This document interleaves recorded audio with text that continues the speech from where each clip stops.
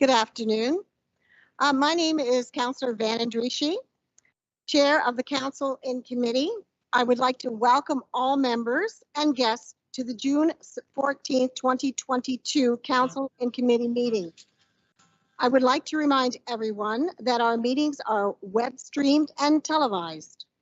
I would ask that to ensure your phones are on silent mode, to keep your camera on and mute yourself when not speaking. And of course, remember to unmute yourself if speaking. If you are joining virtually, please use the Microsoft Teams raised hand feature icon to be called upon and to remove it after finished speaking. With this, I call the June 14th, 2022 Committee and Council meeting into order. Therefore, we have number 1. Are there any declarations of pecuniary interests? Seeing none, I'll move forward to the agenda. I'm looking for the approval of the agenda or any changes to the agenda. Under consent items, attachment number 1 of staff reports, CEO 22085 has been replaced to reflect corrections to appointments. Consent item 4.2. Would you, Clerk, would you like me to continue just reading them? That's fine. Okay, consent items 4.2. In reference to the summary of bid awards on the original published agenda was pulled by Councillor Van Passen and moved to Corporate Services Staff Report section. Removal of deputation from Lorry Bureau, reference to the Tim Hortons drive-through in Port Dover. This was at the request of the deputation. In addition to the deputation is Kimberly Earls from SCORE, Regional Shortline Rail Project. Please note that this request was submitted prior to the required deadline and was simply missed during the agenda process. May I have a motion to approve? Yes, I'm sorry. Through the chair, we also have one additional change to the agenda. Councillor Martin has withdrawn her notice of motion today. Thank you. I'll make note of that. Okay, still, I'm looking for a motion to approve the agenda as amended. Councillor Taylor and Councillor Michele. All those in favor? Carried.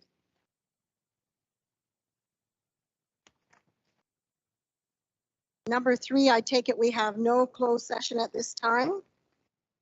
And moving on to number 4, consent items. We have 5 consent items today. Does any committee member wish to pull any item for further discussion? We see them and I see none. Therefore, may I have a mover? Councillor Huffman? Councillor Columbus? All those in favor? Approved. 4.1, Seasonal Patio Program Pandemic Recovery Extension for 2022, CD-22. Through the chair. Actually, those were the consent items. You can move on into deputations. Yes, yes, I'm about to move on to deputation. Sorry. My apologies. First time back at this in a while.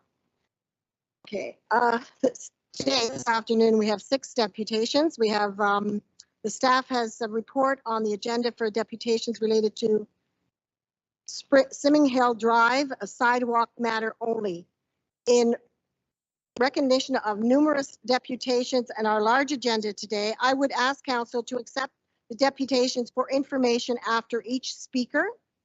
And should council wish to direct staff to bring back a report on any of these matters for further discussion, that we would do after all deputations have been heard. So we're going on then to number 1, which is Lisa Livingston in reference to flooding damage. Welcome, Lisa. Thank you. So I take it, Lisa, that you have a slide deck that staff will be going to change for you. And I also remind you that it is a 5-minute deputation. I lost her already. No, Oh, I'm still here. They're I'm not sharing my screen then. They're sharing it. Yes, that would be so. Oh, okay. Is that okay?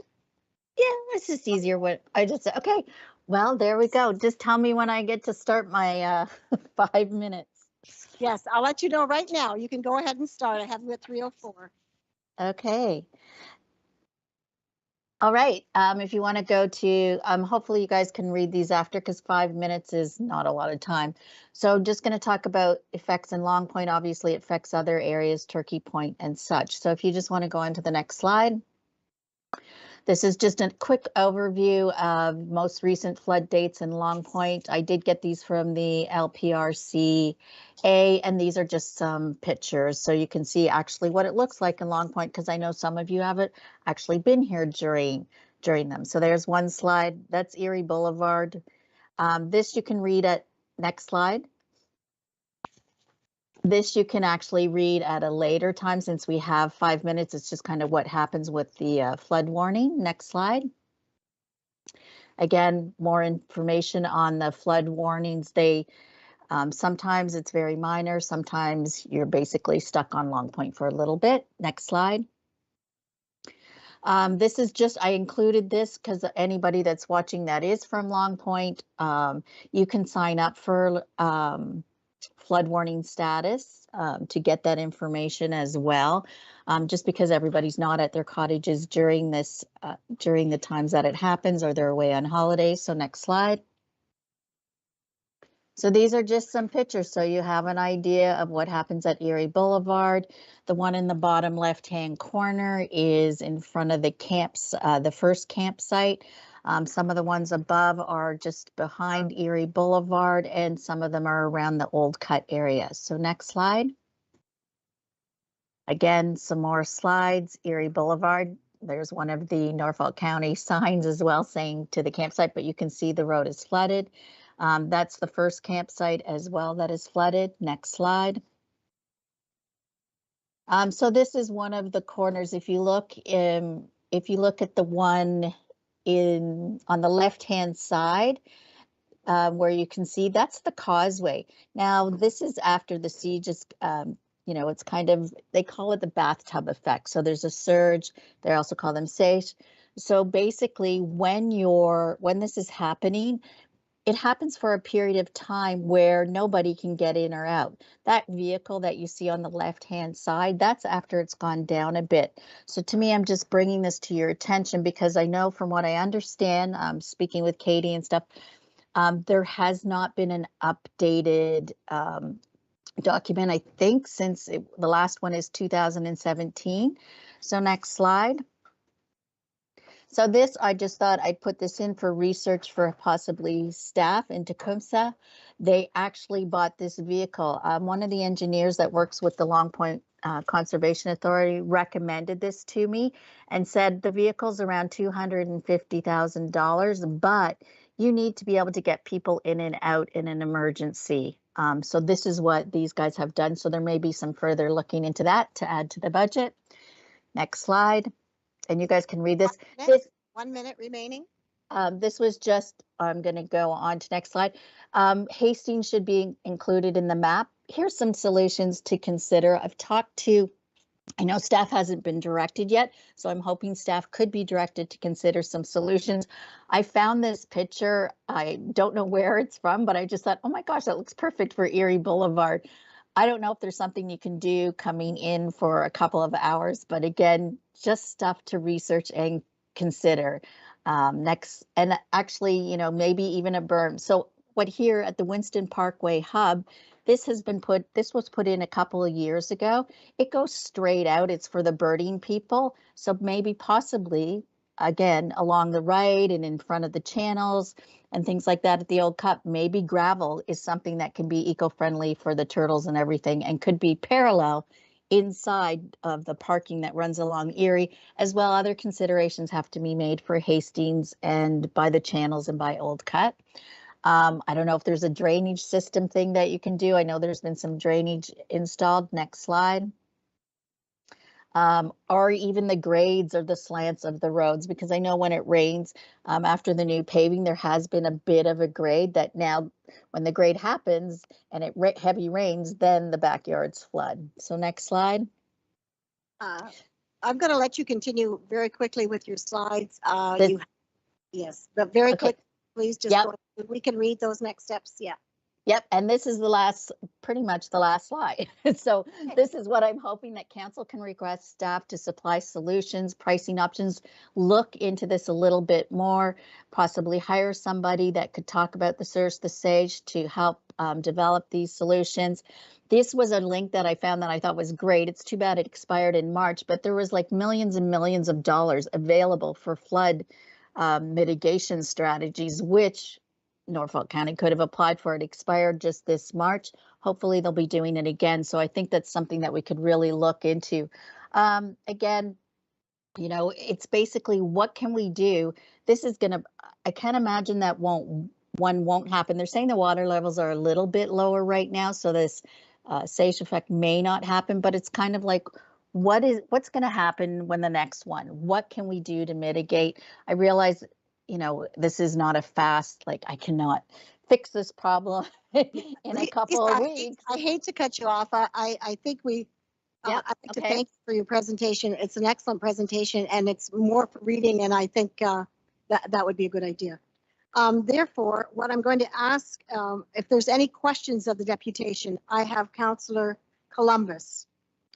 Yes, thank you. And with the onset of climate change, we realize that there's more and more flooding throughout the world. But what are insurance companies telling the residents of Long Point and Turkey Point where flooding is occurring? Is the insurance getting more difficult to acquire because of the greater incidence of flooding?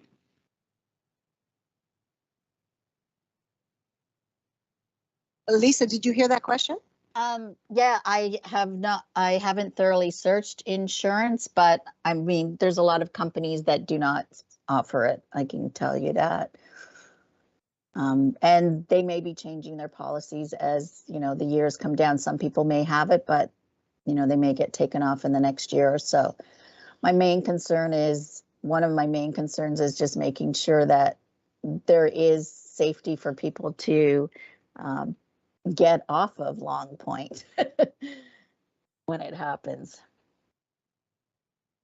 Thank you for your answer. Thank you. Thanks. Not Any further more research. Lisa, hang on there, Lisa. I have to ask the other councillors. Is there any further questions of any other councillors? Yes, Councillor Michele. Thank you, Madam Chair. Lisa, thank you very much for your presentation and your deputation here today. Lisa, one of the next step items you have is to direct our staff to put together some kind of a report on some possible solutions and some pricing options and other measures to prevent flooding in the future. And I know you and I have discussed this flooding issue at Long Point many times before. Would you say that would be the best next step of all the steps you have listed here? If staff agrees, it's obviously they might know as well, but I think that would be at least a start. But I guess staff would be able to advise on that. Okay, thank you, Lisa. And Madam Chair, may I direct a question to staff? Absolutely. I think I'll maybe direct this to our CAO. Mr. Mendez, is it possible for us to perhaps get some kind of a study of sorts, form of a report by staff to address, what our options might be in this case? Through you, Madam Chair, to Council. We can certainly look at it. Clearly, the solution to this situation is going to involve much more than just Norfolk County. It's going to be multi-layered. You'll have to involve the province. We'll seek some different options, but certainly as a first step, we can reach out to Lisa. We can discuss things a little bit further and then bring something back to Council that will provide you various options and what we can do and what we can't do.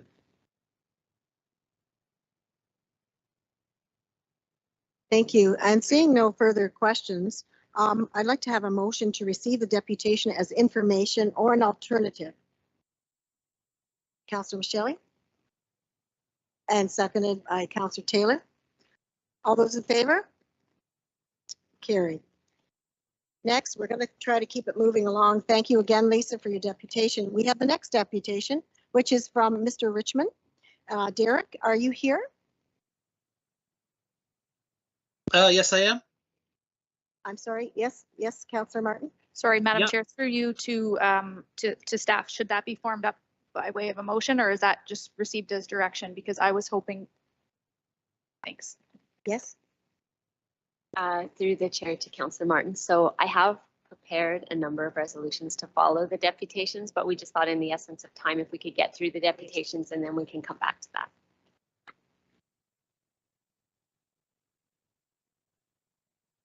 All righty, moving right along, people. Derek, I see you on the line here, and you're going to be talking about the Delivering Community Power Resolution. Welcome, Derek, and again, you have 5 minutes. We'll try to make sure we can try to stay on that. Thank you. Thank you very much. Good day, Your Worship and member of council. My name is Derek Richmond, and I'm the Ontario Region Campaign Coordinator for the Delivering Community Power Campaign. Thank you for this opportunity to speak to council on expanding service and protecting public post offices. Our Delivering Community Power Campaign reimagines our post office to be the hub for rural communities, using our post office as a community hub that would provide much needed services that are lacking in rural Canada. The community hub model is currently being done in 2 Indigenous communities. These hubs have provided space for nonprofit organization, an office depot kiosk with broadband internet, printer scanner, photocopier, so the community, like youth, seniors, can utilize resources. These hubs could also provide much needed financial services. Currently, there is a pilot project to provide small loans through Canada Post, and it must be expanded to meet the needs of rural residents that don't have easy access to financial services. Other services Canada Post could provide at a community hub is hunting and fishing licenses, space for Service Ontario, tourist information, library vending machines, space for farmer markets, and local art. Canada Post has approximately 7,000 locations that could be retrofitted with solar panels to create a secure coast-to-coast network of charging stations. This public charging network would lead to additional tourism to rural Ontario for those who own electric vehicles. Canada Post can also be a leader in providing services to seniors through an elder check-in program. COVID lockdowns has taught us that seniors have been the most vulnerable to lockdowns, and letter carrier check-in program can assist seniors that are shut in and provide additional security for seniors to live independently. Canada Post can provide delivery of groceries and medication to seniors that have a difficult time getting out. Canada Post must lead the way in a carbon-free post office. Currently, Canada Post has approximately 20,000 vehicles on the road daily, and converting the fleet to Canadian manufactured electric vehicles needs to be a priority now to meet the 2050 emission targets. Canada Post must become a leader for a carbon-free delivery, and has taken that first step by committing 14,000 electric vehicles by 2040. To this date, close to 1,000 municipalities have supported resolutions that have been submitted to the federal government on service expansion and postal banking. There are many innovative and forward-thinking ideas for a post-COVID recovery to improve service at Canada Post for rural communities and protect good-paying jobs. This will enhance our national infrastructure, social communities, and strengthen economical viability of rural communities across Canada. But we still need municipalities like Norfolk to continue to put pressure on the federal government to ensure rural municipalities receive the service they deserve from their public post office. On behalf of the Canadian Union of Postal Workers, we ask that the municipality of Norfolk endorse the Delivering Community Power Resolution to support, retain, enhance, and expand rural post offices. Thank you for your time and support. I'm willing to answer any questions or concerns council might have. Thank you, Derek. You did that under the wire there. Very good. I knew I was getting close. You knew that. You were close, but you did it. Anyway, thank you, Derek. Excellent presentation. I'm going to look to the councillors now. Do I have any questions from the deputation for the deputation? Yes, Councillor Huffman.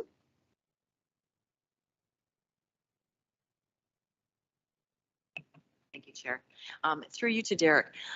I read your deputation earlier this week and went through everything, and I love so many aspects of it. I guess the one thing that I'm not clear, and I know you made mention when you were speaking of the union. So is the union of postal workers in favor of these additional types of tasks, let's say like neighborhood check-ins and things like that? That's where I'm confused. Yes, this is the Canadian Union of Postal Workers campaign that's called Delivering Community Power. And this is something that our membership and our union has been seeking for years and years and years. Postal banking since 2015, and our Delivering Community Power campaign came on around 2017 to enhance service at rural post offices and to use the elder check-in program. So yes, it is a union campaign. Okay, thank you. So it's supported by the union. Okay, that was the one thing I just kind of couldn't wrap my head around. So my question then to you is, what next steps? How can our council be of assistance to you and the rest of your group in moving this forward? So like we said, we are getting pilot projects underway in community hubs in Indigenous communities, and we want to expand. We want the corporation to expand that further. We are getting some financial services, and I also, June 9th, Canada Post also announced 14,000 electric vehicle charging stations. So the process for supporting our Delivering Community Power campaign is starting to come in through lobbying of the federal government, through Canada Post, and through municipalities like yourself. The resolution, if adopted by council, gets sent off to the minister that oversees Canada Post, and it's another avenue of support for municipalities that are begging for additional services through their post office. Okay, thank you very much. Councillor Columbus? Yes, thank you, Madam Chair. Derek, to implement this whole program, seems like you're going to require a tremendous number of employees added to the Canada Post office, I guess. Have you worked out any economics to the proposal, or has anybody today worked out the economics of such a proposal? At this point, we haven't, because once the corporation agrees to community hubs, then the model comes in place, and a model of a community hub can look different in every different community.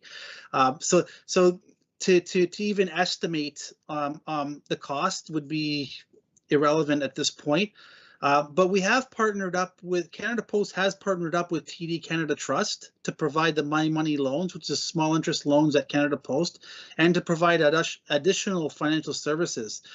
So if Canada Post decides to create a full postal bank, the infrastructure is already in place to make that happen and to give the additional banking services to the community.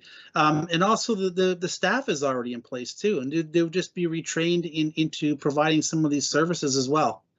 So I'm hoping that answers some of your question. Well, when I was reading through this, it seemed like you would require a tremendous amount, more staff.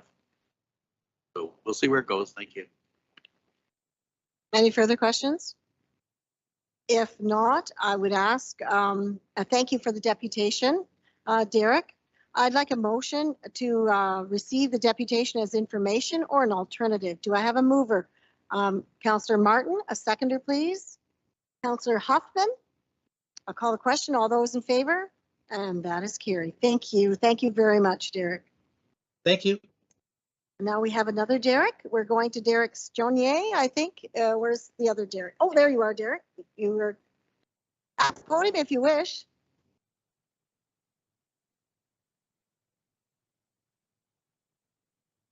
Yes, I think you have to turn your microphone. How's that? Good. Thank you, Derek, for coming out. And again, you also have 5 minutes, so it'll be quite quick. Staff will have the slide deck, or are we working it that way? So the staff will be moving the slide deck on for you. So you may go ahead at any time. Perfect. Thank you very much. Thank you for having me today. There's not enough time to get through all of the slides I sent you, so I'll make it as quick and to the point as I can. I have an expression of interest to bring in an inflatable water park to the Port Dover Beach at the end of Walker Road. I currently own the one located in Port Colborne, Ontario, I have an agreement with the city there for a 7-year lease. We installed the water park this past weekend. What it would bring to Port Dover and why we identified it is the beach, the summer population, the growth the town sees, as well as the water features, which I've already paid for the study to be done. We would employ up to 10 locals. That would be 8 lifeguards, 2 personnel to do staffs, and we would prefer them to be students that will be returning to school in September. Port Dover Beach is already a destination. Adding the water park, we believe, will push it over the edge. It'll be increased flow into town, increased business for businesses, restaurants, hotels. There are many, many benefits to adding these to your town. You'll see them come up and be more popular throughout the province in the next few years. We currently are the only ones that are brave enough to put them in Lake Erie. Mhm. Okay, we have permits from Transport Canada. We've already secured them. I'm looking for permission to put them on the beach. My company would pay the town of Port Dover a fee yearly for being there. All expenses are on us. All security, all insurance, all hiring, all install. There's zero cost to anyone else except us. That's it in a nutshell. You can look through it. It speaks for itself. Come out to Port Colborne and try it. I thought I heard, are you the ones that are in St. Mary's right now at the quarry? We're not, we're Oh. better. Oh, you're better. Well, I watched that one go in the other day. That's okay. They're friends of ours. Good. I'm glad to hear that. Are there any questions for Derek? Yes, we have. Councillor Huffman?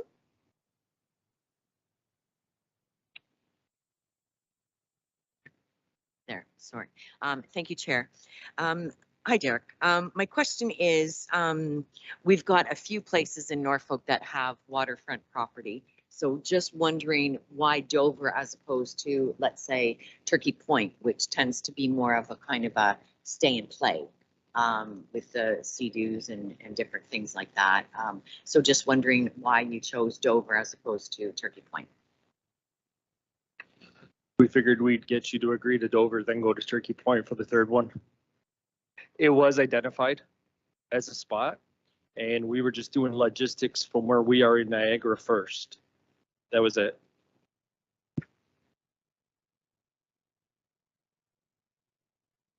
Thanks, Madam Chair. Through you to Derek. Thanks, Derek. Thanks for thinking of Norfolk County in general. It looks pretty exciting, and I know it's successful elsewhere. Lots of community members are concerned because we are on a Great Lake. So specifically the location that I believe you've pinpointed in Port Dover sees some nasty wind days. So for the record, that's not a concern at all for you. You've mentioned you're doing a water study. So what does that water study look at? What are some of the results of that? I'd be naive to say I wasn't concerned about the wind, but our rigging program is engineered by the German engineers that built this product. So the water study just assesses depth to start with. We have to achieve a certain depth by a certain distance from shore. We don't want customers, children swimming out 600-700 yards before they can get onto the park. So in Port Colborne, I can speak to directly. I just dove it all weekend and installed the blocks. We triple anchored. So we used 3,000 pounds per piece. We used concrete blocks. 38 concrete blocks went in. When they're triple anchored, each block has a pulling power of 3,000 pounds. Engineers assured us that will withstand the historical storms there as long as the park is out by September 15th. The nastiest storms that we see in Port Colborne are into the fall. It does kick up in the summer, but it's nothing compared to the fall. Okay, thanks. That's interesting. And just for your information, I'm sure that you'll get into this, but that particular location in general also has an old pier underneath. There's lots of broken up concrete underneath there already, so it'll be definitely worth diving down and taking a look. So you mentioned a 7-year lease. Are you open to other durations? That's quite the commitment. Absolutely open to it. We, our agreement with Port Colborne is 5 years with 2 years at my option at the end. And I'd also like to mention that the provincial government has recognized us and granted us the Canada Summer Jobs Grant for all our lifeguards and students that'll be returning.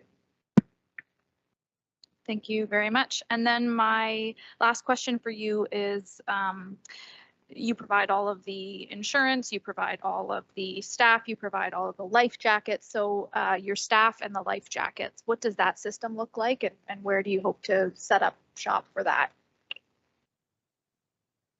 All life jackets are Canadian Coast Guard approved and provided by me. Mandatory, all customers must wear a life jacket or they're not allowed on. No matter swimming ability, age, no life jacket, you don't enter. There's no nonsense with that rule. We would operate out of a kiosk, similar to a 10 by 10 vendor tent, maybe a 10 by 15, depending on the life jackets. In Port Colborne, we're running 300 life jackets to start. So we are using a 10 by 15. Off-site, we have a shipping container that we were paying to have it in a spot so that we can transport our life jackets and stuff at the end of the night to the shipping container, secure it, and open it up the next day. Okay, thank you. So 10 by 10, 10 by 15 tent would be the size that you would require off the water nearby. Okay. And then, sorry, one more question through you, Madam Chair, to Derek. You mentioned you have Transport Canada permits. So what other permits and requirements do you need outside of approval from Norfolk County to set up on top of the water? There are none. Transport Canada is the biggest one because it's a navigatable waterway. No matter how close to the beach or how far out, you still have to be given permission by them to put anything on a navigatable, which is the Great Lakes, essentially. So we've already secured it for Lake Erie. So we have Port Colborne, and to have it down here would be, for lack of a better term, a copy and paste Port Dover, Haldeman County in where Port Colborne's names were. And one more thing, having already gone through the Transport Canada permit, we are definitely ahead of the curve in achieving that.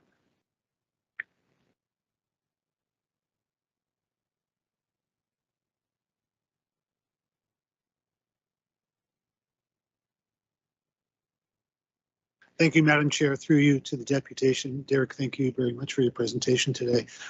You've been in Port Colborne for approximately a week now. Is that correct?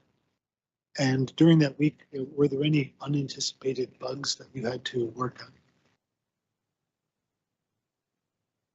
Most definitely there were. Lake level's low this year. It's lower than when we did our assessment. So by about a foot, what we're seeing, that changes the direction of the park. We were very proactive when we got our permit, and we requested a site that was 3 times larger than our park with the thought of expansion. That also allowed us to shift our park without being out of permit zone. So we're safe, but we had the park installed and realized we have to pull it all up and install it again. Thank you. Thank you, Councillor. Next is Councillor Columbus, then Councillor Taylor. Thank you, Madam Chair. Derek, I heard you mention 300 life jackets. I take it there'd be a lot of activity, and I just wondered about parking. Parking, is that a premium in Port Colborne during the summer tourist season? Any ideas where all these people would be parked so they don't get tickets? That one's up to you guys. I have the same problem in Port Colborne. You can't even get on the beach without buying a parking pass before you even come to our business. If I could figure that one out, that'd be my next business. Thank you, Madam Chair, and through you, Derek, what does the security look like for the site? Because I assume you don't deflate everything at night and all that fun stuff, so. Absolutely. So the park stays inflated the entire time from install till removal. Overnight security is on me. I have to provide that. So that would be a guard on the beach, guarding it, making sure the biggest threat is people swimming out. right? Thinking, I got a good idea. And it's not a good idea at all. So we do have that in Port Colborne, and we would be bringing that to any site we go to that is not a secured site.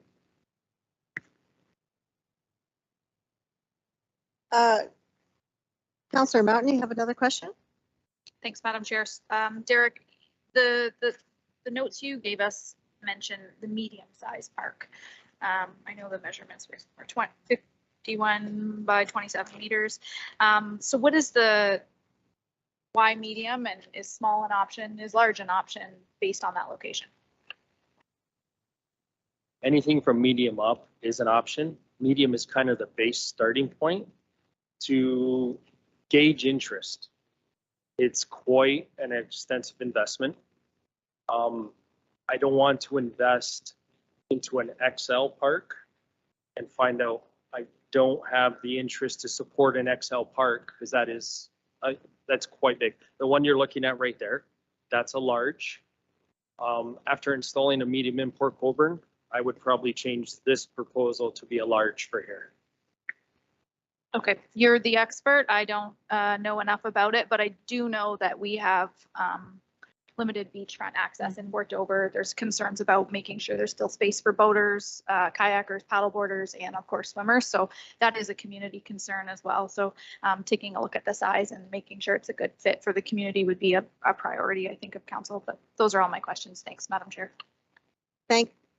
Excuse me, Councillor Rabbits.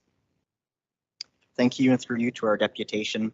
I just have a question about the specific location. So we've mentioned Walker Street. Would basically the park be set up straight across? You're not going to want to get too close to the lighthouse in the boardwalk, I would imagine.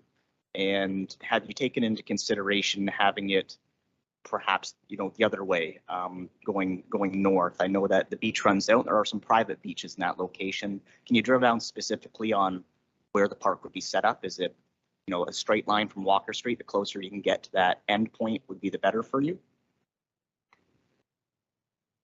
The closer to the end point, the better, because the limited access to the beach.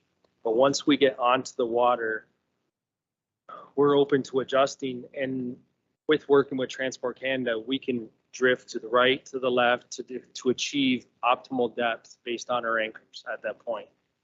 We discovered that the slope looks good enough from computer imaging and satellite photos, and using Navionics app, which we use to determine depth, looks really good. Now we get out there, we may have to shift a bit. Lake levels are always fluctuating. So I also have to take into account, like it in Port Colborne, just because it's down, it's still probably going to come back up eventually. So the end of the street would be great for customers because it's an easier swim out. If it's off to the right, it's off to the right. They're getting in the water to have fun and play anyways. 15, 20, maybe 50 yards, one direction to the left has never really deterred. Thank you, and through you for that answer. My next question is about accessibility. I imagine it's a straight dollar value proposition back to the municipality, but has there been any other asks, or do you have an ability for, say, accessible beach mats, other beach type amenities? If we were perhaps taking away from a public portion of a beach, would there be an ability to offset that with perhaps having an accessible beach mat leading out to the water, something for wheelchair access? Has your company considered any of those types of benefits back to the community as opposed to a straight dollar value proposition? Not to date, we haven't, but we'd be more than willing to look at that. And back to the community, what you're saying, I just want to note that we're working with many day camps, giving them heavily discounted rates so they could come. We've closed the park for 2 mornings just for 2 homeschooling groups to come. We will be getting involved with Big Brothers of Niagara, offering them an entire day if they want it. Now, an entire day on the park is pretty tiring. I don't know if they'll take a whole day. We are also doing a major charity event that corporate teams will be able to enter a co-ed team for $500. That'll go to the charity of their choice. The winning trial team, we will match their donation to that charity. We're going to make that a big community day too. So our thought is a lot of charities get something instead of one charity getting everything. Good. If I may, I'd like to ask a question. You said there was only one ministry you had to deal with. What about Ministry of Natural Resources? There are fish out in the lake, and you're going to put those big cement concrete things and you're going to drop them. So, and there's lots of them. And I find it amazing that you don't have to deal with fisheries. We anticipate using auger anchors here. So we will not be, everything goes good, we will not be using concrete blocks at the Port Dover Beach. The bottom looks good enough for us to use 4-foot augers. Then we'll drill down with a little loop on the end we can attach to and remove at the end of the year. Minimal impact. And that seems to keep fisheries and everyone else happy. And another question, and I guess it was brought up, but at other locations, again, I'd repeat, in St. Mary's is at the quarry, so it's pretty calm waters out there. Did you ever consider Waterford Ponds, that we have some quiet waters? Is there any water over there in Waterford that could be Waterford Ponds? Do they? None that I'd be interested in. Oh, okay. Well, that's a done deal. Okay. I was just hoping that I was hoping for calmer waters somewhere for this kind of project. So anyway, thank you very much for your presentation. And with that, if there's no further questions, I would ask that we receive a motion to receive the deputation as information or an alternative. Is there a mover? Mover by Councillor Martin, seconder by Councillor Taylor. All those in favor? Opposed? It is carried. Thank you. Thank you very much.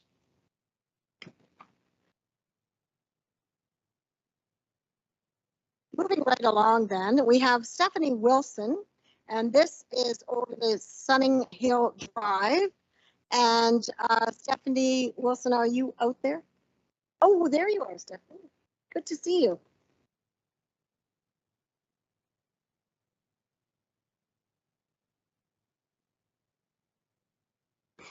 Welcome, Stephanie. Thank you. Like the rest, I will indicate it's 5 minutes, and I'll record it at 3:42.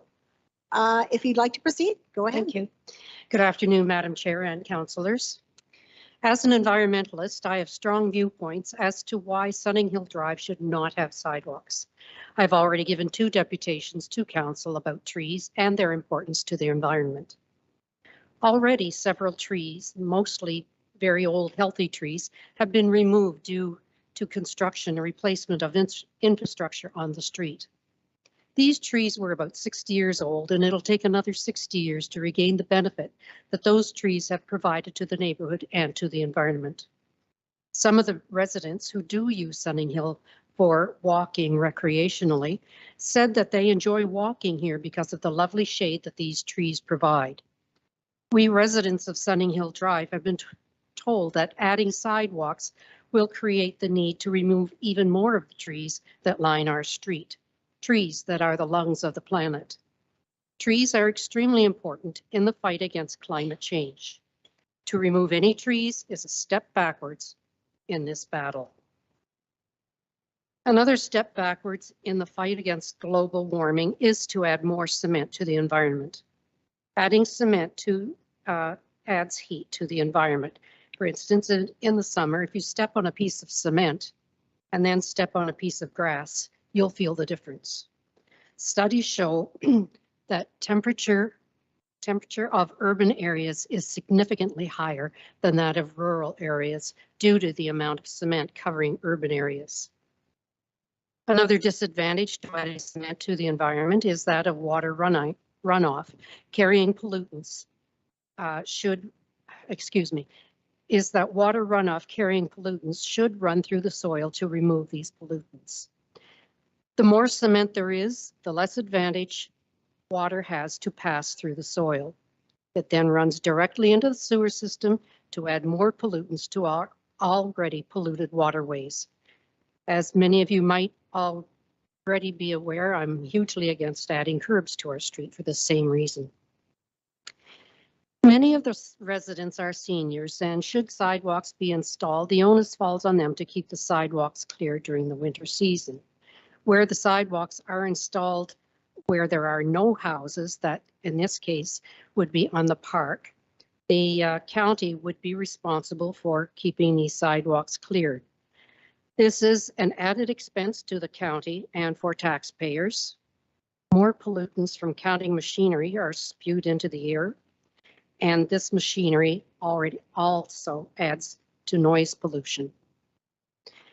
With the rate of inflation and the cost of everything rising, council should be looking at cutting back on wasteful expenses.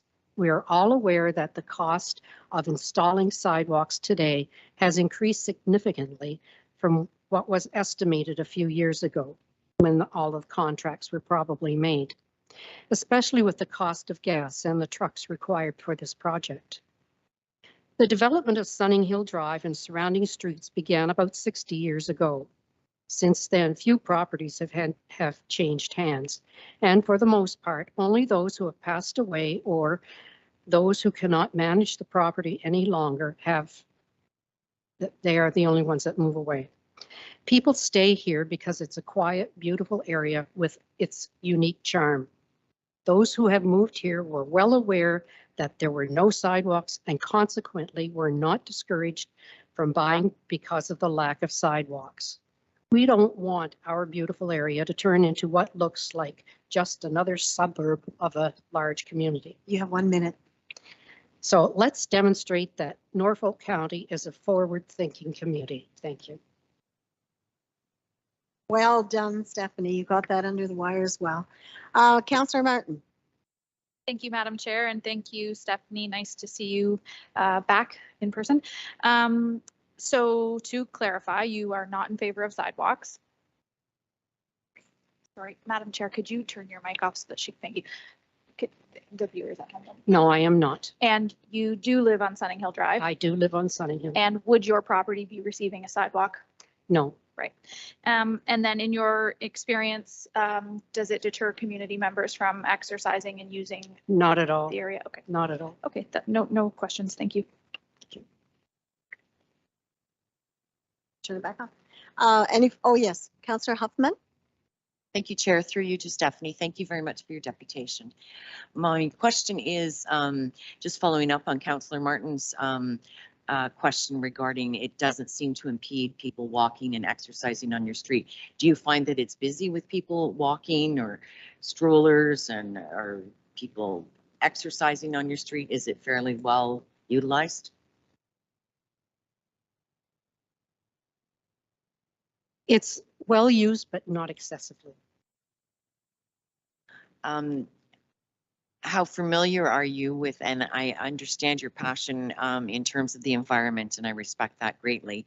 But there is also something that this council had kind of instilled at the beginning of our term, and that was a commitment to active transportation for not just the people who currently live in the county, but for people who will be coming to live in the county. And I do understand that what you're saying is that there's not a large turnover of ownership within the homes. But it is important to note that there will be at some point in time new families living in these homes. So active transportation is also something that I feel very strongly about. And safety and the compatibility with all different ages and stages and the accessibility. So how do you feel about those comments? There are two other people here this afternoon who are giving deputations, and probably what they are about to tell you will cover your questions. Okay. Thank you. Thank you. With that, I see no more questions. I will move forward to ask for a motion to receive the deputation as information. It is moved by Councillor Martin, seconded by Councillor Michele. Thank you. I'll call the vote. All those in favor? Opposed? Carried. Thank you very much, Stephanie, and we will continue with the Sunning Hill Drive issue. We'll ask for Mr. or Jerry Goodor. Thank you. Goddard, okay.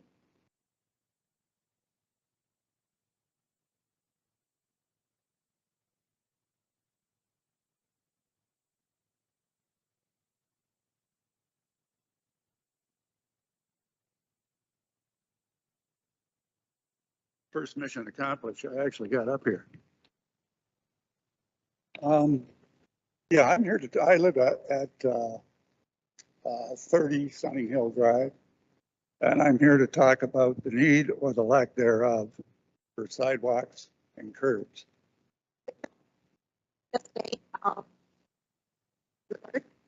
Got it.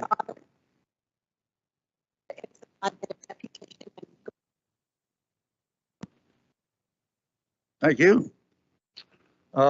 Yes, I live at 30 Sunny Hill Drive. And to answer the question that was left open after Stephanie spoke, I would suggest to you that the way it's set up now, from a safety standpoint, it's going to be safer now than if you put curbs and sidewalks in there. If you get curbs and sidewalks, you get faster traffic. At least that's my experience. It's a very, very unique area. And I just don't anticipate leaving it the way it is going to make any serious difference to safety. One of the other things that myself and Lena, when she comes up, and I think most of the people on Sunny Hill Drive are wondering about is how you came up with the voting system. The voting system is, in my mind, very unfair. I mean, if you decide you're not going to vote, it becomes a yes vote.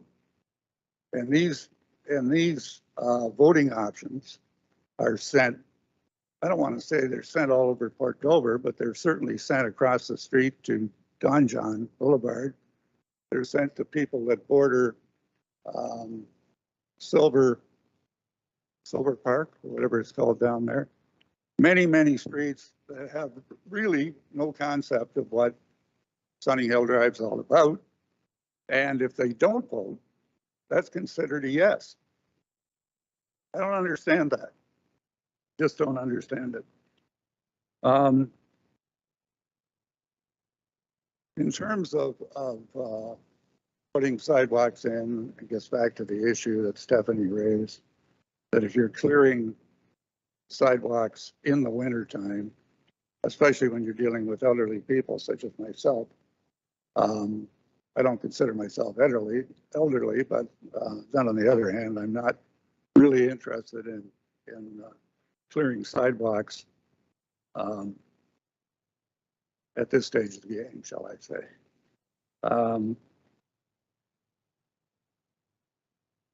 The cutbacking of trees is another issue. Can't replace them. You know, you cut them down, 60 years go by. Most of us won't be around by the time they get back up to 60 years. And presumably they'll be trying to cut them down again. All of this stuff, and you know, the impression I get is that the county is ready to go ahead with this based on the voting system. But all of this is going to be expensive, very expensive. And I think Stephanie said something about with inflation and what have you these days, that cost is going to go higher, higher, and higher. The last point I have here is the point I've already made, which is safety. The street is safe now. And by the way, I'm on the opposite side of where the sidewalks are going to go in. So it's not like my property is going to change. But the street, the area is going to change. And I have a big problem with that. I think that's it. Well, thank you. Thank you for listening. Mr. Goddard, questions for Mr. Goddard? Councillor Martin?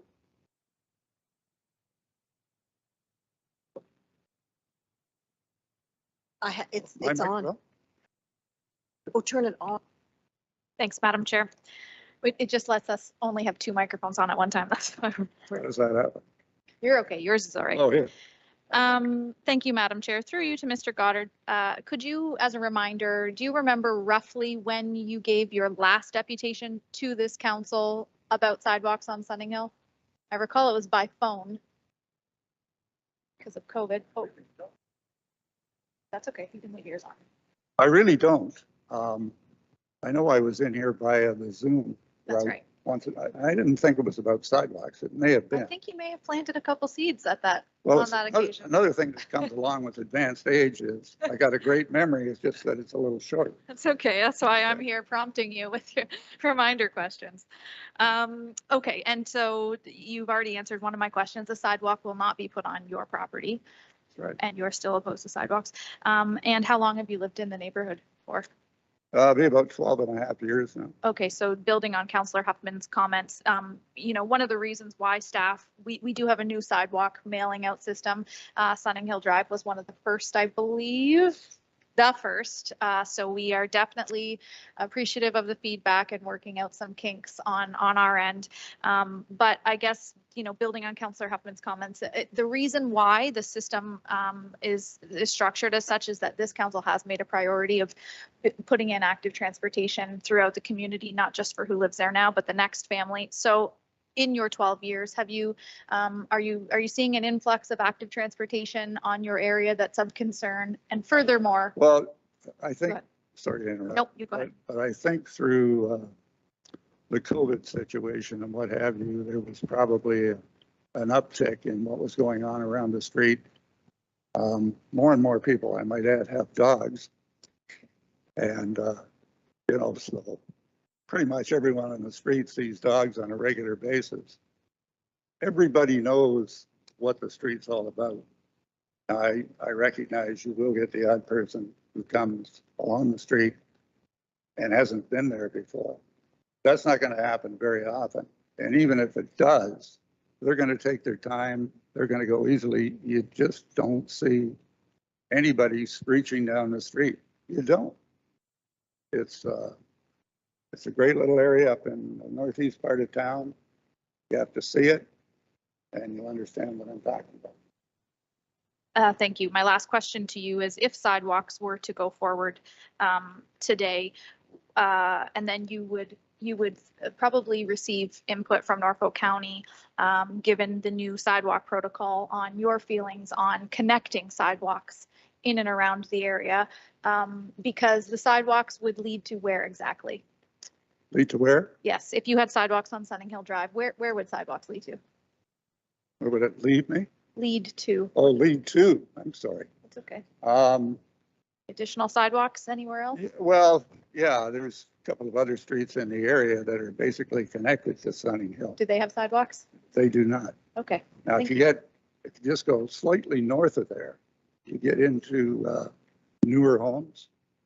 They don't have sidewalks, but they do have curbs. And again, you can see the difference in terms of the speed of the traffic. It's pretty noticeable. And, we don't have that problem, and I sure don't want to have that problem coming at us down the road. And this voting system really puzzles me. It's a system. I assume it was voted on, so to speak. And, but it really is a different way of recording who wants them and who doesn't want them.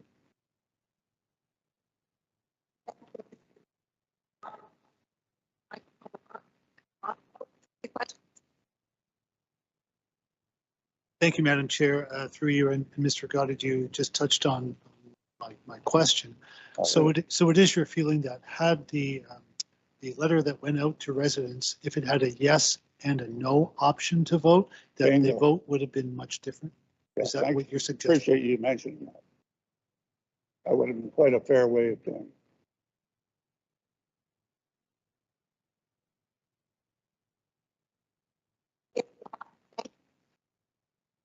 Thank you, Madam Chair, and thank you, councillors.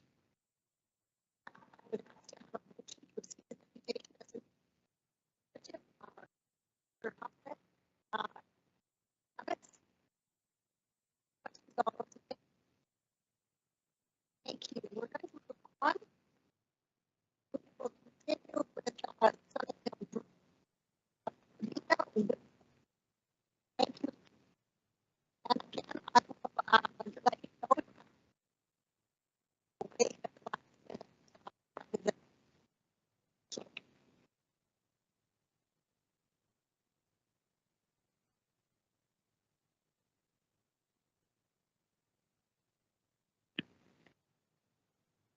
Good afternoon, Madam Chair and councillors. I'll be highlighting the written deputation that was submitted online by my husband, Larry. Included in this, I'll be referring to his attached Table 1, Figure 1, and Table 2.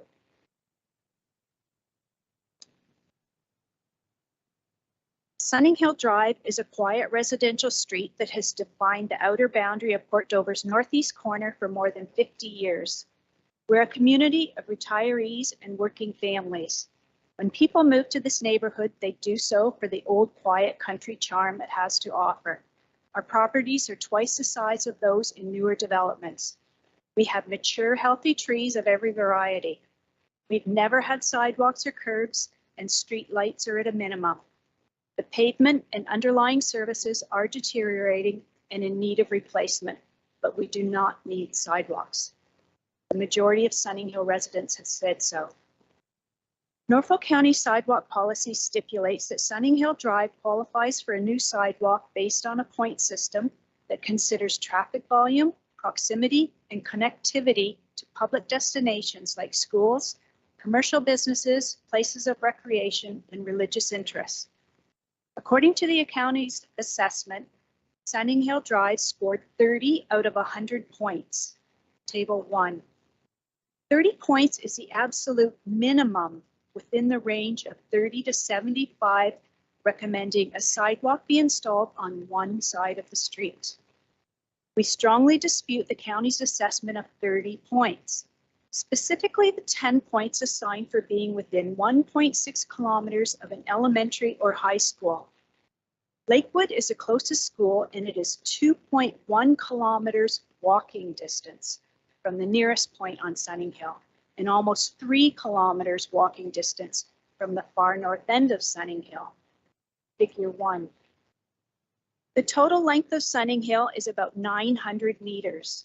To say the distance between Sunning Hill and Lakewood is within 1.6 kilometers, the county would have had to have used a straight line of measure, which is inappropriate because walkers are forced to circumnavigate Silver Lake and the Lynn River. Furthermore, only the most westerly 140 meters of Sunning Hill lies within the 1.6 kilometer radius of the school. Some 95% of the homes on Sunning Hill lie beyond 1.6 kilometers of Lakewood. Stands to reason that the children on Sunning Hill are bused to school. Remove 10 points for the county assigned for proximity to schools, and our street scores only 20 points, well below the 30-point minimum. As I mentioned, Sunning Hill is approximately 900 meters long with approximately 37 occupied homes. Public consultation included all homes within a 300-meter radius of Sunning Hill. The polling area included an additional 200 plus homes outside of Sunning Hill. That's roughly 5 times more potential voters residing outside of Sunning Hill. The voting process was such that if you were in favor of a sidewalk, you need not reply. Silence was considered a yes vote. The county only wanted to hear from objectors. Recognizing the unfairness of the voting process, a few of us went door to door asking residents if they had responded to the public consultation letter. Table 2. We discovered that many of the residents had thrown it in the trash, ignoring it because they weren't concerned with what was happening on Sunning Hill. Many were on extended vacation south. Some simply didn't want to determine the fate of a sidewalk that wasn't their own. About 80% of the homeowners that we spoke to signed the voting form in our presence with a strong no. Sunning Hill Drive receives only light local traffic and is not a pathway to downtown, local schools, or public facilities. To our knowledge, there's never been a vehicle-related incident with pedestrians. Sidewalks do not exist, nor are they planned in the future for the adjoining streets of Inglewood, Briarsea Crescent, LaSalle, and Oak Knoll. So why Sunning Hill? The much-needed sidewalk proposed for Cockshut will not be a safe link to Sunning Hill Drive, as walkers will still have to navigate the much busier roadways of Inglewood and Concession to Woodhouse. both of which do not have sidewalks. We believe this is an unnecessary expense for the taxpayer, especially with the rising cost of inflation. For these reasons, we're strongly opposed to the sidewalk that has no other sidewalk to connect it to. Thank you very much. Well done. Okay, are there any questions for Lena? Yes, Councillor Martin. Thank you, Madam Chair. Through you to Lena, that was excellent. Thank you very much. And again, I will repeat myself. This is our first time with the sidewalk collecting information. So I have definitely learned a lot. I believe our staff has as well. And thank you for going door to door and bringing this information forward to us, because it's definitely helps fill some of those gaps. My question to you is, how long have you lived in the neighborhood? Sorry, can you just hit that button? I bought that house November 98, Friday the 13th. Very lucky. And again, just you've made an excellent point, which I think, because I myself, I agree with Councillor Huffman. I am a big proponent of active transportation, and I want to ensure that we're putting sidewalks in for the most part for the community members to use. But the argument that you've made is probably the one that hits home the most with me. Is the county then prepared to put sidewalks into each and every community in the surrounding area going forward, because there is no connectivity. If Sunning Hill Drive gets sidewalks right now, there is nowhere to make your way downtown, to make your way to another neighborhood. Correct. By way of sidewalk. So there would be Inglewood, Ryersea, Oaknall, LaSalle, as well as the newer neighborhood to the right that doesn't have sidewalks would all need to see sidewalks installed to create a connected community. Yes. Okay. Right. Thank you very much for all this information. This is beyond helpful.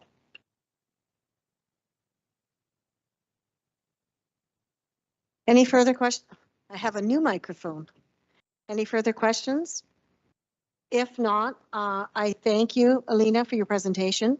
This concludes the Sunning Hill Drive presentators. Therefore, with that, I'm going to ask a question. Does council wish to bring forward a motion to direct staff to bring back a report related to any of the deputations for further review by council in order to make an informed decision? And this is concerning Sunning Hill. Yes, Councillor Martin. I'm sorry. Oh. Through the chair, there is a report on this matter that council will be speaking to later in the meeting. So I'm not sure that there would need to be a we can handle this later is what we're. What I would ask though is that there may be an opportunity for council to bring it forward. However, we do have one more deputation, so it would be nice to get through that deputation. All right, we'll do, yes, and my fault, it wasn't here, but it's over here. And so we'll just, I need a motion though to receive, the presentation, a mover. Councillor Michele, seconded by Councillor Columbus. All those in favor? Carried, thank you. Okay, yes, and I miss here. Kimberly Earls, and that is in reference to SCORE Regional Short Line Rail Project. I'll ask, is Kimberly here? Or she? Oh, there she is. There you are. Again, I'll remind you, it's a 5-minute presentation, and I'll let you start. Thank you. Thank you so much, members of council, for allowing me to speak here this afternoon. I'm not sure if you have the presentation in front of you, so I'll just recognizing time, I'll just go ahead and jump in. So as most of you are aware, SCORE has been reviewing the potential for revitalization of the Cayuga subdivision over the past year and a half. That short line rail operation runs roughly from just east of St. Thomas through Elgin County, through the lower parts of Oxford County and into Norfolk, roughly to just a little bit past the main road that runs north-south through Cortland. And we had done a needs assessment and a business development information collection over the past year and a half, and talked to businesses along the line. And some of the information that we collected informed us to move forward along with the application to indeed go ahead and look into the opportunity to revitalize that line. So currently there are 4 to 7 businesses operating along the line that represent about 402 jobs in total. And while all businesses are not directly within Norfolk County, there are a significant number of people from the county that are employed at those businesses. What we found out through our business development process is that if the rail were not there, there would be a combined additional revenue loss of about just under $8 million to those businesses if they had to rely on other forms of transportation for their logistics. Additionally, they reported that there would be a right around $1.45 million increase in their cost. So again, looking at the current businesses that are along that line, but also future opportunities. And then we get down to about slide 6, and it just kind of gives an overview of the sites along the property. And you can see that, or along the line, pardon me, you can see that Norfolk County has about 68 acres of vacant land, and there's 1 vacant industrial site there. And then if we move to the next slide, that shows the sites along the Cayuga line that are open for development or further expanded business. And then the next 2 slides, I think we can probably skip because those are related to Elgin and Oxford County. And so just some of the benefits of the case, you know, it's a long-term investment in infrastructure. The Cayuga sub has been there for a number of years, but it does have some infrastructure that's needed in order to upgrade it to today's Class 1 rail standards. So those would be mainly investments in crossings, resurfacing those crossings, replacement of ties, some electronic replacements, and things of that nature. And again, as we did our business development case, we certainly considered the number of cars that we would need along the rail line to sort of support and provide a sustainable path forward so that the rail could continue to operate and serve not only the current businesses, but future businesses along there. And again, it's part of our regional business retention, expansion and attraction efforts. Next slide, please. The investment in the rail project itself, it's about, actually, this is 6.6 million, but we're roughly around 7 million, 6.6 of that being eligible for the program that we've identified for funding. So it's quite a significant investment for this region. And next slide, please. And the rail crossings that would be affected in Norfolk County are Jackson Side Road, Goshen Road, Plowman's Line, Norfolk Highway 59, and Talbot Street. And actually it would extend along, I think, almost to Byerly Side Road in Cortland. And the next 2 slides, I believe, again, are pertinent more to Elgin County and Oxford County. And so just some of the investments in there, you know, certainly with the last 2 years we've seen from the pandemic, we're looking at in ways to support our business, shoring up supply chains and providing regional solutions for businesses that are currently operating in the region, but also for future opportunities. Sorry. So we have 1 minute. Thank you. 1 minute. Okay. Again, we're looking at rail as a sustainable, affordable, predictable opportunity for logistics across the region. And again, it supports indirect businesses other than those along the line itself. So for instance, in Norfolk County in particular, I know a lot of the agricultural operations would utilize the IGCP location, which is in Elmer and does the grain and corn processing. So there are a lot of indirect jobs and sector development tied to that as well. And what we're looking for today from council or requesting is a letter of support for our application to the National Trade Corridor Fund for 50% of the funding dollars for this project. Thank you, Kim. I'm going to open My apologies. I'm going to open it up to council. Are there any questions, first of all? Yes, Councillor? Yes, thank you, Madam Chair. Kim, just to clarify, 50%, are you indicating 50% of the 6.6 million? Is that what you're looking for a letter of? Correct. Thank you. Further questions? Could you repeat your request, just for my clarity here? Yeah, absolutely. At this time, we are asking for a letter of support from Norfolk County for our application to the National Trade Corridor Fund, which we would be requesting half of the total project value. So we'd be requesting from the federal program about $3.5 million. And if I may ask a question, what of the balance? Where are you looking to receive that? So most of that balance will come from the short line rail operator, about 80% of that other 50. And then the other portion of that 50% will be requested from the businesses who have also committed to participating financially in this project. And then there is a financial ask to some of our municipal partners as well. Thank you. With that, I'll turn to the clerk. I'm looking for a motion, first of all, to receive the presentation. I'd like to get a motion to receive the presentation and or an alternative. Yes, Councillor Hoffman, seconded by Councillor Rabbits. All those in favor of receiving? Thank you. It's carried. Now, there is a request. Could we put that, that we would have that in at a later discussion, Madam Clerk?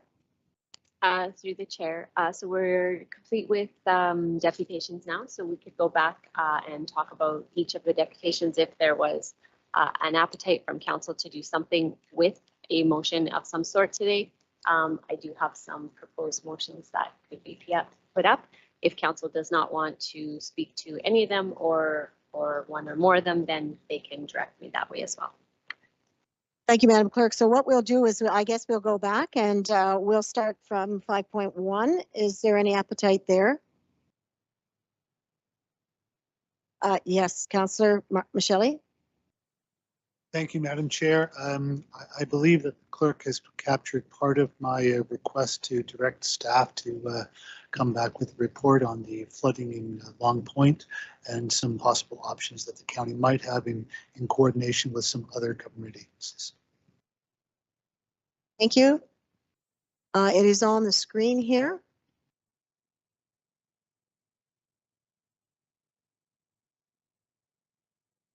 Can I let you read that, Madam Clerk, or would you like me to read it?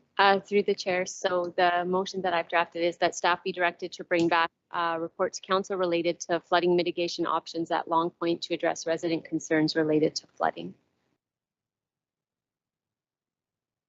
Would you like to move that, Councillor Michele? Does that capture your thoughts?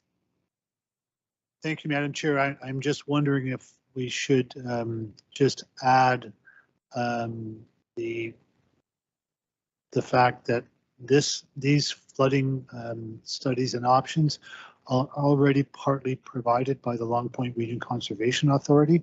So I wonder if we should just say that we are intending to coordinate our efforts with theirs.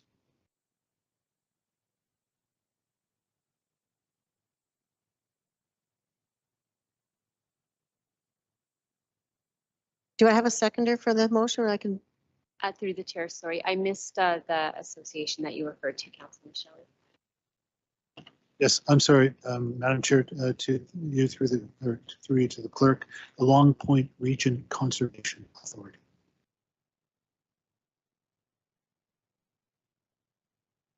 And Madam Clerk, it's the Region Conservation Authority.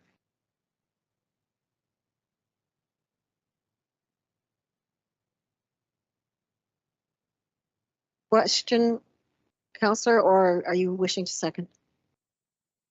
Well, I do have a question, Madam Chair, but I think for the last 2 years, the LPRCA has been doing the Lakeshore study and mapping. One of the recommendations that has come out of the Climate Change Adaptation Committee is to do a study on potential vulnerable areas along the lake shore. I'm glad the deputation came today, threw some new ideas out there, but I think that all of this is already in process in Norfolk County. And I'm not sure that we need another motion to remind staff that we're already doing this, or, but maybe I can ask, maybe the CAO can update me. I think I'm getting like one of the deputations. I still have a good memory, but it gets short. And if someone could remind me where we are in the stages of all those other processes, I would appreciate it. Thank you. Thank you, Councillor. I will turn to you, Mr. Menez. Through you, Madam Chair, I think the direction to staff is to go back and look at options, and I think that's exactly what we'll do. We'll summarize what's in progress, where we're at with that, give you some timelines in terms of when we expect some results and some recommendations from what's happening. We'll further speak to the deputation as well in terms of some other ideas, and then bring that back to council for consideration. What we're not contemplating is actually initiating some additional studies or anything else. It's more, here's where we're at, here's some of the things that have already been talked about. We'll provide that full summary to council, and then council can direct us to move forward on how you think we should proceed. I go back to you, Councillor Michele. What are your thoughts? Thank you, Madam Chair. Yes, I'm quite content with that approach. I do appreciate Councillor Van Passen's suggestion that some of this may have already been done, but I do think perhaps that may have been some of the motivation by the deputy that perhaps we need to either have another additional look at some of these items and or perhaps evaluate what has so far been done. Thank you. Through the chair, we don't have an official motion on the floor yet. We need a seconder for that. So to continue with that, then your motion will, as it reads, and I need a seconder. Do I have a sec? That is the intent as the CAO explained, then I'd be happy to second Councillor Michele's motion. I take that as the intent, seconded by Councillor Van Passen. Any further questions? Yes, Councillor Martin? Through you, Madam Chair, to the CAO, I would hope, despite the fact that the motion reads Long Point, that we would get a full update on all of the waterfront communities that are experiencing flooding across Norfolk, including Turkey Point and Port Dover. Thank you. Thank you, Councillor. You make a good point. Any further questions? If not, I'll call the vote. All those in favor? Carrie?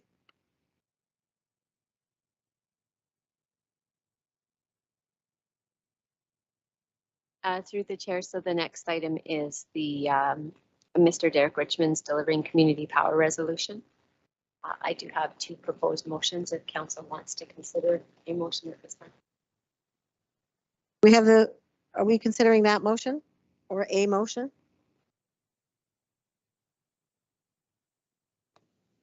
Okay. Councillor Hoffman would be considering a motion if we can put it up on the board, please. Yes, thank you. Through the chair, so I put two options for motions. If Councillor Hoffman is amenable, one that staff investigate the Canada Post delivering community power program and bring back a report to council to provide further information, or council can choose to adopt the resolution that was presented by the deputation, and it forms part of the attachments of the deputation on the agenda. Oh. Let me read that again. Sorry, Teresa. Not sure which way I want to go. No problem. The first one is just directing staff to do a little more investigation on the delivering community power program to bring a report back to council for further information, so council can make an informed decision, or council can simply choose to adopt the resolution as requested by the deputation today. Okay, I think option number two, I think our staff probably have enough things on their plate right now, and it seemed pretty can't think of the word, not cohesive, but it's quite detailed in terms of this, and there was no financial ask for anything like that, and it seems like a good fit for Norfolk County and utilizing the rural post office hubs. So I'm comfortable with the second the second option. So through the chair, I have put the resolution up on the screen. Okay.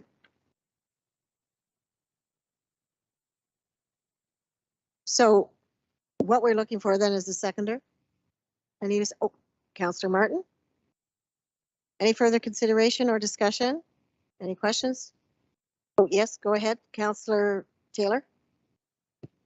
Thank you. And through you, I'd just like to make sure that our CAO and staff are comfortable with accepting the resolution without having a report come back. Through you. Through you, Madam Chair. This is an initiative that's been floating for a few years now through other municipalities and the Canada Post Union seeking some support. I don't necessarily feel comfortable in just accepting this as is. I think we might be getting ourselves involved in what might be a little bit of a union management situation at Canada Post. I understand the sentiment. I would love it if it came from Canada Post specifically, saying this is what we're looking to do in terms of transforming our service in the various municipalities out there. So my caution to council is that we don't start treading in areas that aren't of our purview. That's all. I'll allow you, Councillor Huffman, prior to Councillor Van Passen. Okay, thank you. I just want, I know that we've kept the docket full for staff. I was just looking in terms of avoiding any additional work that didn't necessarily need to be there. But if you recommend that we have staff kind of look into it, I'm certainly okay with that. I'm comfortable to go with number 1. I turn to the clerk. Through the chair, so that would simply require Councillor Huffman to rescind her motion, not rescind it, but take it back off the floor, and Councillor Martin to agree. Thank you. Are you wishing to remove it from the floor and then go with the next one? Yes, I will remove my first motion from the floor and go with the option A that the clerk provided with us for us. I turn to Councillor Martin. You do agree? Therefore, any further, Councillor Van Passen, you had a question? Not a question, Madam Chair, but I don't understand why we want to get involved with the business model of a crown corporation that's led by the federal government, directed by the federal government. I don't want to get into the battle between management and unions on what should and shouldn't be done. I agree with a lot of the concepts in it, but it's not, I don't believe it's our job to dictate the business model to probably the largest corporation that operates across this country. We could use a lot of those services, but I think that the federal government has a good grasp of what they need to do, the services delivered, they need to deliver, and we don't need to tell them how to do their job. So I won't be supporting any of the motions involved with this. I'm glad for the update. I'm glad that we have that information, but I don't think that we need a formal resolution from this council to throw our opinion into the federal government's business. So, thank you. Thank you, Councillor Van Passen. I have Councillor Columbus. Similar thoughts. Our CAO has given us an indication about the difficulty with this. And I too am reluctant to support anything but receiving the deputation as information in the report. Thanks. Thank you. I'm going to the clerk first. Sorry, through the chair. Was that motion seconded? Yes, it was seconded by Councillor Martin. We are on debate on the floor. I go back to Councillor Martin. Thank you, Madam Chair. I have no concerns whatsoever with our staff taking a look at this and bringing us additional information. You know, a community like Port Dover or Simcoe with the post office looking to expand its services might not necessarily be a requirement because we have great community resources and libraries, but I'm immediately thinking of the West End. I'm thinking out in Langton, having some of these accessible services, internet, being able to access municipal services, whatever the case may be, through a partnership, which is probably a long time coming down the road, is only a win-win. So I have no concerns at this point, just asking our staff to report back to us, and we'll be supporting the motion. Thank you, Councillor Martin. I ask, is there any further speakers? If not, I will call the vote. All those in favor? I have 4. All those opposed? It passed. Correct? Through the chair, you have to vote as well. I have to vote? If you don't vote, then it is in the negative. So then we would be at a tie vote and then the vote would not pass. Talk about put me on the hot seat. I'll vote for the motion because it's information.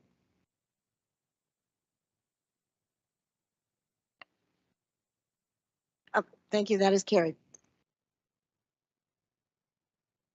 So through the chair, that takes us to the next deputation, which is Mr. Derek Stonier regarding this splashdown Dover. If council would like to entertain a motion, I do have a proposed one that could be considered. Thank you, Madam Clerk. The motion. Oh, yes, I'm sorry. Anyone wishing to make that a motion? Thank you, Madam Chair. We'd like to see it. I'd be interested to see what the clerk has prepared for us, but I do have some thoughts of my own. So if I could just read this for a moment. Yeah, wonderful. I think my initial thoughts would be this is a really unique opportunity and could bring a lot of positives to the community. However, I do have some logistics, insurance liability concerns and questions that I'd like our staff to weigh in on. So if I can, Madam Chair, through you to our CAO, is there anything else that's missing in the language on this motion that you want staff directly to discuss? And as for a timeline, we're really pushing it close to this summer. So if that's not possible for staff, I completely understand. And maybe it's an initiative we look at for the following summer, but your comments are appreciated. Through you, Madam Chair. The one thing that stands out to me is in regards to the proposed tent and sort of where that administrative function would happen, knowing that we do not as a county have a lot of real estate on that beach. I'm not sure what that means to the deputation. So we'd certainly have to include, maybe it's captured under community interest, but there's some additional work that needs to be investigated for sure. And I was thinking this is more for next summer than this summer itself. I think it's far too aggressive to try to get everything for this summer, although I like the idea and I think there's a lot of potential to it. There's a lot of work that needs to be go into this before we're able to provide council with some recommendations. Okay, thank you very much. If staff feel that the community, I've lost it here, community interest section captures that, I'm also interested in, potentially a draft agreement to come back to council.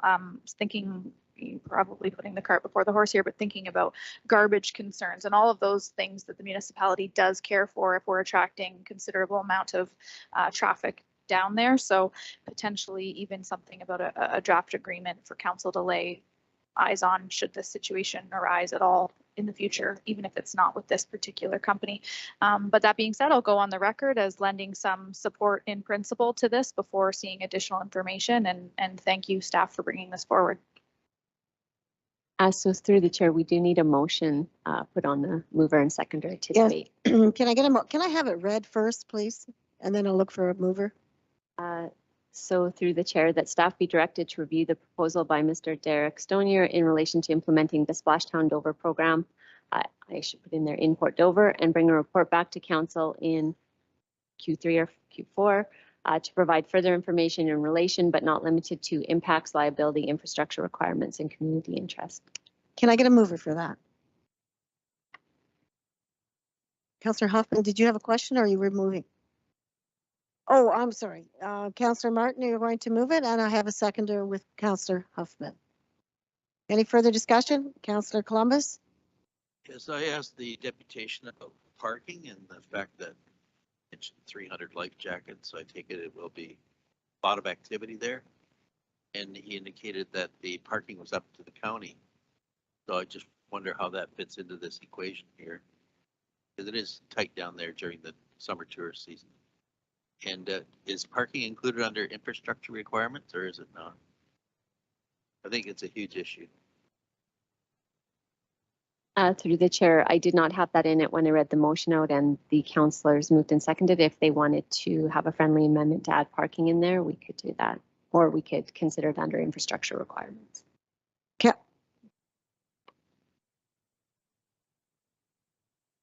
I go to you, Councillor Martin and Councillor Huffman. Are you willing to entertain a friendly amendment?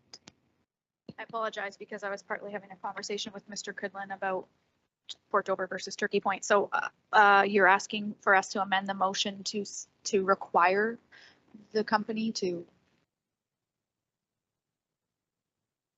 Right, and so how, I guess, what are your expectations? Maybe they need shuttle service.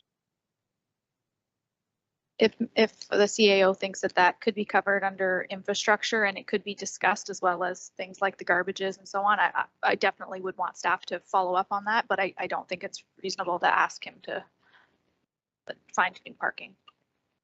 I turn to you, Mr. Meadows. Through you, Madam Chair, I think it's covered under infrastructure requirements. I mean, we do have our pilot project for parking right now. If this is a success, the county could potentially see some additional revenues in terms of parking revenues if it attracts more tourists and people to come into the area, but it'll form part of our report back to council for your consideration.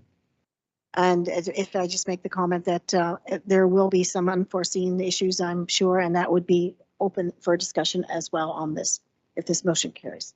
Correct? Thank you. Therefore, is there anyone else having to make a comment or question? If not, I'll call the vote. All those in favor? I didn't even, one opposed? Oh, Madam Chair, I think the clerk has typed in Q34. Is that one or the other, or is that like a report to be brought back by the third quarter, fourth I quarter? think the point is either Q3 or Q4. Correct? I'm saying that? Thank you. You don't know if we can do it speedily or if it takes on another quarter. Okay, moving right along. That motion carried. Thank you. So through the chair, perhaps we could deal with this score deputation first before we go to the Sunning Hill one. So I do have a motion ready for that if council would like to entertain it. Yes, please. If you could read it out and then we'll look for a mover and a seconder.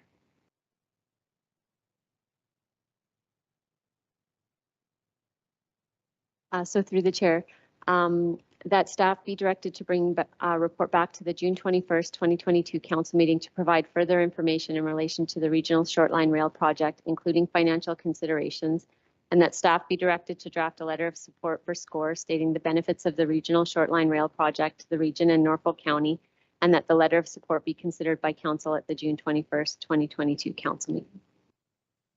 Just a clarification. So we're not saying that in the second paragraph that you're just saying that you will draft a letter, not saying that it is support, that it will come up for discussion again to consider that.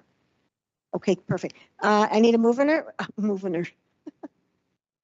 Oh, thank you. Okay, Councillor Van Passen, would you like to move that motion?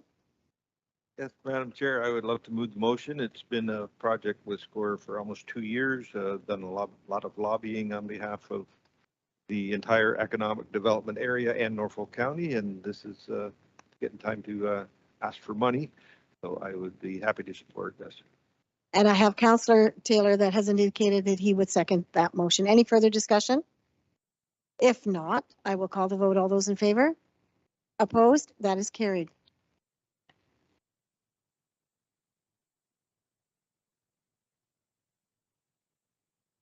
So through the chair, that brings us to the 3 deputations for Sunning Hill. So council has 2 options. They can proceed with the meeting and discuss that matter when it comes up in the agenda, which is under the environmental and infrastructure services section, or by a motion of the majority of council, we could amend the order of the agenda to bring it up and discuss that staff report at this time. I go to you, councillors. What is your thoughts? Councillor Huffman. That we amend the agenda and deal with the staff report now, and then get this all wrapped up for our deputations.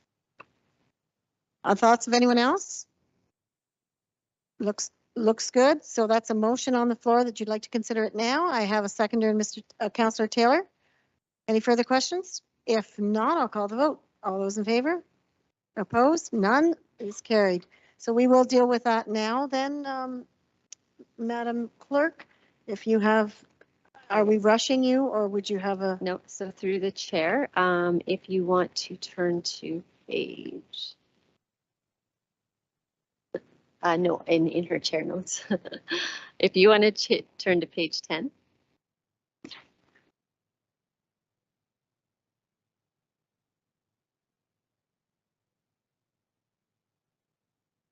Yes, I have page 10. Here we go.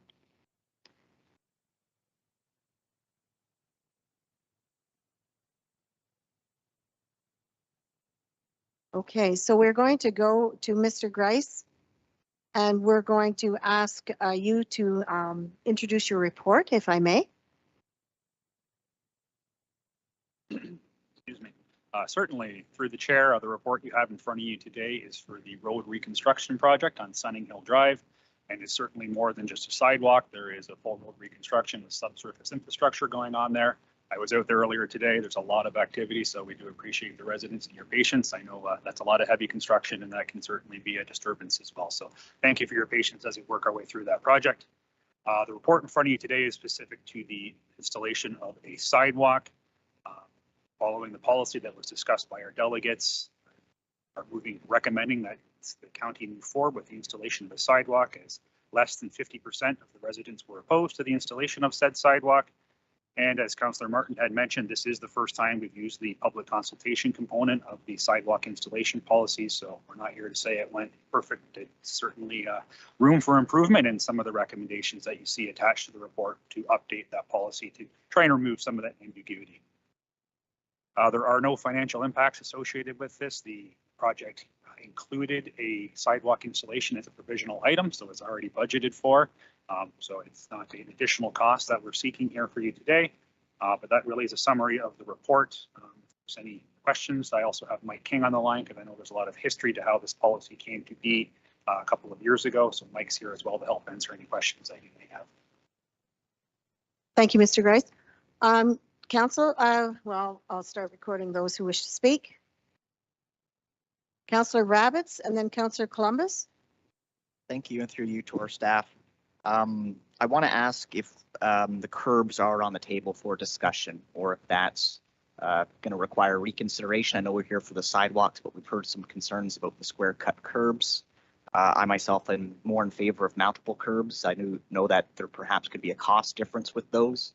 I'd just like to have some staff comments specifically with regards to the mountable curbs versus the corner cut, and if this is something that we're able to change at this stage, or if it's something that we're not able to alter at this juncture. So through the chair, I'm going to have to rely on Mike for that one. I haven't had any discussions about the curbs on this project yet. It's been a lot of discussions about sidewalks so far, but curbs are a new one for me on this. The project is underway, so any changes we make now could have a potential to impact the project, but certainly Mike can speak to that. Mike? Thank you. For the chair to regarding the curbs, I believe, yeah, they were non-provisional items, so the curbs would be proceeding along the entire length for Sunning Hill. And I believe the ones that were specified in the tender were like a barrier curb, which would have the full height of about 125 millimeters. But because it is an item, we could possibly look at it and we could change the scope to like a semi-mountable one as well. The reason for the barrier curbs, it was actually provides more of a protection for sidewalk, you know, because it sort of holds the cars on the actual roadway. So that's why we went actually with the barrier, and also it helps retain some of the stormwater on the actual road as well. Does that satisfy? Moving on then to Councillor Columbus. Thank you. And being that this Sunning Hill Drive has been in place for many, many decades already, what about the location of the sidewalk if it were to go ahead? Would there be any, would it be right close to the curb, or would it be in a ways, or would there be any infrastructure underground services that we'd have to jiggle around? I guess that's a question that comes up each time that we put sidewalks in at a later date and not at the time the street is put in place. Through the chair to Councillor Columbus. The current plan for the sidewalk along Sunninghill was sort of split. We're trying to fit it in around existing infrastructure. So a portion of it will be adjacent at the curb. There will be portions of it where there will be like a 1.3 meter boulevard where there'll be a little bit of pipe separation. So we're trying to fit it in where, it makes the most sense. And in the future, if the sidewalk was installed in the future as well too, we would follow that same pipe pathway. So if the sidewalk does come right up abutting to the curb, there's always a winter works program that's in conflict with the sidewalk issue. Can you comment on that? I know we've had these in Ward 3, Delhi, and I think every ward has the same issue where, the snowplow throws it up on the sidewalk and then the homeowner has to get out there and remove that big chunk of ice and snow. Yes, through the chair. Yeah, it's always like a challenge for our operations staff when they do plowing the roadways. Like there's not adequate snow storage sometimes in the actual boulevards. So the snow will be going on the sidewalk and then up, and then the actual resident would be responsible for that removal as part of the bylaw. So in a perfect world, we would have enough room for snow storage in the boulevard, but in big snow events, sometimes the storage is not actually adequate. So unfortunately, the burden will go back on the homeowner. Thank you, Mike. Thank you. Councillor Martin. Thank you, Madam Chair. Through you to, maybe I'll start with Andrew. So a lot of the comments we heard from the deputation, there were concerns over our current policy. One on how the kilometer distance was measured and or scored. I don't expect an answer from you today, but I'm just hoping that that's something that you can recognize going forward, maybe taking a different measurement to the distance for scoring units. But the policy does have some information attached here in the staff report. And one thing in particular that's caught my eye, sidewalks must be installed in front of all municipal property such as parks, stormwater management facilities, school blocks. So regardless of what happens on Sunninghill Drive, would the plan be in this current policy that a sidewalk would still be installed on that parkland in the area? So through the chair, that's a good question. This is something that Al and Mike and I have been talking about is, we're working in isolation here on one particular segment of road. And that's a good place to start, but really we need to be looking at this from more of a macro level. I know the delegates expressed some concern over this being an isolated sidewalk that's not going to connect anywhere, and really we should be looking at our active transportation network across all of our communities to determine, where do sidewalks make the most sense. So we're not talking about them as part of one particular construction project. You do have to start somewhere, so I know there's not a lot of sidewalks in that neighborhood. This would be the first one, but ultimately we connect to a number of others, and that would also include our open spaces as well. Okay, because that, although that has merit if we're talking about downtown and in an urban center, but in a residential area where we may have a stormwater retention pond or something like that, that's not it's not something I want to see go forward each and every time. The other point I wanted to make, I understand that staff fulfilled, which was a vote of council, the direction from council, to fulfill the requirement of a 300-meter radius for the sidewalk questionnaire to go out. This is a great example of following the rules black and white, but within that 300 meters was Don John Boulevard, which is actually separated by Black Creek. No one is certainly coming over to walk. Oh, they might be, but that's quite the hike for them. So I'm hoping that staff can recognize if there's, no active roadway to connect these communities, that just because the policy states the 300 meters, that it doesn't go to that area, because those numbers are going to certainly harm the results.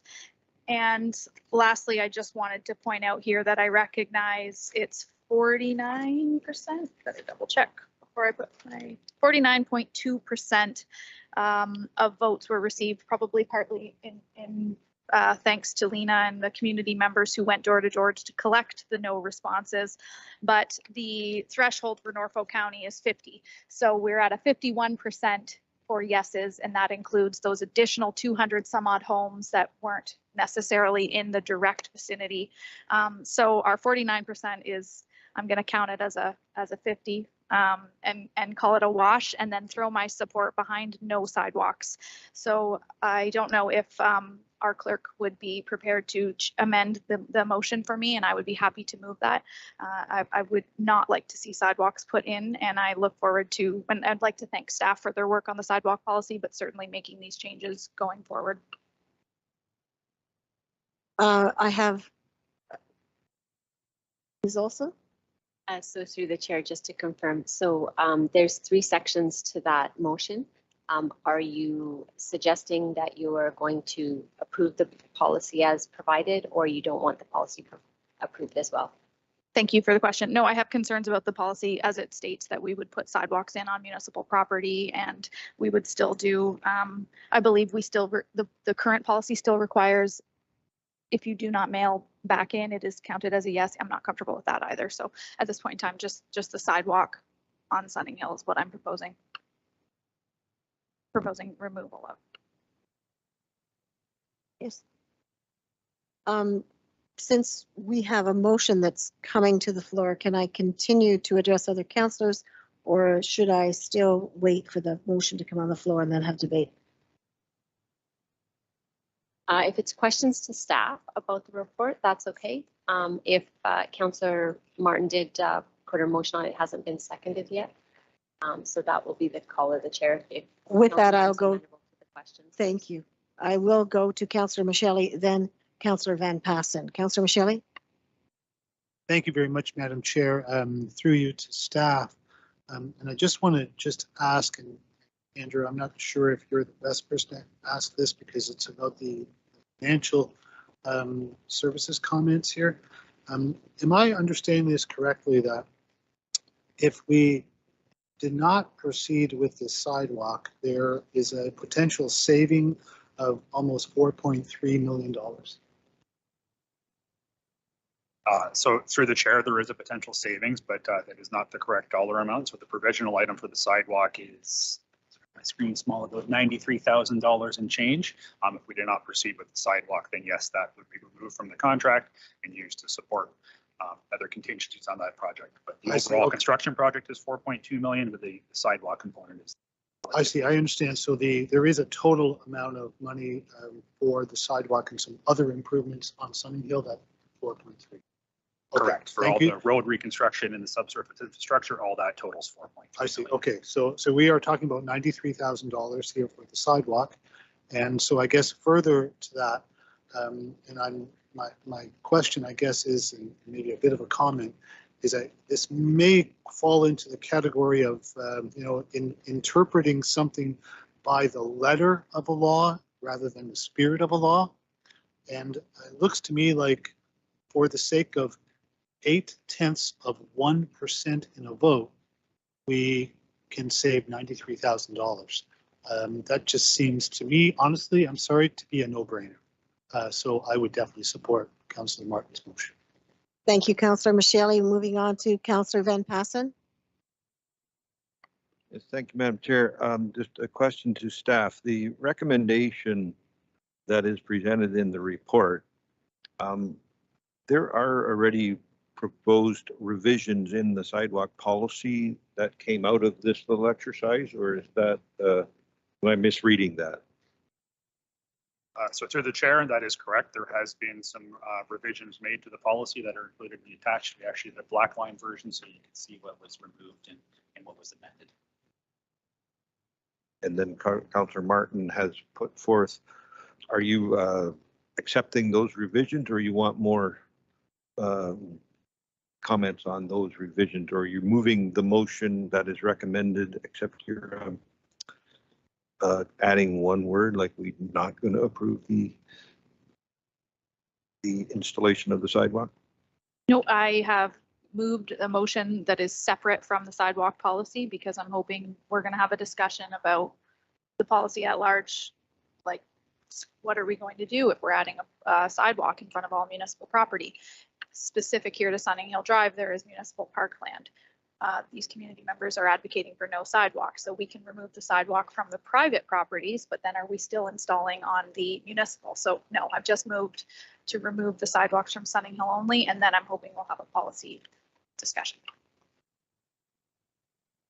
If I could, now I'm still confused. You're going to let the almost install a sidewalk in front of the park, or are we just canceling that provisional item as part of the tender? And there will be no sidewalk anywhere on Sunning Hill Drive. Obviously, we are canceling the provisional section and there will be no sidewalk on anywhere on Sunning Hill Drive if this motion passes. And then it is my hope that we will discuss the policy and make changes. Thank you. Good. I think there's more sidewalks proposed on Sunning Hill than I have in the entirety of Ward 4. So I'm not really experienced on sidewalk issues. Nor am I. With that, I'll ask the clerk if you could read the motion, or you have a question. Through the chair, I just also wanted to clarify. I don't believe the motion is asking to approve the full reconstruction project. The motion was just saying that this specific piece was part of that. So the motion that I believe, and correct me if I'm wrong, Councillor Martin is passing, is that we accept the report EIS 22020 regarding the sidewalk voting results for information, and that the proposed installation of a new sidewalk on Sunning Hill Drive as part of the 2022 reconstruction project be cancelled. Sounds correct. With that, I'll ask for a seconder. Oh, no, I have another question. Councillor Taylor. Is it a question to staff, or is it on the motion? It is a If it's question on to the staff. motion, we need. And through you, and I apologize if I'm digressing, I do want to just ask a question about the tree planting. It came up in our deputation. I know it's impacted by the sidewalk. If this motion were to pass, what would be the tree planting for Sunning Hill Drive? So through the chair, I believe that the deputation I'm referring to some mature trees that are already on that corridor and the sidewalk installation impacting those trees. So if this motion passes and there is no sidewalk, then those trees will remain as is. Point of clarification, there is no new trees being planted. We're just going to save the old ones if no sidewalk is. Through the chair, that is correct as it relates to the sidewalk. I can ask Mike can confirm if there's potential tree offsetting due to other construction up near the outlet end, but Mike can chime into that. But the deputation, I believe, is referring to the ones that are adjacent to the sidewalk, which obviously would not be impacted if the sidewalk does not proceed. Okay, with that, any further questions? Did anyone else have a question or comment quickly? I'm sorry. Councillor Michele. Thank you, Madam Chair. Just for clarity, I have already seconded that motion. I think you were asking for. My apologies. I apologize. I did not see a seconder on the screen. Madam Chair, I'm just going to ask the clerk for the third recommendation that's in the report in regards to the sidewalk policy. Are we suggesting that we're going to defer any discussion on the sidewalk policy and we'll bring back for further discussion, or is council saying they're okay with the current changes that are proposed and we'll still bring it back at a later date for further discussion? Any questions, Councillor Martin? I was happy to have the discussion immediately following this motion, but if council wishes for a deferral on that, that's fine as well. I'm happy to just address the priority for me with Sunning Hill as of today. Okay, let us deal with the motion that's on the floor. Could you read the motion, please? Through the chair, moved by Councillor Martin, seconded by Councillor Michele, that report EIS 2022-020 Sunning Hill Drive sidewalk voting results be received as information, and that the proposed installation of a new sidewalk on Sunning Hill Drive as part of the 2022 reconstruction project be cancelled. Okay, I'll call the motion. All those in favor? Opposed? It is carried. Now we will consider if you want to further this over how the policy stands, or would you like to see it at a later date? I'd like to get your thoughts. Do you want to do it now or later? I think it can be accomplished now. From my perspective, there's not, I think it's going to continue to be a learning curve as long as our staff can recognize that we're not sending mailing, to homes that are separated by waterways and so on. But I do think There should be some type of provision in here where sidewalks must be installed in front of all municipal property. That should not be a must. It maybe can be a may or shall, or no, not shall, I guess.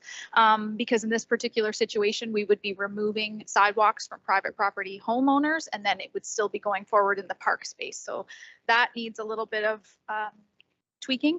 I would also like to see, I think Councillor Michelle's suggestion of checking the box on yes versus no, sending back the feedback regardless is the way that it should go. I know that's probably a little bit more work for staff, but maybe this is something that can be done at the public community meetings that we host when we go out. We did do that in this particular situation a few years back. However, we canceled the work on Sunning Hill, pushed it out a year to save some money. So maybe while we have our staff and while we're paying them to go out to the community meetings, we're having the sidewalk vote or information sent home then. And I believe that's all. Okay, it still seems to be a bit complex. Is there any of staff that would like to address this, or how we would like to handle it? So through the chair, I think I understand the comments for Councillor Martin, but I'd like us to take this back and make the changes. So in front of parkland, it's not crystal clear as if that relates to new development versus existing infrastructure. So I think we need to take this away, make it a little clearer, and set out some new language and bring that back for formal adoption. It sounds good to me. What the rest of the councillors sound okay with that? Okay, we will do that. We will send it back to staff. Thank you very much. Madam Clerk,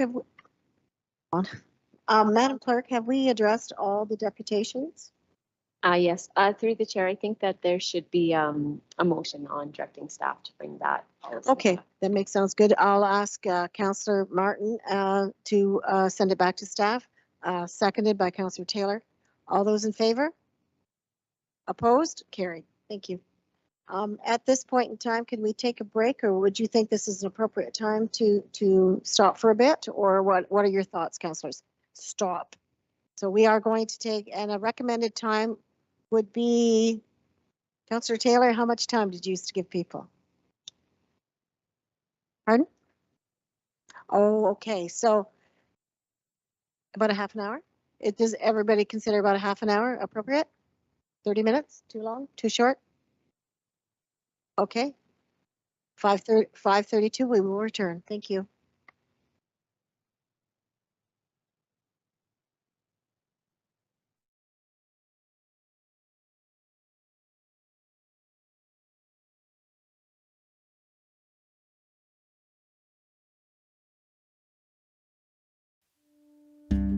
Welcome to Passionate Folks, a blog and video series about people who live in Norfolk. People that get involved in our community, people that are passionate about living here. We sit down, have a conversation, and learn about their stories.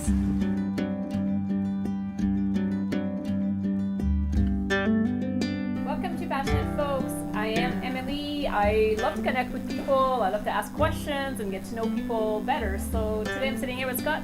Hey. Hi. How are you? Good, how are you? Good. So Scott, to start, can you tell us a little bit more about yourself, who you are, where you're from, and where you live? My name's Scott McCrae. I'm a chef here in Norfolk County. I'm the chef at David's Restaurant in town, and I live in Port Dover, or just outside. And yeah, all my family lives in Port Dover. I moved here in high school and left for a bit and moved back, and now Made it your home. Made it my home. Yeah, it was my home before. I realized it was my home while I was away, and yeah. Came back to the roots. Yes, exactly.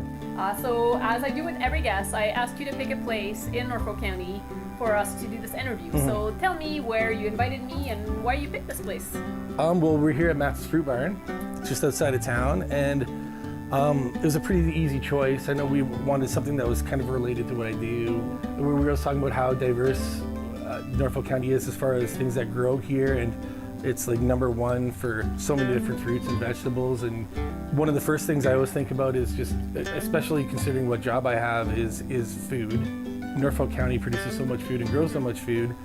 This property here that Christine and Jess and the family have kind of, they grow more things here than I can even think of. Like you look It's a around. good and representation of Ontario's garden when Exactly. you visit this place, isn't it? Yeah, this is kind of just like a little example of what this area has to offer. So I love to dig in people's passion and see what lights them up. And I'd love to know about you. I think I may have a little bit of an idea, but what are you most passionate about? That's a tough one. I think definitely I'm passionate about food and what I do. That's something that since I was young, I've always associated memories. Like a lot of people with songs or with like smells or things, it'll just trigger a memory. And a lot of my early childhood memories have to do with food. There'll be a weird little thing that I remember, like, oh, that was my first like black olive I ever had, or that was like, there's a lot of memories that kind of are associated with that. Big connections to Big food ones, and yeah. Like stories. the mulberry tree in my grandparents' backyard, and we just stand for hours underneath just like eating mulberries. And So I know you work long hours. It's a busy season for you in the restaurant. When you have some downtime, where do you like to go in Norfolk? Where do you like to have a good time? Well, I'm lucky that all my family lives here. I moved away for a while. I moved to the city. I was in Yukon for a bit.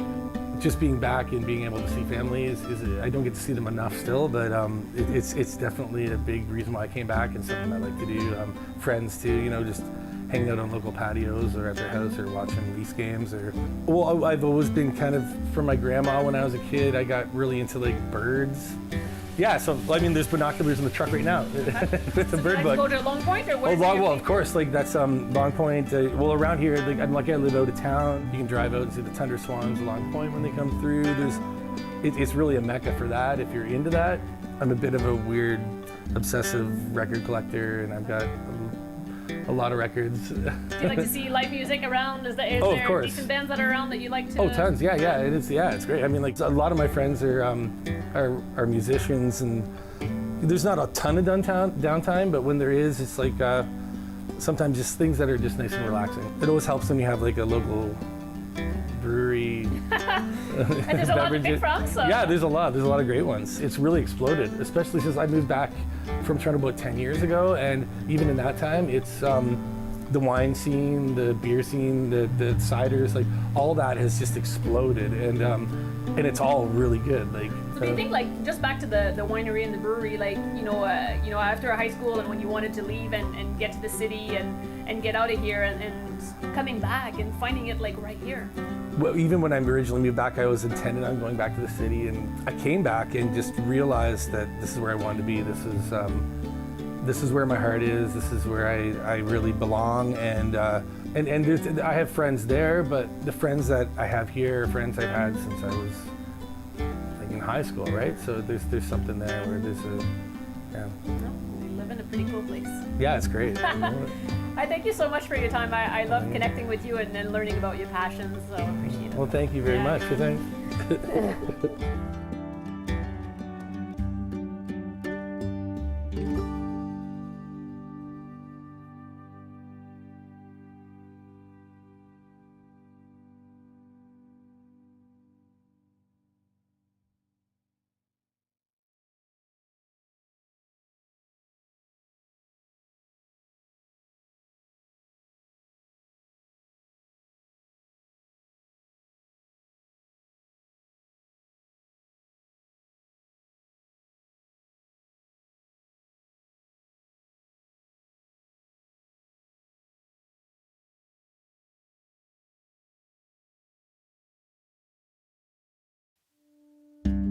Welcome to Passionate Folks, a blog and video series about people who live in Norfolk.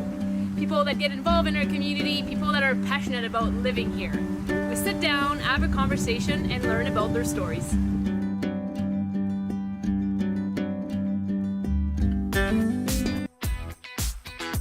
My name is Jim Toombs. I'm an Associate Purchasing Specialist here at Toyotetsu, also known as TTCA. Here at Toyotetsu, we're responsible for supplying Toyota with car parts, mainly automotive frame for the Lexus, the Corolla, and other Toyota models. I started here in May of 2016. I was in welding. Here I am 2 years later, and I'm a salaried position. The job itself it's challenging. There are challenges in what I have to do every day, and for that I enjoy it. It's not monotonous day in, day out. There's new challenges that I'm confronted with and new tasks that I have to do. A high school student who's like, I'm not sure, I think this is an excellent opportunity to kind of answer that question for themselves. They can see what kind of the working world is like, as well as pick up skills. There are plenty of opportunities here. For example, for me, I was in welding, but that didn't mean I had to stay there. There's opportunities in stamping, where you'd learn different skills entirely. PC, again, the same thing, some different skills needed that you'd learn. Though we make car parts and they're welded, there are a lot of departments and areas that support that. My name's Darren Pace. I'm a yard manager here at Townsend Lumber. We are a sawmill that produces lumber. We make anywhere from rail ties to timber frame home products, kiln-dried lumber, which is used for wood cabinets and furniture. We also do pallet components, and we also do stakes for farming.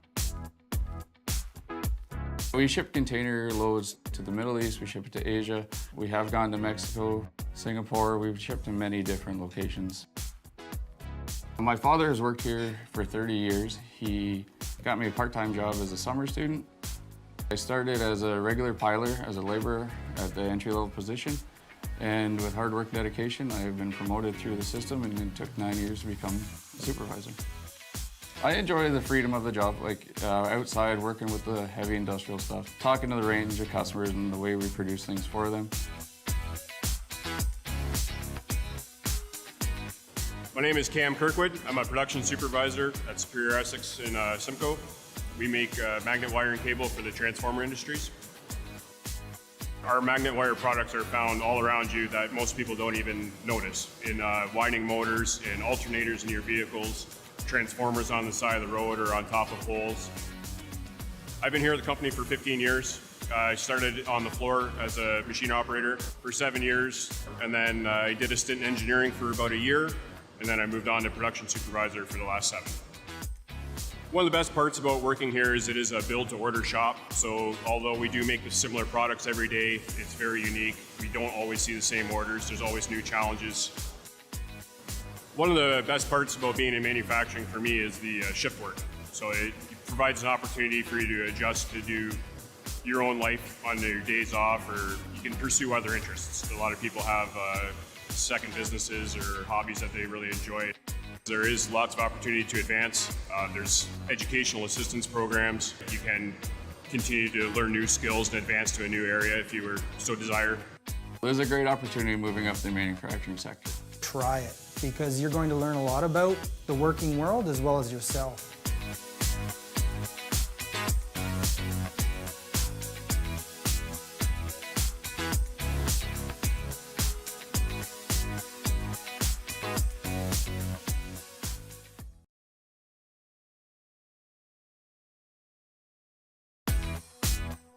Welcome to Passionate Folks.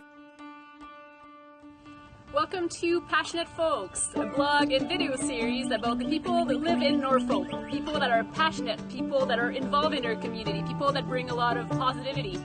This is about story and conversation. Join us for the second guest. Welcome to episode 2 of Passionate Folks. I'm Emily. I love to ask questions, learn about people, get some connections. I'm here with Carrie today. Thank you for having me. I've been chatting with you and I got to know you a little bit more, but for folks that don't know you, maybe introduce yourself. My name is Carrie Boaknall. I live here in Waterford. I've lived here for over 15 years.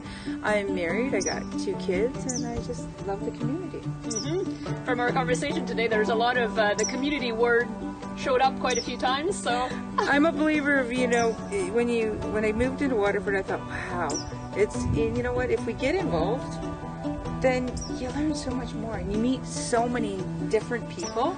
I mean, people that I know if I wouldn't have met otherwise. Yes. So I asked you to pick a location, Carrie, and so tell us where we are and why you picked it. I picked the Waterford Heritage Agriculture Museum, WHAM, because in a couple summers we will be building our skateboard park here. So it's kind of let's show a little fun. Not that I wear the shirt or anything, but yes, this will be our future location on the other side. Talking about passion and passionate people, what do you think your passion is? My passion is youth. I love kids. You know what? There's no such thing as a bad kid. Kids make bad decisions. And as the old saying, it takes a village to raise a child. And I truly believe that, you know what? We give kids, that opportunity. And show them that we support them and that, you know what, that we're there for them, and they'll make the right decisions.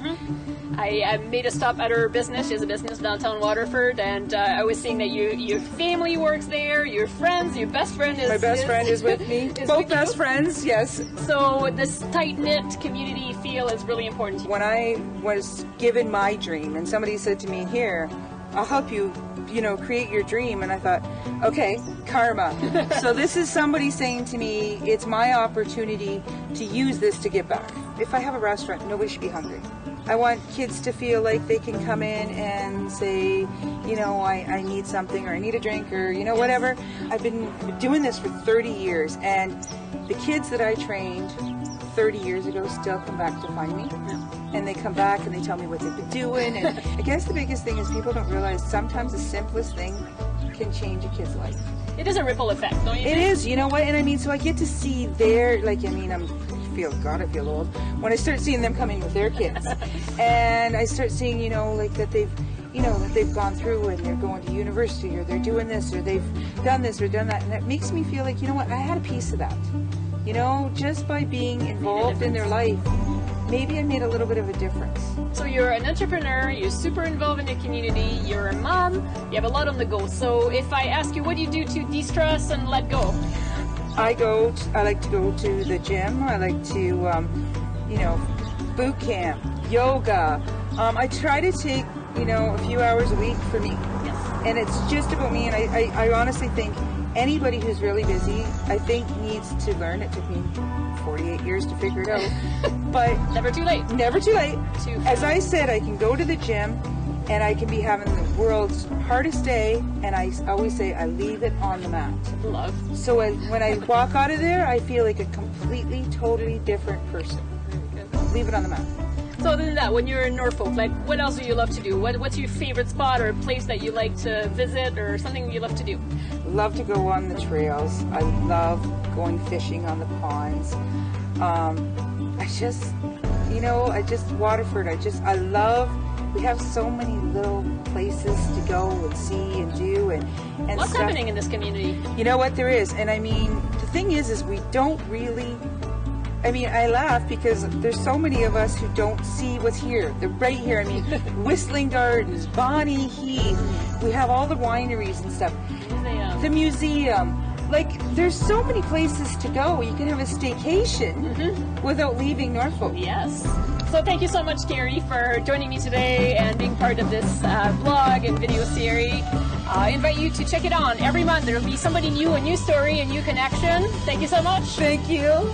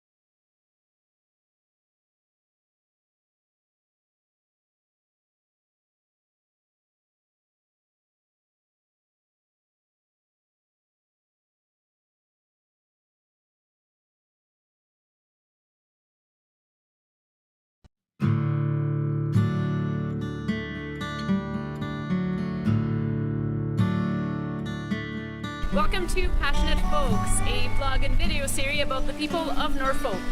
People that are involved in our community, people that bring a lot of energy. So this is about a conversation, this is about their story. So welcome to episode 3.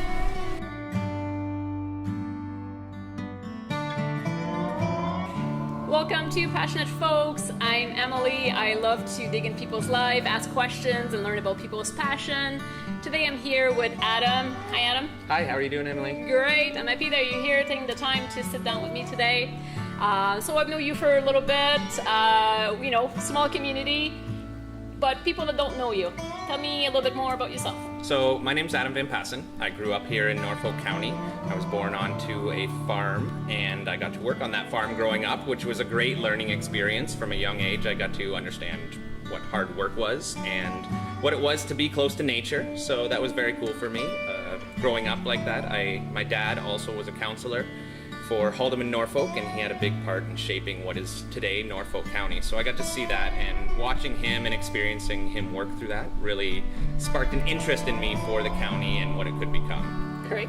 So not like the typical kids. We hear most high schoolers like just ready to get out of their hometowns and go explore the city and something else, and it doesn't sound like that's your story. Not at all. I heard a lot of kids saying that they wanted to move on to bigger, better things, and I just really didn't have that feeling. I always thought the biggest, best things were here in Norfolk to start. So I asked you to pick a location today, and you bring me to a place that I don't know very well in Norfolk. Yeah. So tell me about where we are and why you picked it. This is a very cool spot. I know a lot of people drive by it, maybe on their way to Long Point or into Port Rowan, but this is Boose Harbor. So I grew up on Boose Harbor. My best friend, his family owned this place. So I grew up here hanging out, relaxing, boating, going out fishing, going out hunting. I worked here for a while. I did some volunteer work for the Shriners Club here, doing some chicken barbecues. So I really got to experience Norfolk and how community comes together. There's a lot of people that take up their summer residence here in trailers, and it's very cool to see all these people that are coming from other places in Ontario to enjoy what Norfolk has to offer. So it's just very cool to see that and experience it. One very cool fact about this place is that Boose Harbor has the largest amount of indoor boat storage on boathouses for all of the world.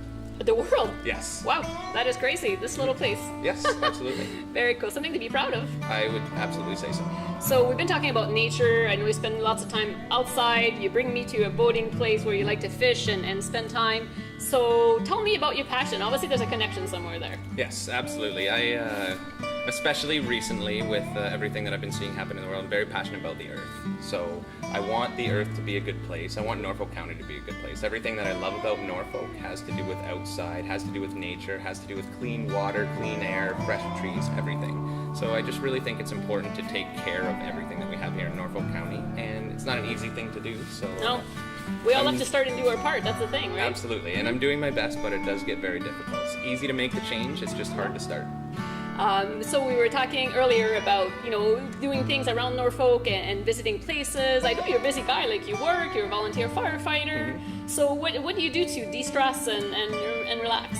I would say my number one most favorite thing to do to de-stress would be to just get out on Lake Erie.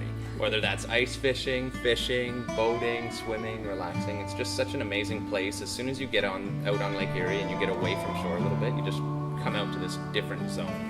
Other than this place, like where else do you like to visit in Norfolk County? Where else? What's one of your other favorite spots? I would say that my favorite spots in Norfolk County would have to be broken into two categories. One is nature, being Lake Erie, boating, all of that kind of fun outdoor stuff. And I also like Norfolk's bounty.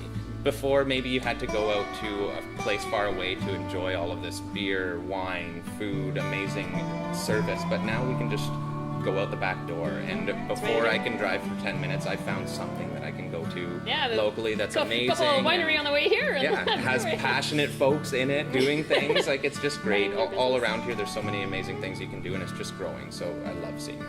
I thank you so much for your time. I love your connection with nature and what you want to do as far as your passion with the environment. I'm in line. We need to come together for this to happen, so hopefully we can inspire a few people with this little conversation here. So Absolutely. Thanks, Adam. Cool. Thank you very much. We'll see you soon. Yeah.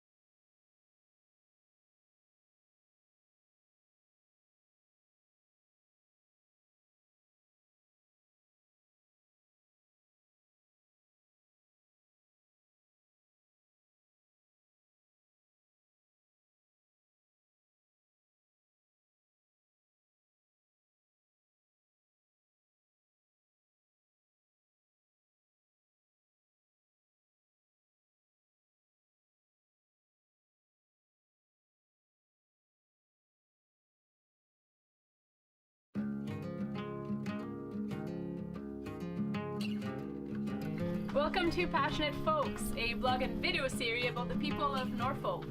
It's about people that have high energy, that get involved in their community. We sit down, have a conversation, learn about their passions. Welcome to the next episode.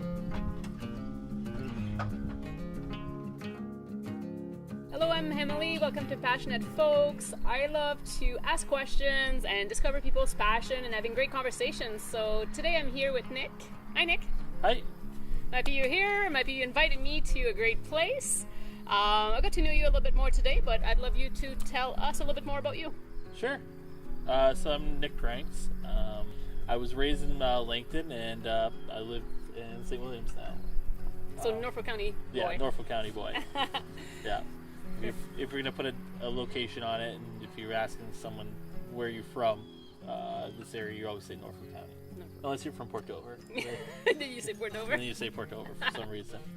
I invited you to pick a place. So tell us where we are and why you decided to invite me here.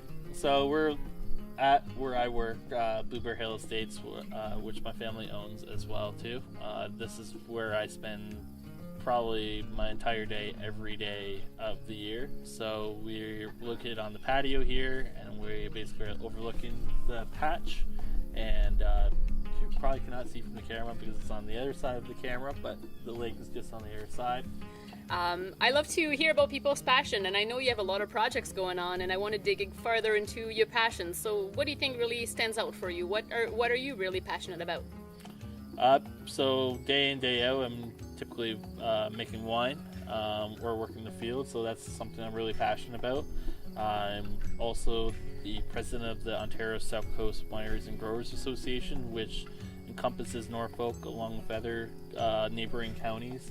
And so I'm really passionate about trying to raise awareness of this area for growing grapes and making world-class wines. And so winemaking, like what draws you to it? Why are you making your whole life right now? And why winemaking in Norfolk County?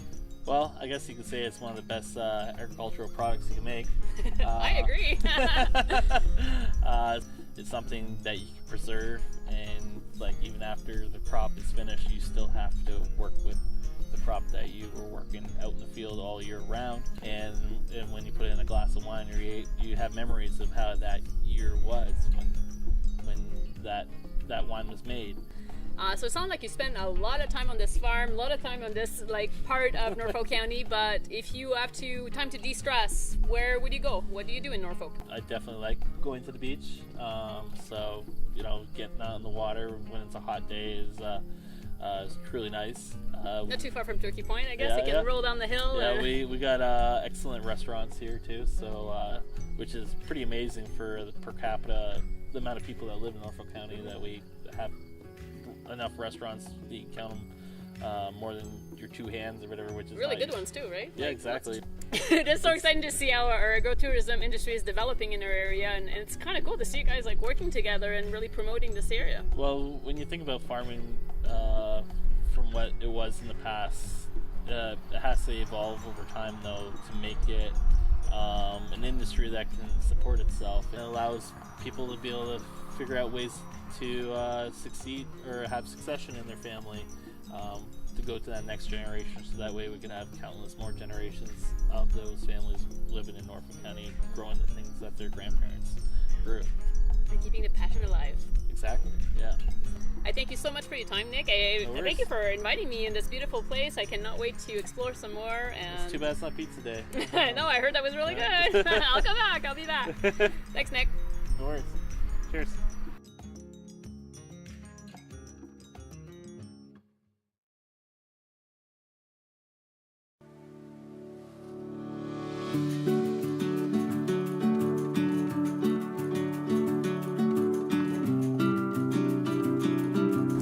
Welcome to episode 6 of Passionate Folks.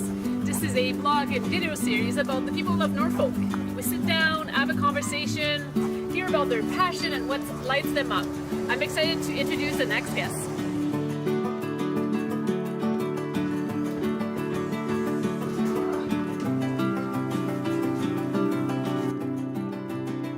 Welcome to Passionate Folks. My name is Emily. I love to connect with people, having some conversation and learning about people's passion. Today I'm sitting here with Sue. Hey, Sue. You bet. I'm so glad that you took the time to come out and have a conversation with me. Well, thanks for asking me. Yeah, so for people that don't know you, can you start with introducing yourself, where you live, where you're from, and a little bit more about you? Okay, sure. My name is Sue Downs. I live in Simcoe, born and raised here. And I work for the Simcoe Reformer newspaper and started there way back in 1988. So, and loved my job, loved Norfolk County, and was really pleased that Emily asked me to be part of this. I think. So far, so good. So far, so good. Yeah, so far, so good. Great. So, as always, Sue, I ask a guest to pick a location so we can explore it and discover a hidden gem in Norfolk County. And this one is a little bit different. So, tell me where we are and why you brought me here. So, we're at Norfolk County Fair. We're at the bottom of the Junior Farmers Building here. So, why did you pick the fair? What's so special about the fair to you? I think for myself, Norfolk County Fair is like one of the largest events that happen in Norfolk County every year. It's always been near and dear to my heart. Like I think so many childhood memories. It's all about tradition. For us growing up, at my age, I've only missed one fair in all of my years, and that was when I was in Timmins. So I just love the fact that you can come to the fair. There's so much excitement. There's always lots of things to see and do. Like family would come home during Thanksgiving weekend, and I think that still happens today, right? Like it's all about tradition and all about community, which I feel like I'm pretty passionate about. Yeah, so I was just going to ask you a little bit more about your passion. I see you a lot being involved in the community and supporting local businesses, and it seems like it's really important to you and close to your heart. I like to promote local as much as possible. So whenever we go out for dinner, a lot of people go, do you ever stay home? Because you'll constantly see posts on social media, on Facebook or on Twitter, and it's like, you know, we're at the Barrel, we're doing this, we're at Long Point Eco Adventure, we're, you know. It's so good that you're taking the time to promote those local businesses and support. And I remember when I started my business, you were one of the big supporter of sharing what I was doing. And I know a lot of people have felt the love that you give to entrepreneurs. So I want to thank you for that. Well, you're welcome, but it does make you feel good, and it is important. I feel that, you know, if we can, you know, support each other as much as possible, like it's again, it's all about giving back. So Norfolk County and specifically Simcoe has changed quite a lot. We are moving in different direction in our county. So from you like growing up in Simcoe and in the downtown and what's happening around now, like what's the highlights for you? Okay, well, the highlight growing up was always, you know, going downtown on the weekend. People that are watching this that are my age would remember you used to be able to go to the Tartan restaurant and Woolworths and different places down there. But I think a lot of the exciting things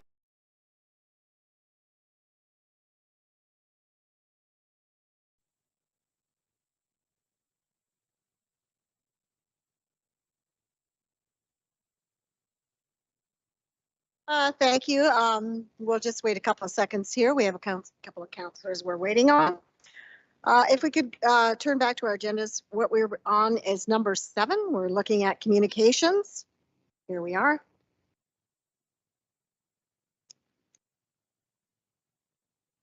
I'd like to thank Nancy for the quick dinner. That was awesome. So thank you to Nancy. Under communications, we have 9 communication items today. Does any committee member wish to pull any item for further discussion? If not, as presented in the agenda, I'm looking for a mover and a seconder to the following communication items as they are presented. Can I have a mover, please? Moved by Councillor Michelli, a seconder, Councillor Taylor. Any further discussion? If not, I'll call the vote. All those in favor? Opposed? It is carried. Thank you. We're going to move now to staff reports. Am I correct in saying that? Yes, I am. Okay. We're moving to staff reports. It will be Health and Social Services Division. I would call upon Heidi Van Dyke, General Manager of Health and Social Services.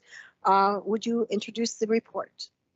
Thank you, Madam Chair. Through you to members of committee, I'm pleased tonight to present report number HSS 22-019, the Canada-wide Early Learning and Childcare Agreement Funding. The purpose of this report is to advise Council of the province's implementation of the Canada-wide Early Learning and Childcare Agreement and to request that the funding allocation be accepted and that the appropriate required budget amendments be made. These are 100% provincial funds, and the total allocation for Haldimand and Norfolk counties are $2,515,907. This is a program that will proceed over the next 5 years to reduce childcare fees in licensed center-based and licensed home-based childcare for families to an average of $10 a day by September 2025. In the initial rollout, the funding has been allocated to address initial fee reductions for parents, workforce compensation in order to attract and retain registered early childhood educators, and also an allocation to Norfolk County as Consolidated Municipal Services Manager for administration of the program. The funding will be used to build upon the existing early learning and childcare system in order to increase quality, accessibility, affordability, and inclusivity. Staff in the Social Services and Housing Department continue to work with the Ministry of Education and our Finance Department to develop an application process, policies, and audit procedures, and to further enroll and fund interested and eligible childcare providers in Haldimand and Norfolk counties. And with that, Madam Chair, I'd be happy to answer any questions. Thank you. Are there any questions of staff? I would like to ask one if it's possible. The home-based licensing, how does one, is there a licensing process for home-based daycare? I apologize. Or is it something that they have to apply to be? Thank you, Madam Chair. That's a great question. If there is a provider who is interested in being a licensed home-based childcare provider, there is a licensing process that they need to go through with the Ministry of Education, and there are requirements of the Ministry of Education related to health and safety matters in particular. And if someone was interested in getting more information about how to become a licensed home child care provider, they could certainly call our office, and we could provide them with information and connections to the Ministry of Education. We don't do the actual licensing, but we can connect people to the ministry staff who do that. That's excellent. That's good to hear. Councillor Columbus. Yes, question to Heidi. Is there any pocket area in Haldimand or Norfolk where there's dire need, where it's severely underserviced, this licensed daycare? So, Madam Chair, through you to Councillor Columbus, certainly we have wait lists for licensed childcare throughout both of the counties. And we are, of course, the more populated communities where more people are traveling to work tend to be the communities where there are longer waiting lists. But we also have other communities that are growing in population. So really, we are working with our community to increase licensed childcare spaces in all of our communities within both counties. That's great. I'm glad to hear that they're facilitating that process. I as well, I would hope that maybe there would be a comeback in the, say in Delhi for daycare services. I know there's some chatter of the I call it the Langton, but it's the Norfolk Little People program, and then there's been some discussion there, so that's excellent. With that, if there's no further questions, push the button again. May I have a mover and a seconder for the following motion: that Council receive staff report HSS-22019 as information, and that Council accepts the Canadian-wide Early Learning and Childcare Agreement funding for the Ministry of Education in the amount of $2,515,907, and further that the approved 2022 levy-supported operating budget be amended to include one permanent full-time equivalent and $2,050,000 $516,000 for the CWELCC system as outlined in this report. We have a mover. Thank you, Councillor Huffman. May I have a seconder, please? Councillor Rabbits. All those in favor? Carried. Thank you. Moving right along to Community Development Division. We have the Live Entertainment Strategy Project Microphone Update CD-22-052. Brandon Sloan, General Manager of Community Development. Will you introduce this report, please? Thank you. Through the chair to committee. There's a number of actions that have been underway to put together the implementation of our live entertainment strategy known as Project Microphone. We wanted to provide an update to council and the community on the status of this as we're about to strike a committee to plan the 2023 and 2024 events. And so we have our Director of Strategic Innovation and Economic Development, Zvi, is with us today to present the update. So I'll turn it over to Zvi. Thank you. Members of council, can everybody see the presentation up on the screen? Great. Hey. Well, good afternoon, Madam Chair, members of council. I'm very happy this afternoon to introduce you to Staff Report CD 22052, and this is regarding our live entertainment tourism strategy that we refer to as Project Microphone. Just as a quick reminder, this is a strategy in which we will seek to increase the number of live entertainment events in Norfolk County that would be targeted specifically at tourism to increase visitation. And those live entertainment events would be bundled with tourism assets throughout the community, whether it be fishing or restaurants or other experiences, to ensure that the benefit of these live entertainment shows are felt throughout the county and shared by multiple businesses throughout the community. Before I go into the update, I wanted to start with just a summary or a reminder of the purpose, the goals of the project as it was stated originally.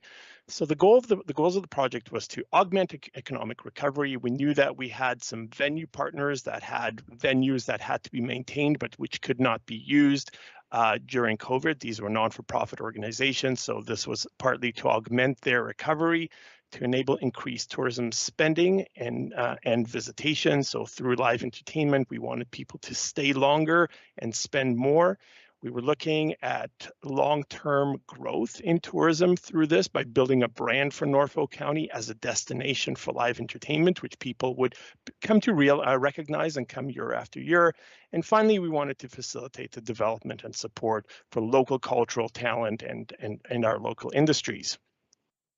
So the role of Norfolk County, as had originally been envisioned, was for us to engage with non-for-profit venue partners. Again, these are non-profit organizations that have venues like Old Town Hall or the Lighthouse Festival Theater or the fairgrounds, and talk to them specifically about Project Microphone and doing new events.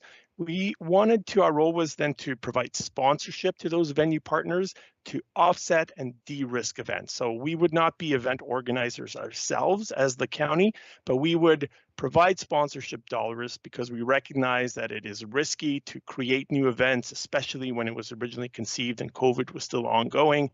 We wanted to de-risk and offset that risk of the event, so we would be sponsors. Our role was to integrate and coordinate the calendar across all of these partners and to market, of course. So we wanted a cohesive, good schedule and a well-marketed program. And finally, it was our role as the county to bundle these events with experiences and other tourism assets. So for example, as I said, you might be able to get a ticket for a show, but also go ziplining or get a ticket for a show and a restaurant. So that would increase spend, it would increase stay, and also, as I said earlier, spread out those benefits throughout the community. So what have we done towards the 2022 launch for Project Microphone? Well, we've engaged with all of the venue partners and we've talked about events and what would work and how to collaborate. We've developed a comprehensive but still draft operating plan and a schedule for 2022 and how everything would work and the marketing and what shows we would expect. We've pursued various funding options. That's both in terms of grants that we've applied for, as well as spoken to private sector sponsors. We've started planning the committee and spoken with members, although never struck the committee for reasons that I'll describe in the next couple of slides. And also, as we've gone through the process, we've realized that 2022 may not work for our nonprofit venue partners. And so we also explored private sector partnerships. Could we do a private sector driven project microphone for 2022? So we looked at that as one of the options. So after all of that work and engagement, we landed on the conclusion, and with the support of our partners, our nonprofit venue partners, that 2022 was not an ideal year to launch Project Microphone. And there were a number of issues with this. First and foremost was the pandemic. Not only were people still uncomfortable in large crowds that you would expect in a live entertainment setting, but also in Q1 of 2022, we still had public health restrictions, and nobody at the time knew whether those restrictions would end and start up again or what would happen. So there was a lot of risk and uncertainty in regards to the pandemic. We had reduced venue partner appetite for a 2022 launch, and there was a number of reasons for that, but these venue partners, while they're very excited about 23, they were less enthused about 2022. There was change in management in one organization. There were other opportunities through higher level government grants for another organization. There wasn't the support for a 2022 launch. The implementation model that was originally conceived, where Norfolk County would be a sponsor but not an event organizer, turned out to be not conducive to the grant application. So we had applied for a number of grants, and turns out that those grants are very much targeted towards the organization that actually puts on the show, not the organization that is sponsoring or providing some funding towards the show. So the model would need to be reconsidered, and we didn't have time in 2022 to do that. And finally, performer availability and competitiveness. We know that 2022 is a makeup year for canceled shows from 2020 and 2021. So the number of performers are fewer, and those that are available, there's just more competition. So just not a great year to launch Project Microphone in 2022. So we propose, after consultation with our partners and a lot of thought into this, that we would launch Project Microphone in 2023. So the benefits of this: greater planning timeframes to be able to launch in 2023. We have an opportunity to look at that implementation model and see, is there a way to make it more conducive towards those grants? And in general, are there ways to change it? Are the assumptions that we originally made, are they still relevant? And are the requirements still the same, or should the model change? With 2023, we have the option of a larger launch. We might do that through potentially rolling forward some of the 2022 funds into 2023. We're not asking for that at this time, but that is one option. A larger 2023 launch would then bring in more interest from private sector sponsors for even a larger 2024. Tourism and Economic Development as a department has a number of really exciting initiatives right now that in 2023 will be ready, fully ready and launched, and I think a great alignment with what Project Microphone is trying to do. And finally, Gentlemen of the Road, the Simcoe stopover next year is the 10-year anniversary, and a lot of people in the community certainly remember that and would like to commemorate that 10th year anniversary. So 2023 would be a great year to align with that. And so if council does agree with staff that 2023 is a viable year to launch and to postpone the launch into 2023, our next steps that are proposed, we would right away start convening the Project Microphone Planning and Implementation Advisory Committee to start looking at acts, start looking at marketing and coordination, and that implementation model. We would start looking at, is there an opportunity to come up with a better model that works for everybody? Once we know the model, we can then pursue new grant and sponsorship opportunities that we may have not been able to do under the existing model. we can begin to secure performers for 2023 with less competition in 23 than in 2022. And finally, take all of that progress and bring it back as part of the 2023 budget process and update council with what is now being recommended for 2023.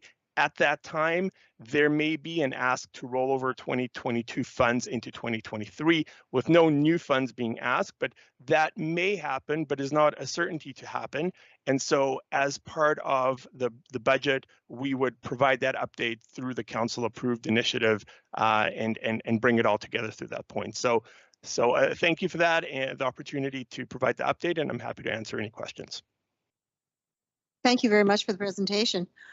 Yes, we would turn to questions. Councillor Martin, you have a question? Thank you, Madam Chair. Through you to Zvi. Excuse me. Thank you for the update on this project. First, I'd like to recognize all the work, and sounds like you've ran into a couple hurdles here. My first question for you is, given all of this information and this update, is this still a viable option for our staff based on the resources we have to implement going forward? Thank you for the question, and through the chair, I think that the answer to that is yes, but that's why we're putting together the committee. We don't want to go it alone. We want to come up with a model that we have support with partners through the community, the venue partners, but potentially other non-for-profit partners. There's a lot of other events that are happening in the community at the same time. So I do believe that it is still viable. I know that the venue partners, the nonprofit venue partners, are very excited about a 2023 launch. So the opportunity is there. And from a resource perspective, I would just say we want to get the committee together and see how we can best collaborate and apply for grants, and then go from there and provide council an update, as I said, as part of the 2023 budget. Okay, thank you for that. My next question is, where did we ever land with large community sponsors?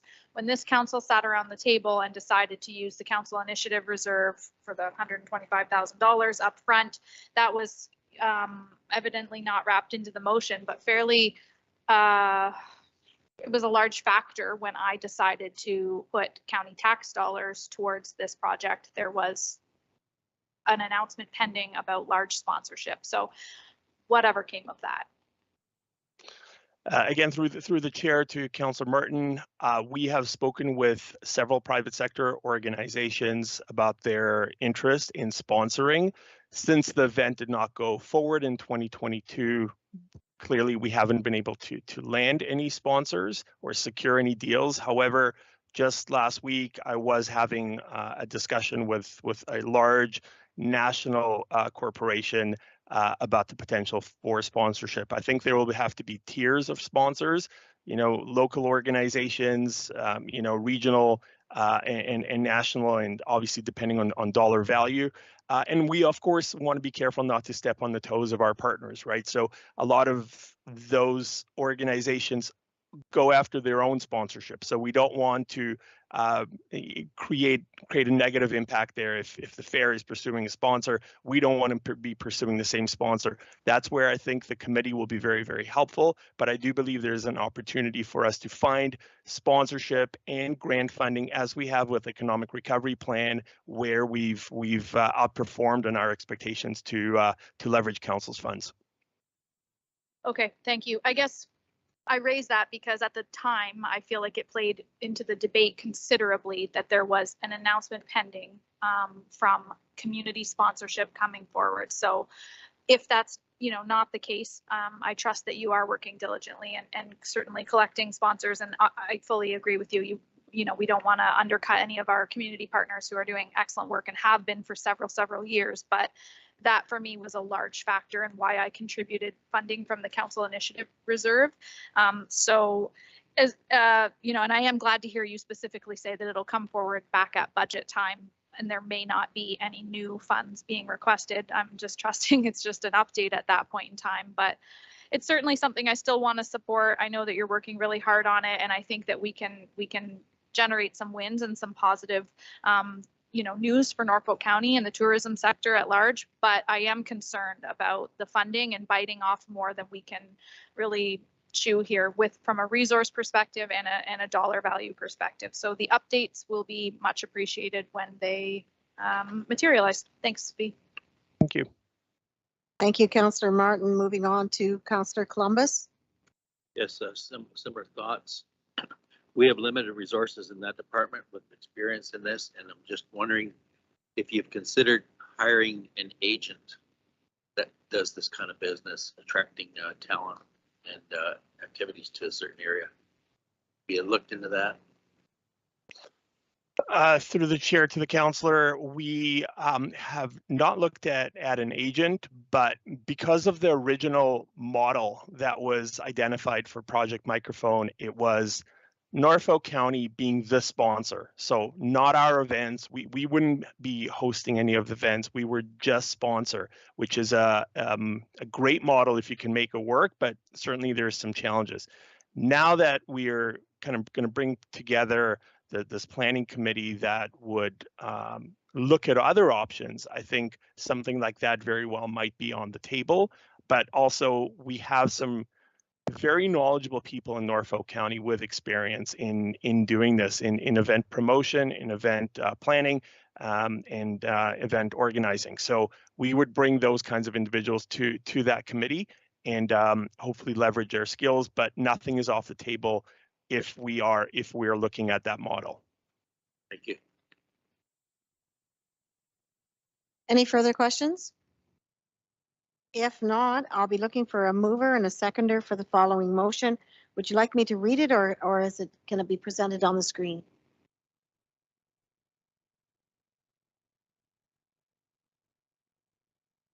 Through the chair, just give me a second. I'll do it.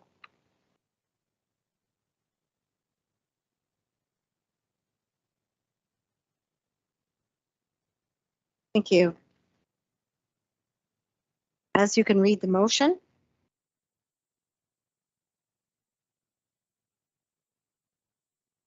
Do I have a mover for this motion? Moved by Councillor Michele, seconded by Councillor Rabbits. Any further discussion? If not, I'll call the vote. All those in favor? Opposed? It is carried. Thank you.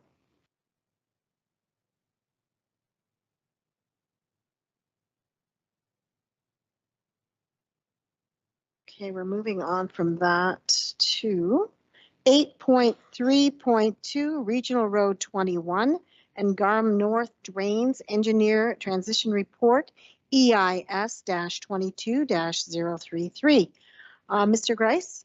Oh, General Manager of Environmental and Infrastructure Services. Would you please introduce this report? Thank you.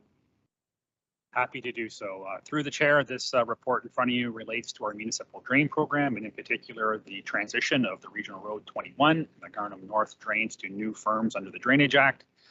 Dietrich Engineering is the vendor of record on both of these drains, but the appointed engineer looking after these files is no longer employed by that firm. He's went on to start his own company. And like many of us, the firm is having challenges retaining and getting new staff on board, and they've submitted a request to transition to new engineering firm, two different firms. One project will be led by the former employee of Dietrich Engineering, who started his own company, and the other one is by a different firm that we have experience with, who have worked exclusively on our municipal drain program. So we have no concerns with this. There are no financial impacts associated with this. It's just a transition, but under the Drainage Act, we do need to have formal resolution to approve this. Thank you. Any questions? Yes, Councillor? I have no concerns with it. I'm happy to move staff's recommendation. Can I get a seconder for staff's recommendation? Councillor Columbus? No further discussion? All in favor? Thank you. That is carried.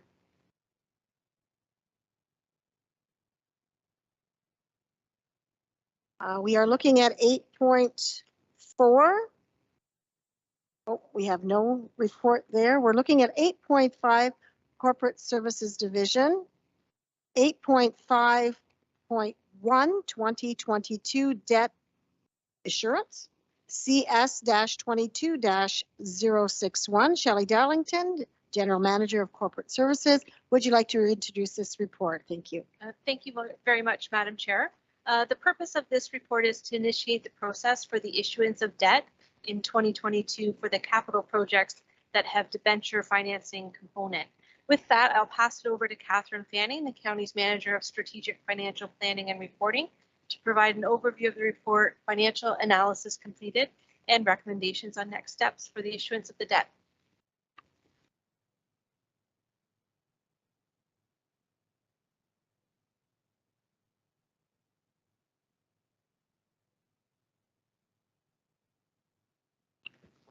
There we go. Thank you, Shelley. Good afternoon, committee and members of the public. So as Shelley mentioned, this is our 2022 debt issuance report. So during the capital budget process, staff received the approval to fund capital expenditures through debentures, or what we commonly call debt. The actual issuance of debentures occurs when projects are substantially complete and have firm cost commitments. The report seeks the approval from Council to proceed with the issuance of $16.4 million in debt for projects with a debt financing component, excuse me, that have hit substantial completion in 2022. To issue debentures, the county has two financing alternatives. Through Infrastructure Ontario, which is the provincial agency, or through the capital market with the aid of the county's fiscal agent. Staff have analyzed both alternatives and are recommending moving forward with the issuance to be completed through Infrastructure Ontario due to the availability to secure the desired 20-year term, favorable interest rates, as well as no fiscal agent fees, resulting in lower borrowing costs to the county. Using the current indicative rates for a serial issuance, the annual repayments are anticipated to be $1.2 million for 2023. Budget allocations for the estimated payments were included in the 2022 budget. Therefore, no additional impact is anticipated in 2023 for actually completing the issuance for these projects. The county will remain within the county's internal debt limit, as well as within the province's requirement for the annual repayment limit after the 2022 issuance. Should Council approve the recommendations in the staff report, staff will move forward with submitting the application to Infrastructure Ontario and will proceed through the next steps required over the next few months to actually issue the debt. I'm happy to respond to any questions the committee may have. Thank you. Are there any questions? Just a comment. It's nice to always know we went from, what did we go, a AA, AAA, up to even higher. So that's good news for the county. Any questions?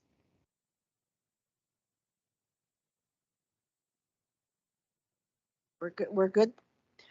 Okay, with no questions then, may I have a mover and a seconder for the following motion? And Councillor Van Passen moves. I need a seconder, please. Oh, do you have a? I did have a question, if you will still allow me. Absolutely. Just the bigger picture, what is the, like, we've got some water issues that are coming up there. You may have debentures. What is our sort of window that we still have room to issue debt? That's an excellent question. So during the capital budget, we had kind of discussed that. And obviously we're looking at the capital plan again now, but our internal debt limit is about 15% of our own source revenues. And we were at about 14.8, I think, percent compared to our internal limit. So the province's limit is higher at 25%, but just to be prudent and financially responsible, we've set our internal limit at lower. So I do think we are, based on the capital plan we had in 2022, within that limit. I'm expecting some of the expenditures to be spread over a little bit further of a period based on the updates with the interurban water supply. But I do think we're getting close to that top limit. So I am expecting that we will be coming back to council saying, you know, we really need to consider which projects we're moving forward with within the next number of years to just stay within our 15% limit. We'll be looking to raise the limit on the credit card, is what you're saying. Or to reduce our expenditures. Always two ways of looking at it. Councillor Michelle? Thank you, Madam Chair. Through you to staff, Kathy and Catherine, is Is the fact that we are entering a slightly higher interest rate era going to have any impact on any of those limits? Definitely, Councillor. We are seeing higher interest rates than we were in the past, and as those interest rates continue to rise, so will our annual payments. So that could push us up closer to that limit than we were forecasting. Unfortunately, you know us, we're fairly conservative, but as we're seeing rates go higher and higher, we haven't seen rates this high. I was taking a look back, we haven't seen rates this high over the last number of years. So we are reaching that point that if they continue to raise higher, we are at a risk that, yes, we may have to take an even harder look at some of our capital expenditures to stay within our internal threshold. Thank you, Catherine. Thank you, Catherine. And again, I have a motion that is on the screen. I am still looking for a mover. Oh, thank you. Councillor Taylor, seconded by, I'm sorry, I didn't see, seconded by Councillor Van Passen. With no further questions, call the vote. All those in favor? Opposed? It is carried. Thank you. We have an item here that has been pulled by Councillor Van Passen requesting that this item be pulled from consent. So it is 8.5.2, summary of bid awards for the period ending May 24th, 2022, CS-22-099. Councillor Van Passen, since you had the request to have it pulled, would you like to start the discussion? Yes, thank you, Madam Chair. I actually have just a question on one of them. It is the execution of the contract with Montague Construction for the tender for the stormwater management facility remediation program. I have no issue with issuing the tender, but I have in the past brought up the question of maintenance and stormwater management ponds. They've been part of design of subdivisions for about the last 20 or more years, and now it's cycled around where we have to start maintaining them. And my question was, why are they not maintained similar to a municipal drain, where it is the people who get the benefit of that drainage system would be paying their share of it rather than just the general tax levy? And if any of the staff members would be able to give me an answer to that question, I would be happy to move the rest of the recommendations. I think that's an excellent question. I'm looking to staff. Oh, Mr. Grice is looking to get the microphone going here. Sorry, through the chair, we're playing pass the microphone around over here. So to be honest, that is not a question I have heard before, but it is a good question. The stormwater ponds are developed as part of ongoing infrastructure needs. They are there to serve not only the residents of that community, but also our roadway drainage. But in terms of your question of where the funding comes from, one of the things that many municipalities have moved in the direction of is a stormwater rate program. And really that stormwater rate program is developed so that it's not on your general tax levy, it's coming out of your stormwater fee, but each property is individually assessed and the amount of impervious service that they have relates to the amount that they pay.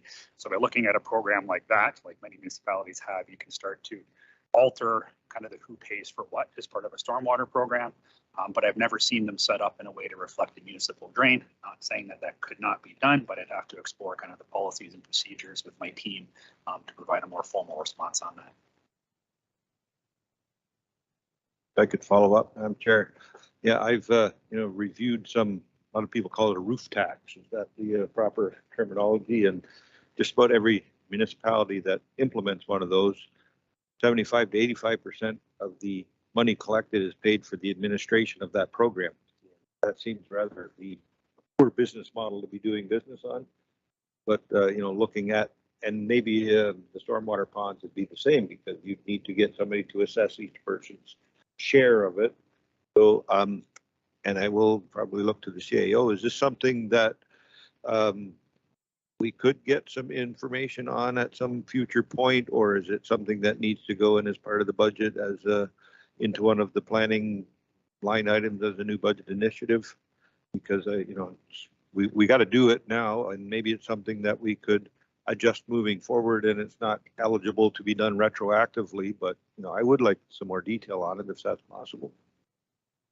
Through you, Madam Chair, to the councillor, absolutely. Staff will take it. If we can have some formal direction, we will look at options and do some benchmarking as to what's working in other municipalities, and certainly explore all those options, including the municipal drain option that you talked about. And I'm used to the levy that Andrew talked about, but we can certainly look at other options, and there's nothing wrong with us being a little more innovative and coming up with something else that works for Norfolk. But if council gives us a few months for us to look at this and come back, perhaps during the budget process, we can certainly come back with some options for council. Thank you, Madam Chair, and I'd be happy to move the package on CS 22099. I appreciate that. I have a mover. Do I have a seconder? Councillor Michelle? Yep. Oh, Councillor Columbus has a question. No, just with respect to this report, and I'm pleased to read in here that the province of Ontario has offered up a maximum of $2,195,100 to redevelop the next section of James Street in Delhi. It's a very, very rough section, a 4-lane highway there, and it's long overdue to be repaired. Just want to ask staff, is there any way that we can get this project moving quicker in the new year of 2023 construction time? Most of these projects in the past on that stretch have lasted 2 years, and the business people downtown are quite concerned about the fact that these projects are ongoing for quite some time. Any comment, staff, about that to move these forward as quickly as possible, being that the money's being allocated there by the province? Through the chair, we will do everything we can to move projects as fast as we can. It's a benefit to the county and the residents and the business owners there, but also to the contractors so they can move on and start additional work.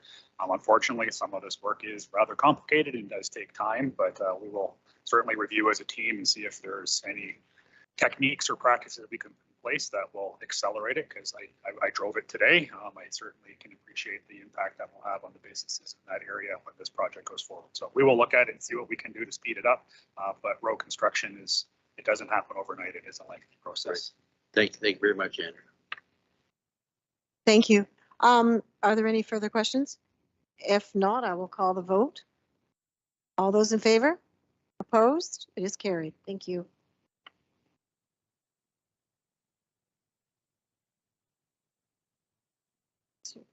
Next, we have Shelley Darlington, General Manager of Corporate Services, is available to speak on the report from Jack. Oh, that's not me. Can I call upon you, Shelley? Thank you.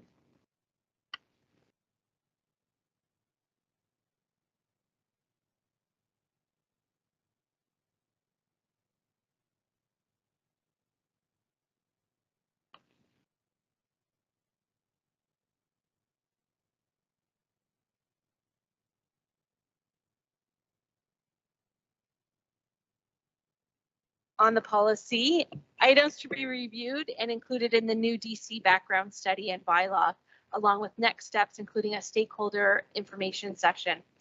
Rob Fleming has joined us. He's the county supervisor of financial initiatives and planning and has been leading this work, and will go through the details of the report and has prepared a presentation for committee this evening.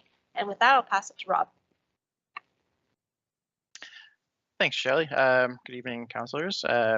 As Shelley mentioned, this is a very important report, and will set the stage for a lot of the work that we're going to be undertaking, a lot of the future discussions that we're having as it relates to our development charge, background study, and bylaw, which we're currently in the process of reviewing.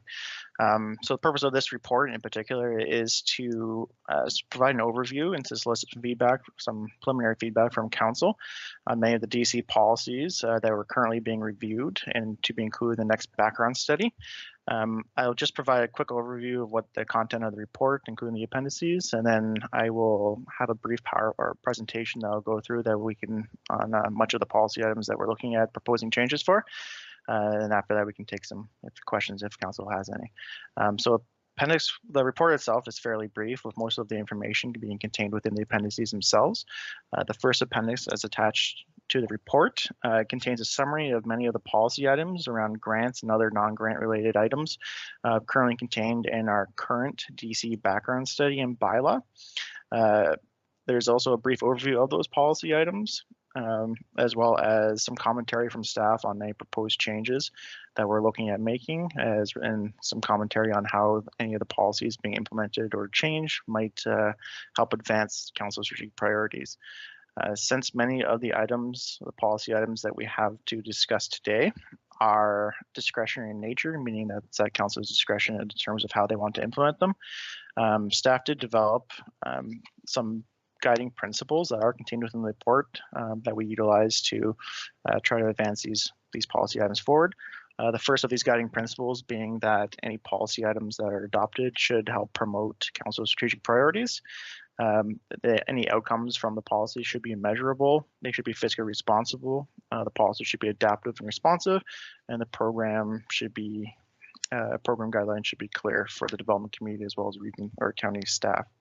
The second appendix that we have with the report is a summary of municipal DC grants that Norfolk County currently offers, as well as a variety of other municipalities in Southern Ontario, and this is just for reference only. Appendix 3 is a copy of our current DC bylaw from 2019, which is currently active with the county. And the fourth appendix with the report is the PowerPoint that I will be covering today.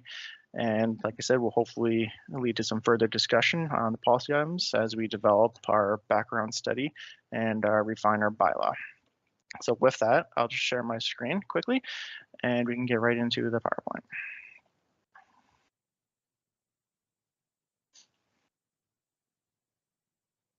So like I said, the focus of this PowerPoint is really on Appendix 1 of the report. What we'll be looking at is dividing the Appendix 1 into two sections: policy items related to grants and policy items that relate to other objectives or items that are contained in the Development Charge Act. Following that, we'll just provide a brief update on where we stand with our Development Charge study and the next steps going forward in terms of implementing the program and the project overall. Then, in recognition that it's a fairly dense topic with a lot of information to absorb, I'm happy to field any questions that council may have at the end of the presentation. So with that, as I said, the first one that we'd like to touch on is the grant policy items for that are currently contained. So what we've highlighted in this PowerPoint should mirror very closely to what's included in Appendix 1. We're only touching on in the PowerPoint the policy items that we're recommending changes for. And just before I get into it, I think it's just important to note that the proposed changes are simply proposed at this point. They are in draft and they are subject to obviously feedback from council, as well as a future stakeholder session, which we'll touch on at the end of a PowerPoint. And obviously will be subject to being ratified by council when it comes time to approving the actual background study and bylaw later on in the process.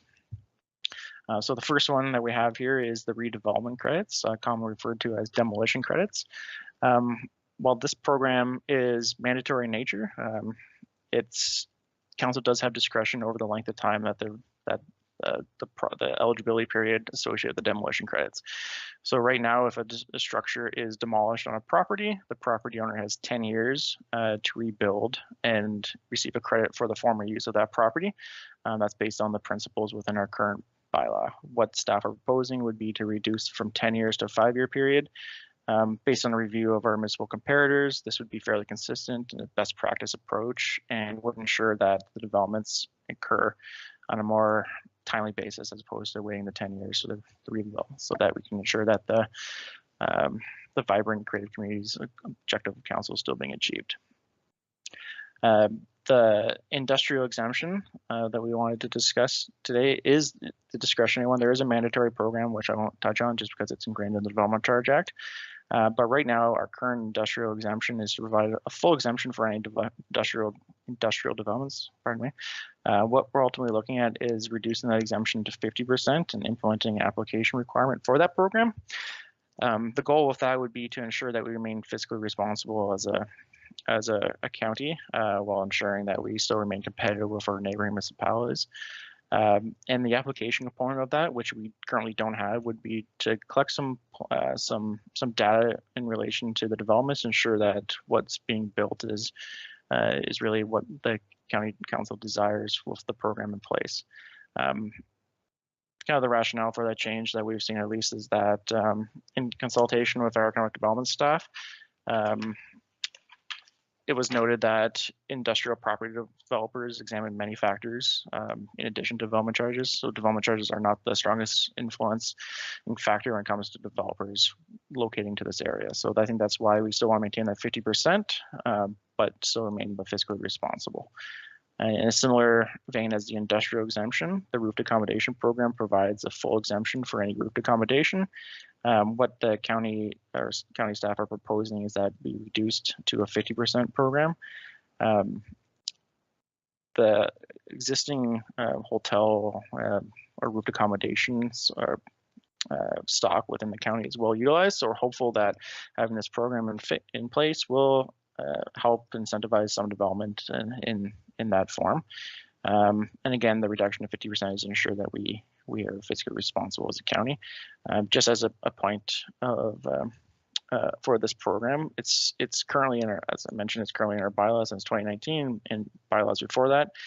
Since the 2019 bylaw was adopted, no, there has not been any movement within that program, unfortunately. So no developer has utilized that program for the exemption as it currently sits.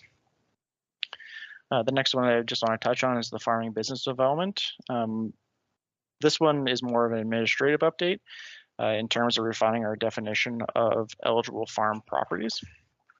What we're ultimately have is to provide the full exemption still, which is what our current policy is, but just refining the wording or the definitions to make sure that we're targeting the bona fide farming operations, refinements to ensure that the exclusion for cannabis processing facilities is well noted, and that the farming examples of farming operations that would be eligible for that exemption are noted in the bylaw as well. The next one we would like to note is the affordable housing program, or the affordable housing exemption. So right now, any development that's affordable housing that receives funding from the county under the social housing program is exempt from development charges. There are some administrative changes that are being proposed, as can be seen in Appendix 1, but the main one for that is that we're hoping to tie it to a timeline and to ensure that the housing that utilizes the program remains affordable for a period of 20 years. And we would hope to achieve that through different agreements under Section 27 of the Development Charge Act. Parking garages is another one that's the county staff have recommended a change to. The change to this one is to remove the exemption completely from our bylaw. Just as a note, this would only affect non-residential developments, like parking garages, for example. Any parking garage that's associated with a residential development would have their charge included in the residential rate. So this one would be more about the commercially operated facilities. Just in reviewing this, there didn't really seem to be too much economic reasoning to have this exemption to continue, so it was being recommended that it's be removed. The places of worship exemption, again, the county's current bylaw provides a full exemption for places of worship. Staff are proposing that this continue with our next bylaw, but just with some refinements around the definition to ensure that the county is up to date on best practices in terms of this. What we're really looking for is with the definitions ensuring that the exemption applies only to the actual space that's used for worship and excludes from the exemption any commercial or institutional or non-residential in general uses that we see in facilities, which is becoming more common across various developments in Southern Ontario. The next one that we just want to highlight is the Central Business District. So this program currently provides an exemption to any development that occurs within the central business districts as defined in the county's official plan. What we're really looking for with this program we're proposing is to implement an application for this program, as well as to create some eligibility criteria for developments that occur within that area. We want to ensure that this program, that the grant isn't just provided to all developments, but really ensure that the program going forward targets the developments that we want to incentivize in our downtown areas. Something that some of the potential criteria that staff have reviewed are that in order to be receive a exemption, there must be a certain element of affordable housing, mixed use requirement, reduced carbon footprint construction, or publicly accessible spaces. So again, that's really to ensure that that the developments that we're incentivizing the downtown core really achieve our kind of desired outcomes for that area. The next one is a fairly significant program. It has represented a fairly large portion of our projected future grants going forward for development charges. The current program we have in our 2019 bylaw provides that developments that are approved by council or deemed to be brownfield by council can receive grants up to the remediation costs. But the proposed changes that staff are looking at are fairly detailed on this one. We think there's some opportunities for improving the application requirements of this program to ensure that we can fully verify remediation costs from developers. Also looking at refining our definition to ensure that properties that apply for the program meet certain requirements, such as being located in the downtown cores, have a phase 2 environmental site assessment that shows remediation required, have a record of site condition filed with the province, and a former non-residential use.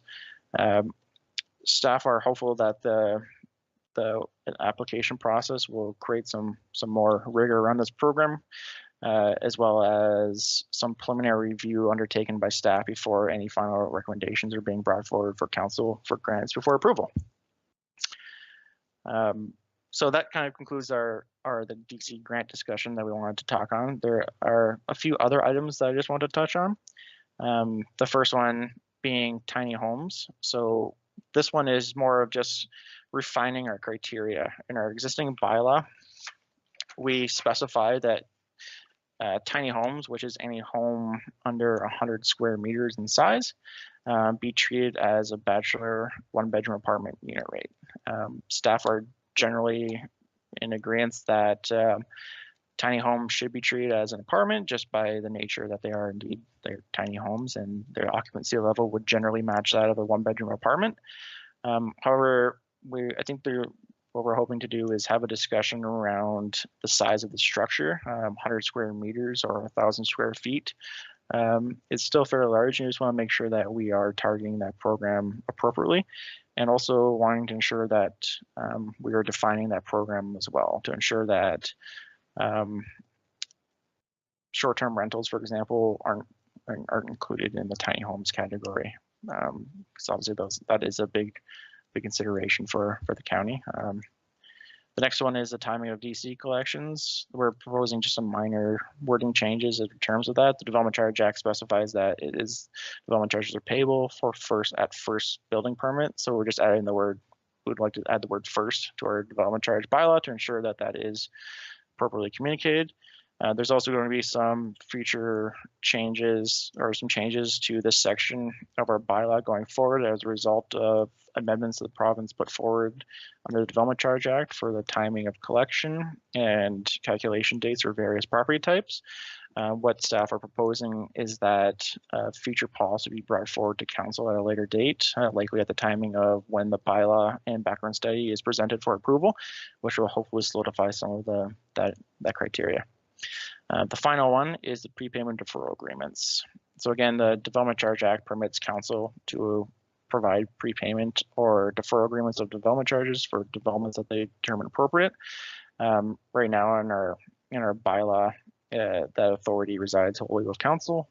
We're still proposing that the prepayment agreements, any prepayment agreement should be approved by council, but we are looking at opportunities to delegate authority for deferral agreements to staff and for developments that meet certain criteria. So that wouldn't preclude other developments from still receiving deferral agreements if it's something that council deems a priority. It just really helps with the administration being more responsive to the development community. And we'd be looking at limiting the staff delegation to developments that are pending grant approvals, like DC grant approvals, properties that are eligible for the affordable housing programs, or properties for which a future municipal capital facility bylaw will be presented. So just moving on to the next steps. To date, the work is progressing quite well on the background study and bylaw. The initial work for the study has been completed, and we're currently in the process of refining our capital listings and calculations of draft rates with our consultants, and that work is ongoing.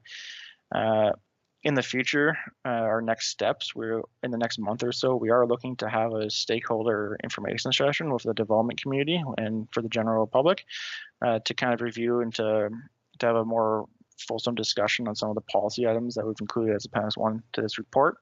Once the feedback is received from both council through today and any of the stakeholder sessions in the future, we'll take that feedback and incorporate it into the draft background study, DC background study where appropriate, and eventually have that presented to council for approval and any final recommendations associated with that.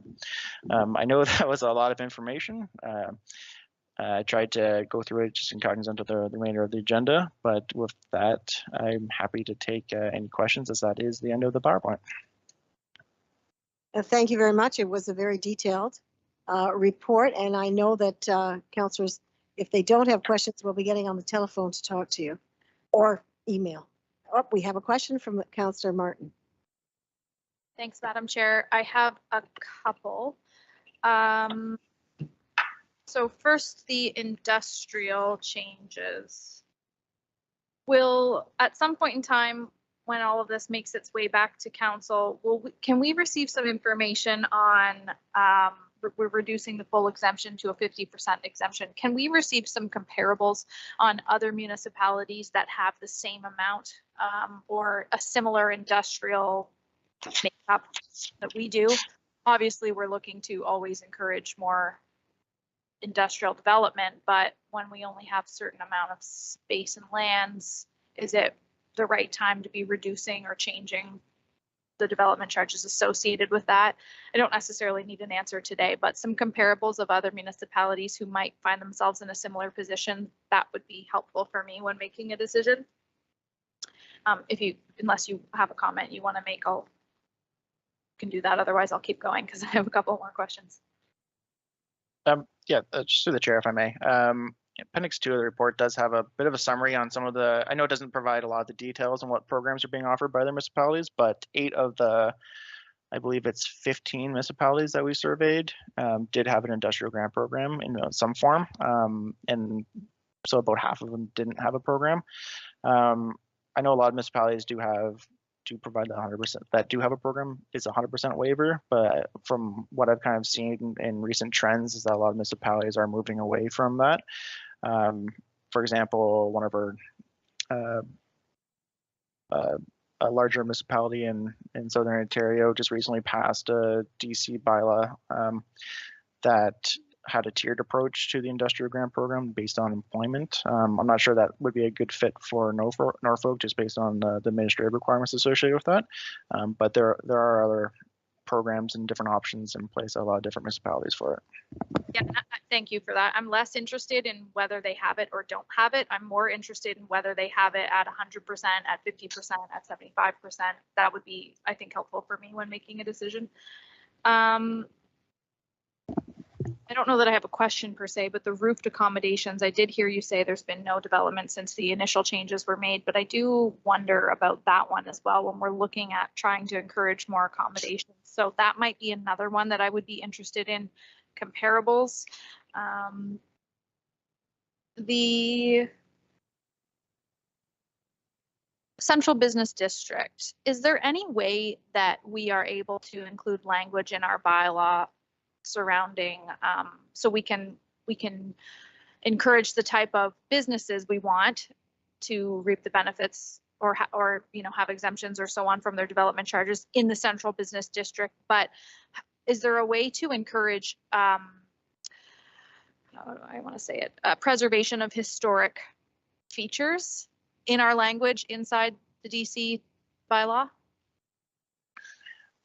Yep, through the chair.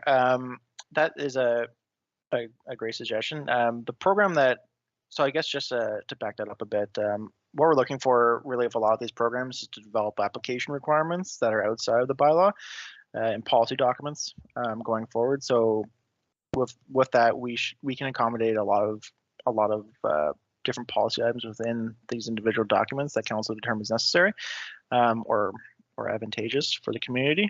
One of the items that, if it's determined to be something that council would want to pursue, preservation of heritage features, is something that could certainly be accommodated as one of the criteria that could be eligible for that exemption. I think you're correct in the sense that we want to ensure that the application, if we're creating criteria for the program, that we want to ensure that the criteria that we create does result in the desired outcome that council is looking for sure. So if heritage is one of them, then it certainly can be considered. I would very much like to see that when we look at our historic downtown communities and some of these buildings. We're not in a position that we can preserve them all, but we can certainly incentivize development to be cautious and include some characteristics and charm. So if this is another tool to do that, I would be very interested in more information on that. And the brownfield redevelopment. So just to clarify, we're going to look at creating processes to review, ensure that everyone is eligible, and ensure that we're circling back to recipients to ensure that they have met the criteria that we articulated when they first applied. Correct? Through the chair, that's correct. What we're looking at really doing with that program is creating a really robust program guidelines for it, and to ensure that the program expectations are clear to the development community as well as council and staff when they're processing the applications. We just want to ensure that since these programs, we would anticipate that there to be a few significant brownfields being redeveloped in the next few years. We just want to make sure that that we have a process in place to help with the review and facilitate the program going forward. Okay, my last question through you, Madam Chair, to Rob. This might be totally crazy, but are you familiar, have you come across any way, shape, or form or language worked into a bylaw that assists the municipality when that exemption has been made and it's time to make that contribution into the reserve, the development charge reserve, from a brownfield exemption specifically? Are you aware of any way that the municipality can then structure that payment so it's less of a burden done all at once? Right. That's a great question as well, to the chair. So from the brownfield perspective, right, what we're looking at doing is having a program in place that provides a grant at time of building permit issuance, right? So with that being said, if a lot of the developments that we've seen, they will pull permits over a course of time. We wouldn't typically see, for example, based on my experiences, at least a development coming in and pulling all the 100 permits for every house within development at once. So there is a bit of timing or spacing associated with that. And I also touched on some of the other items, the mandatory under 26.1 of the Development Charge Act, that affects the timelines for when development charges are payable. So with that as well, it does provide some flexibility in terms of if there's a development that is eligible to pay development charges over a 5-year period, for example, we could look at contributing to the reserve over that 5-year period if it is indeed a brownfield development.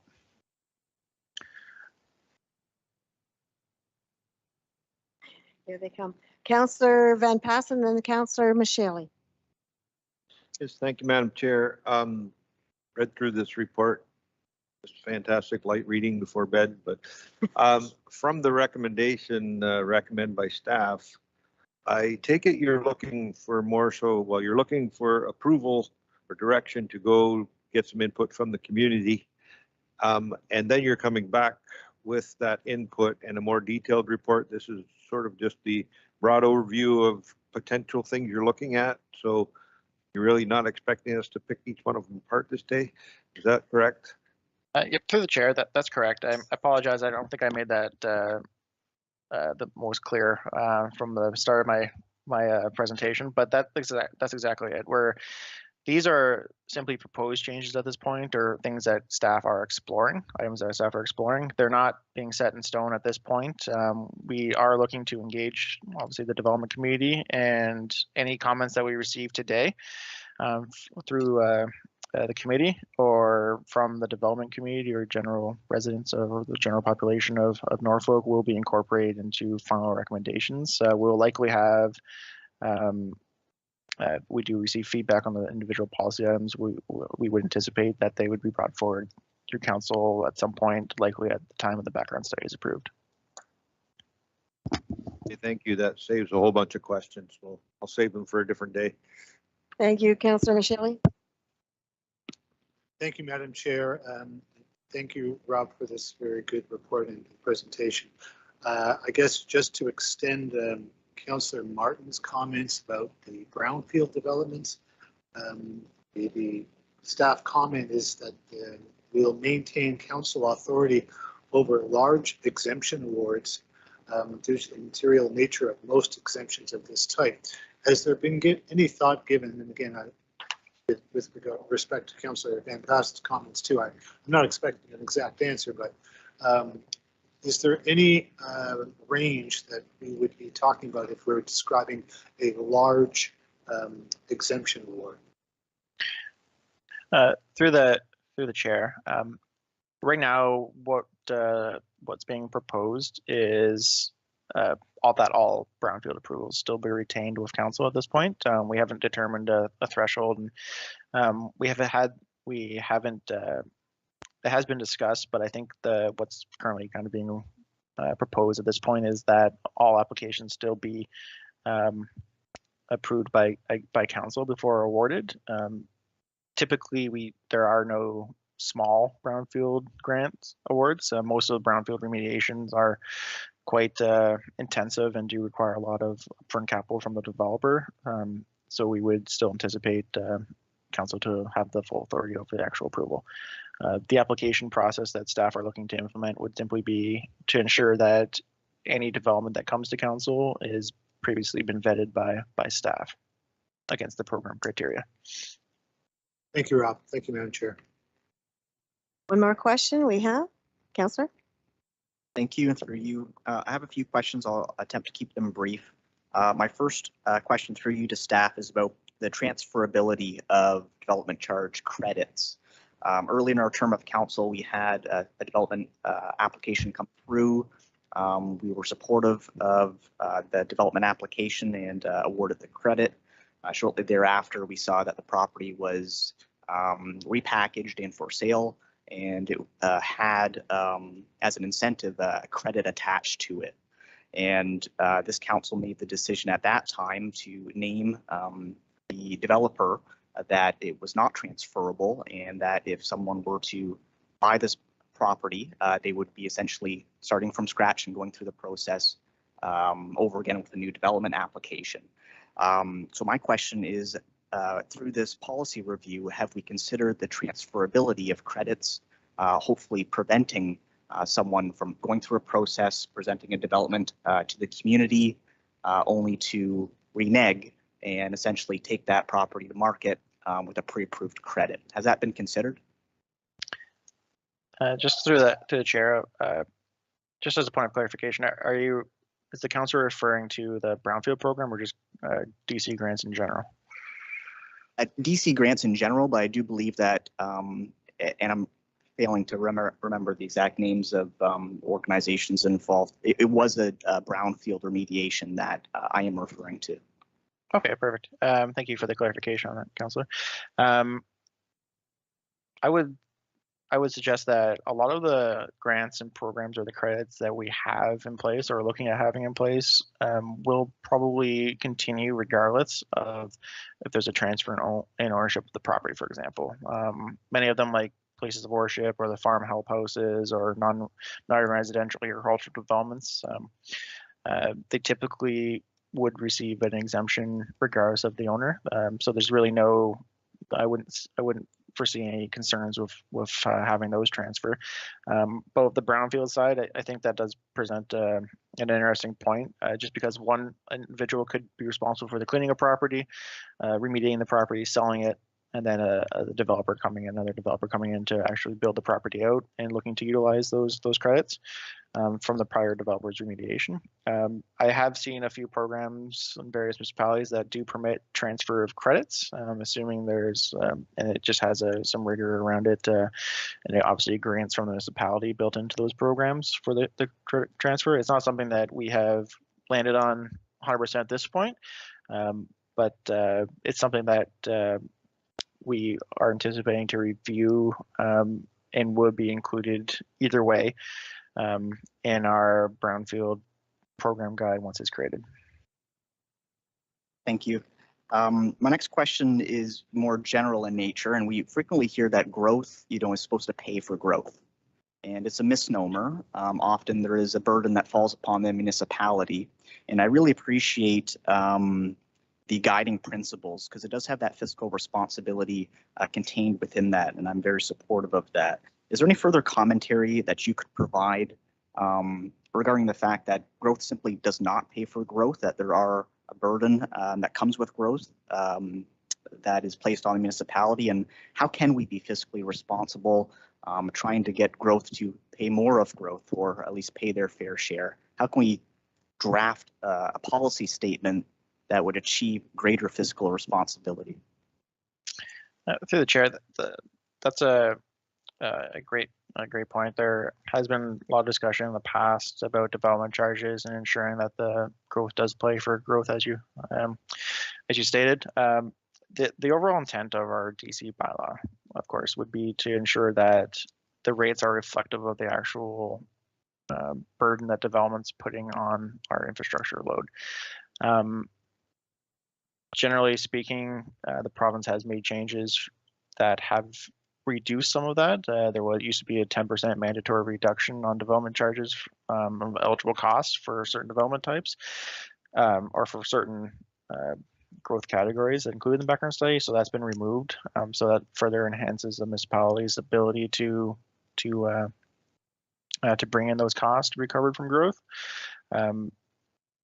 But of course, there are other programs like similar to these grants and the mandatory grant programs that do reduce that burden and put that burden of growth onto existing taxpayers. So it's definitely a careful. There's definitely a balance there. I don't have can't provide general over. It's a difficult I guess to dig down into what percentage of development charges are actually funding the growth related costs, but I think that's something that a lot of municipalities have grappled with and a lot of councils previously. Thank you. And through you, thank you, Mr. Fleming, for that answer. That was a hardball question. I think you did knock it out of the park. I think when we look at moving from 100% to 50% to considering 25, 20% options, that's kind of the pathway that we're walking down, where we're trying to get growth to pay for more of growth, as opposed to subsidizing it through the tax levy at 100%. So I think staff are on the right road, and I think this council would benefit from seeing more of those options, more of those increments. Perhaps we could go lower than 50% on some of the items that are listed within your report. My final question is with regard to affordable housing. I think that we would benefit from having a definition within the report. I noticed that there wasn't a definition for affordable housing, yet it is listed as a priority item. In my opinion, an affordable home is one that is less than market value, whether that's looking at a mortgage or rent. And I think that language should be better defined within this policy. I'm also thinking of stakeholder engagement. Yes, we'll be engaging with the development community, but there are also likely social organizations that could assist us with the affordable housing definition. I'm thinking of the United Way.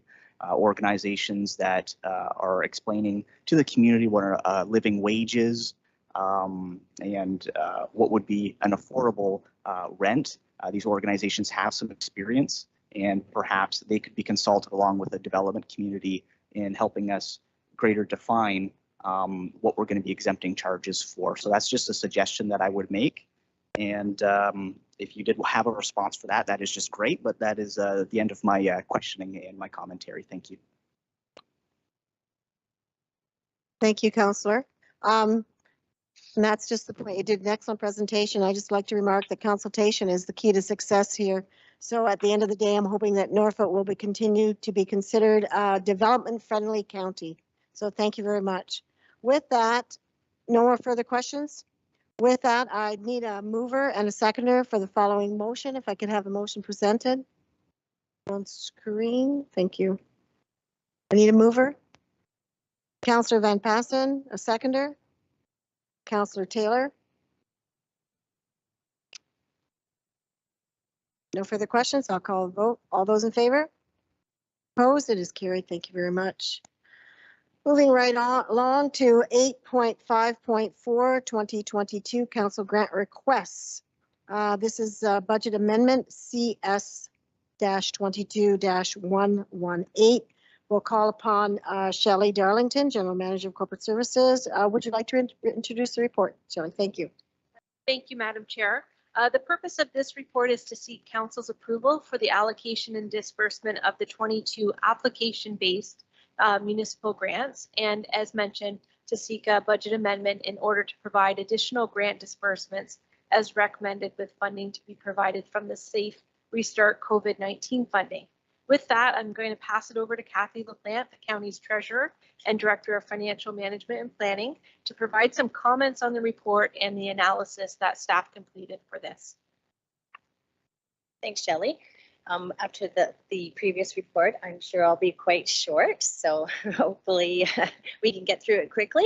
But through the chair and members of council, I'd just like to provide some, just a quick history on the annual council grant program.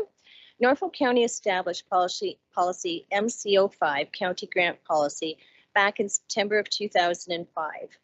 And then minor revisions were completed in March of 2006.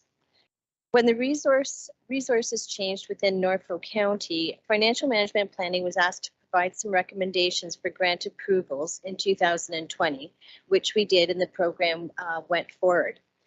However, in 2021, the program did not move forward. And for 2022, a modified program was approved to continue for this year. As it stands, even with the modified administration approach, the current policy is very subjective and very open to interpretation. It's very challenging and difficult to review and rank all applications. Most applications have a lot of merit to them, and they're all competing for the same resources. It's, you know, back to our budget time where we're all competing for those NBIs, etc. So it's really difficult to have a look at. In addition, the total amount approved allocation, it was originally $64,000 back in 2005, and most recently, a couple years ago, it was reduced to $34,000 for the total annual allocation, of which $12,500 of that is grandfathered for various advanced in school bursaries, leaving an uncommitted balance of $21,500 for 2022. Again, given the number of applications received annually, this amount is very limiting, and again makes it difficult to allocate such a small amount to a large number of applications. So for this year, a small internal team from various departments reviewed 22 applications totaling $98,200, and of those applications, the team recommended to SLT that a total of $44,000 be provided to 10 groups, and these are listed under Attachment A. Staff have also proposed that the budget shortfall of $22,500 be provided from the Safe Restart COVID-19 funding to assist groups to recharge as a result of recovering from the pandemic. SLT at this time has approved those recommendations, and we are presenting those to Council tonight. Applications included under Attachment B are those groups or programs that have not been recommended to receive a Council grant for 2002. Reasons mainly included that the group received other funding, for example, from the Norfolk Economic Recovery funding, or that we were unable to determine the nonprofit status at the time. So this time, staff is seeking council approval to award the proposed application funding as outlined in Attachment A. And just in closing, it needs to be noted the amount of resources spent on this program is not efficient, and the policy in the program requires updating if we want to continue offering this program. SLT will be reviewing and discussing the program and are committed to work with council this fall and into the new year to develop a more robust framework for a new grant program that is more meaningful and inclusive and a benefit to our community. With that, I'll take any questions council may have. Thank you. Questions? I see Councillor Martin. Thanks, Madam Chair. I actually was not going to raise this, but now that I hear you say that, Kathy, I'm very pleased to hear that staff are going to put a fresh set of eyes on this program to put some funding out. I am happy to approve what staff has suggested today, but just my 2 cents building on if you're going to take a fresh look at this. A couple of these programs I'm a little bit uncomfortable with when the recipients are very limited and streamlined. When I look at a few of the others that were not successful recipients, I can see some programs and services that we maybe previously ran ourselves and no longer do.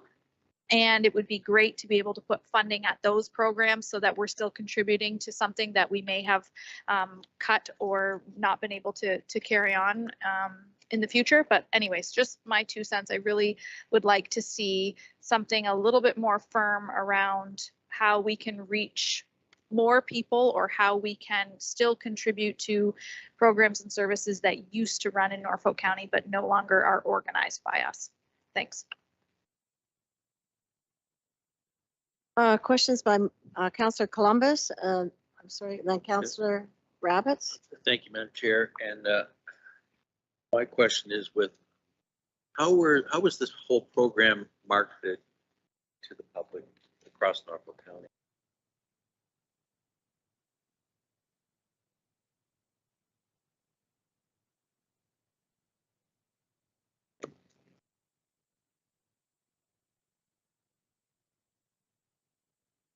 There we go. Through the chair to Councillor Columbus. Our communications department, I believe, ran 2 to 3 media and over different social medias and in the newspaper also. For that, and because I know of some organizations that would fit the criteria, but they're not here, but there's a lot of others here that actually applied. So I was just curious how we marketed. I figured it was social media involved. Thank you. Councillor Rabbits and Councillor Hoffman.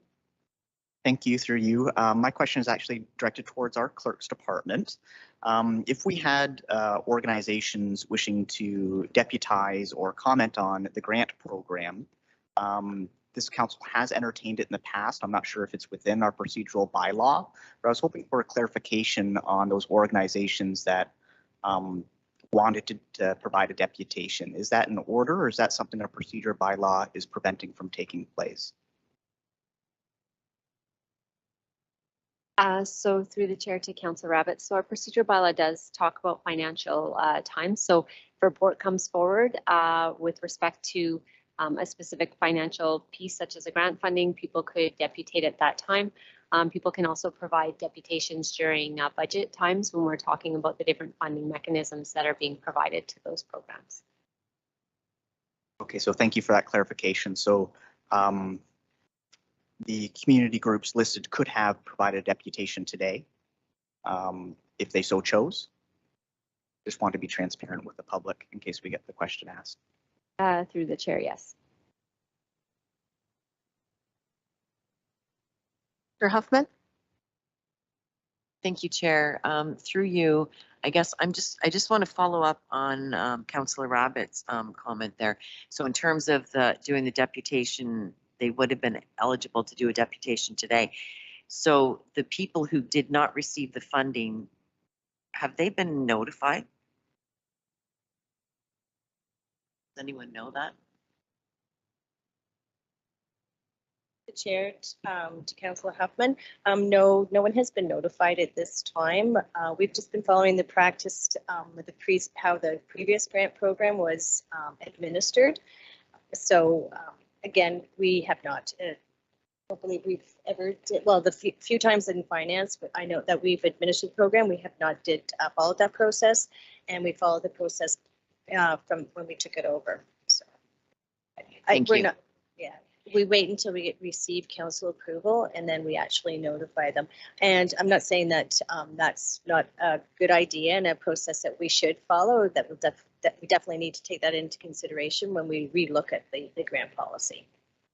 Yeah, I think that's a good point moving forward. The next thing that I wanted to know is that, did you notice an uptake in requests based on, I'm just thinking in terms of the pandemic over the last couple of years, that groups didn't have an opportunity to fundraise or, you know, do different kinds of outreach like that. Was there an uptake in terms of people applying for these limited funds? Through the chair to Councillor Huffman, I don't believe there was a huge uptake, but a lot of the requests related, and they asked for the program because of COVID and from the pandemic. But I believe in the past there's been 20 or more applications on a regular basis or more.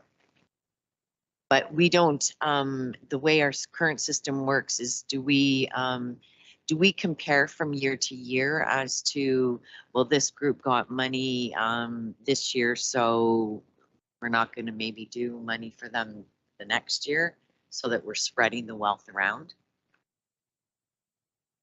Through the chair to Councillor Huffman, we have tried that in the past. I know finance looked at that at one time, but again, I can't comment how the program was administered prior to then. So it's due for an overhaul. Okay, perfect. Most definitely, it needs a very large overhaul for sure. Thank you, Councillor Hoffman. Councillor Van Passen? Yes, thank you, Madam Chair. You know, I went through this list and I have a hard time understanding how our policy is interpreted. You know, there's certain things that makes grant requests ineligible, one of which is you're an organization that if you give grants to other people, you're not eligible to get a grant from the county. I know that the Lions Club is very beneficial to the community and give grants to all sorts of different organizations, yet they're at the top of the list here. If you get subsidies or other grants from the county, you're not eligible. But the hockey figure skating clubs, every hour on the ice, we're subsidizing that by $150 to $200 an hour. I think that's already a good chunk of subsidy, and now there's additional grants on this list. And I think, you know, staff has made a point that it's time to review the whole big picture thing. But I also have a problem with the fact that there was a reason that council cut that budget down. There's a reason we allocated it in this year's budget. And it's kind of late in the year to be coming back to the well for more. And, you know, if we were to approve this, I would suggest that we prorate each of these recommendations down by a third to get it back to what the budgeted amount is, rather than jumping it up and then taking money from some other pot in the county's funds. You know, we set that cap at 34,000 for a reason. So I will leave it at that, and if maybe we have to amend the motion if it's brought forward later. Thank you. Is there any further comments or questions? Yes, Councillor Rabbits. Thank you, through you. My colleague does raise a good point, Councillor Van Passen, and I want to provide staff with an opportunity to maybe inform us to a greater extent about the Safe Restart COVID-19 funding, and if that, you know, made the difference, because I want to know, you know, are those monies allocated to something else, or are we really robbing Peter to pay Paul here? If there's an opportunity that arose with that Safe Restart COVID-19 funding that otherwise wouldn't exist, I think there could be made an argument to increase the funding for this allocation. But if we are essentially playing a shell game with our monies here, and it's all one tax base, it's all one taxpayer that these monies are coming from. My colleagues has said in the past, you know, regardless if I'm pulling a dollar out of one pocket or another, it's still $1 and it's still one tax base. And I want to make sure that, you know, if these fundings are over and above what we've approved in our levy, I think there is a conversation that needs to be had. But I want to know about the Safe Restart COVID-19 funding, because perhaps that changes the equation. Thank you. Through the chair to Councillor Rabbits and members of council, that's definitely why we're recommending the Safe Restart money. The province has been very generous with the funding. The funding is available. We have not allocated or committed a good portion of the funding that we carried over from 2021. And so that definitely has. And a lot of the applications referred to their struggle because of the pandemic, or the want to expand their event or their program because people have been in their homes, they've been secluded, and it's just to get more people out. Definitely the COVID, we have the COVID funding provided from the province. The criteria to utilize the funding is very flexible. And that's the only reason why staff recommended that to SLT in order to, again, just to, at the end of the pandemic wave, to give a little more boost to Norfolk County programs and events. Thank you. So point of clarification here, though. The dollars are from the budget as of 34,000, and then the rest of the balance of the top up comes from another funding source. Yes. Thank you.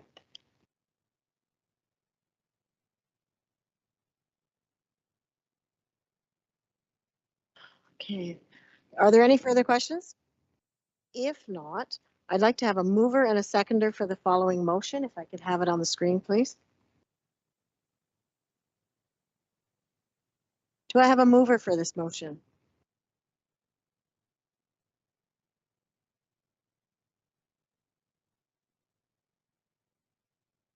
Councillor Huffman. Can I get a seconder with Councillor Martin?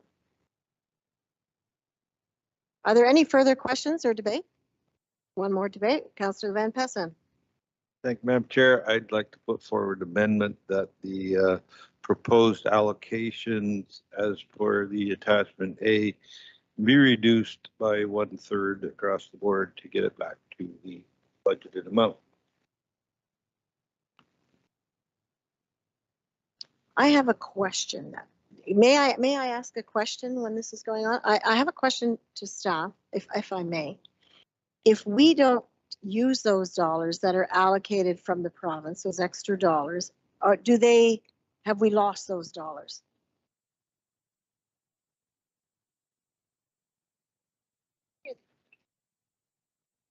Through the chair, or to the chair. The funds are right now sitting in our contingency reserve, and we haven't received communication from the province whether or not we'll have to reflow the funds if we do not spend them in a certain amount of time. There has been no deadline given to date, but we speculate the longer they stay in our reserve, the higher chance that we may have to reflow funds back to the province. So in saying that, what you're telling me, if I could just reduce it down to civil terms here, that if we don't use those dollars, somebody else in this province is gonna. Does that make sense? Through the chair, perhaps, but we haven't received that communication yet. Okay, thank you. Let us continue. We have a friendly amendment on the floor. Or considered an amendment. Do you have a seconder for your motion, for your amendment? I'm looking for a seconder for that. Councillor Michelle.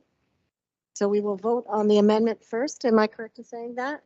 That's correct. Just before we vote, can I just get a clarification from Councillor Van Passen that your amendment is that the proposed allocations be reduced by 1/3 to bring the funding source back to the original 21,500 as outlined in the 2022 budget?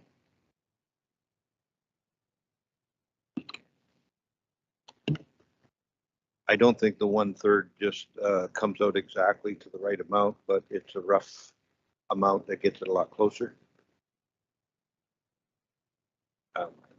Is our staff happy with that calculation?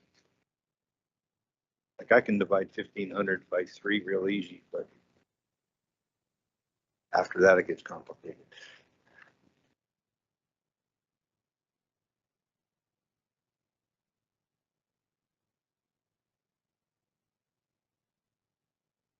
Do the bit of the complication. Could you please read the motion?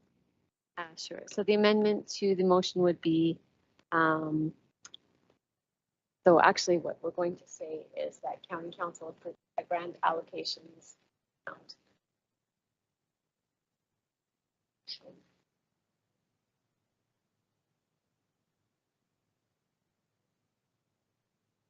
Theoretically, I just to get this right, to amend the motion, we want to amend the motion as it is. And so we're not really adding a new clause into it. So ultimately what you're suggesting then is that we reduce it back to the original amount that we're giving. Councillor Van Passen?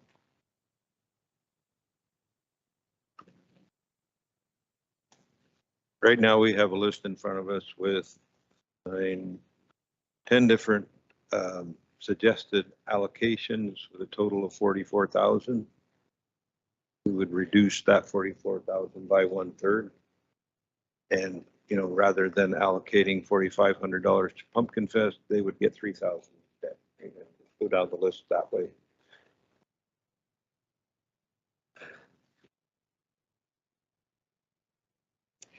So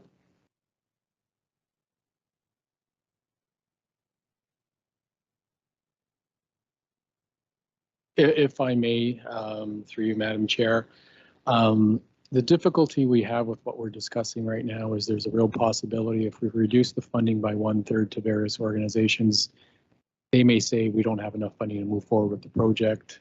It doesn't actually get given to them, so you end up not giving away all the money. What we've done here in terms of the recommendation in front of council is it keeps the levy the same. It doesn't alter it. It doesn't add any additional pressure to the levy. We're utilizing funds that are currently unallocated that came from the province. And yes, we can argue it could be spent for something else, but we haven't identified yet what it would be spent for. What I believe, and I think Kathy was very diplomatic in her update in the report, is this is a program that is in desperate need of repair. You've got, in essence, $20,000 that you're handing out to community groups. You've probably spent more than that in staff time just trying to allocate the money appropriately. And so this council or the next council will have to make a very important decision and a difficult decision on, number one, whether this program continues. Number two, whether there's enough funding in that program to continue, or do you just sort of reduce it and eliminate the program altogether? We have to do that. Staff will be doing some work on that. There's a lot of programs that are out there with a lot of municipalities that have community members that actually sit on a committee that determine the allocation of available funding to groups that apply for funding. You have to look at all of the matrix and the evaluation. So this is a program that is in desperate need, and I'm fearful that if you move forward and try to say, you know, let's give everyone 1/3 or whatever that math ends up being, you might have a lot of groups that say, well, we can't carry on with the planned program this season. So what we've got in front of you in terms of the recommendation, we believe is responsible. It allows the groups that have been identified and have qualified to move forward and given them the funding that they need to run that program. And then staff will come back for next year with a revised program and methodology. And then at that time, council can make a decision whether this is a program that's worthy of continuing and what available funding should be made for the community. So I just want to caution you if you want to go down the path of providing 1/3 for each group arbitrarily, because you might end up not being able to provide the support that you probably would want to. Councillor Michelle. Thank you, Madam Chair. So just for my own understanding and clarity, our original motion would mean that there will be no negative effect on the levy with that motion. Is that correct? I'm sorry, I may have misunderstood that earlier.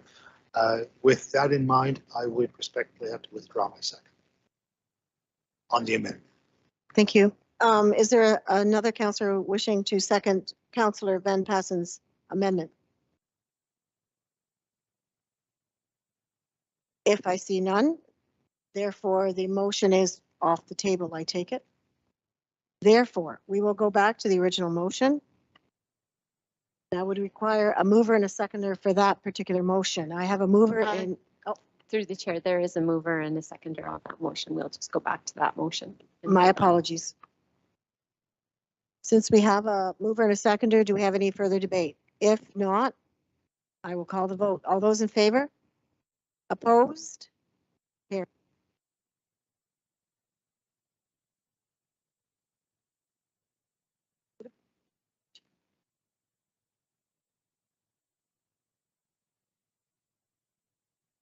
Is anyone interested in a 5-minute break? If not, just let me know. If so, 5 minute, yes. Okay, let's take a 5 to 7. Thank you.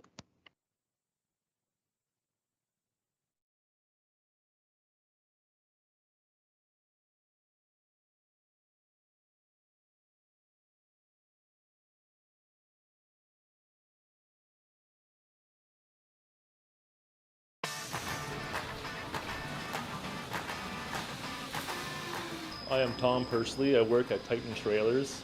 I manage the shop and design, build, program robot cells on the floor to hand off to operators to build trailer components and assemblies. I knew I always wanted to work with my hands growing up as a kid. I never wanted to be stuck behind an office doing paperwork for the rest of my life, and it really interests me to build something and see the final result when you're done. My name's Angela Simon and I work for Annex Business Media. We are a trade magazine publisher. We produce 65 trade magazines for a diverse industries, so everything from aviation to firefighting to design engineering, manure.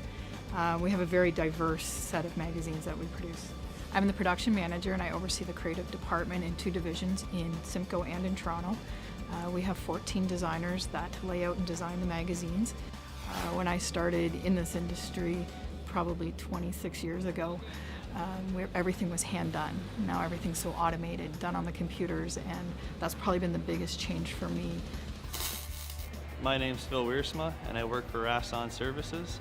We're an industrial contracting company, so we do some custom fabrication and mechanical and electrical installations and repairs. We've built large pump skids for the oil sands out west. We've done some major factory overhauls and expansions. We do some fairly large jobs for a fairly small company. I've always liked to take things apart and put them back together, and so this is just another stepping stone. My name is John Brock Picard. I'm 20 years old and I work at Ramblin' Road Brewery Farm. Here we make 8 different kinds of Picard's Extreme kettle chips. It's all on one line. The potatoes come in from the farm and we put them in through the hopper. They get cleaned and they go through a grading table where I inspect them and cut off all the rotten spots, pick out the bad ones. And then they go through up to the cutter. They're cut into kettle chip size and they're fried and salted. I guess the best part about my job would be the sampling. When the fresh potato chips come off the line, nothing beats them. I think young people should be strongly considering a career in manufacturing. Skilled trades, there's always going to be a large demand for that, and they're high-paying jobs. The actual job is getting better as the new technologies come into play. The skills you need to do my job would be definitely graphic design, computer skill. If you have any kind of video or inclination to do video or any of that kind of stuff, or web design, that's also a huge asset for what we do.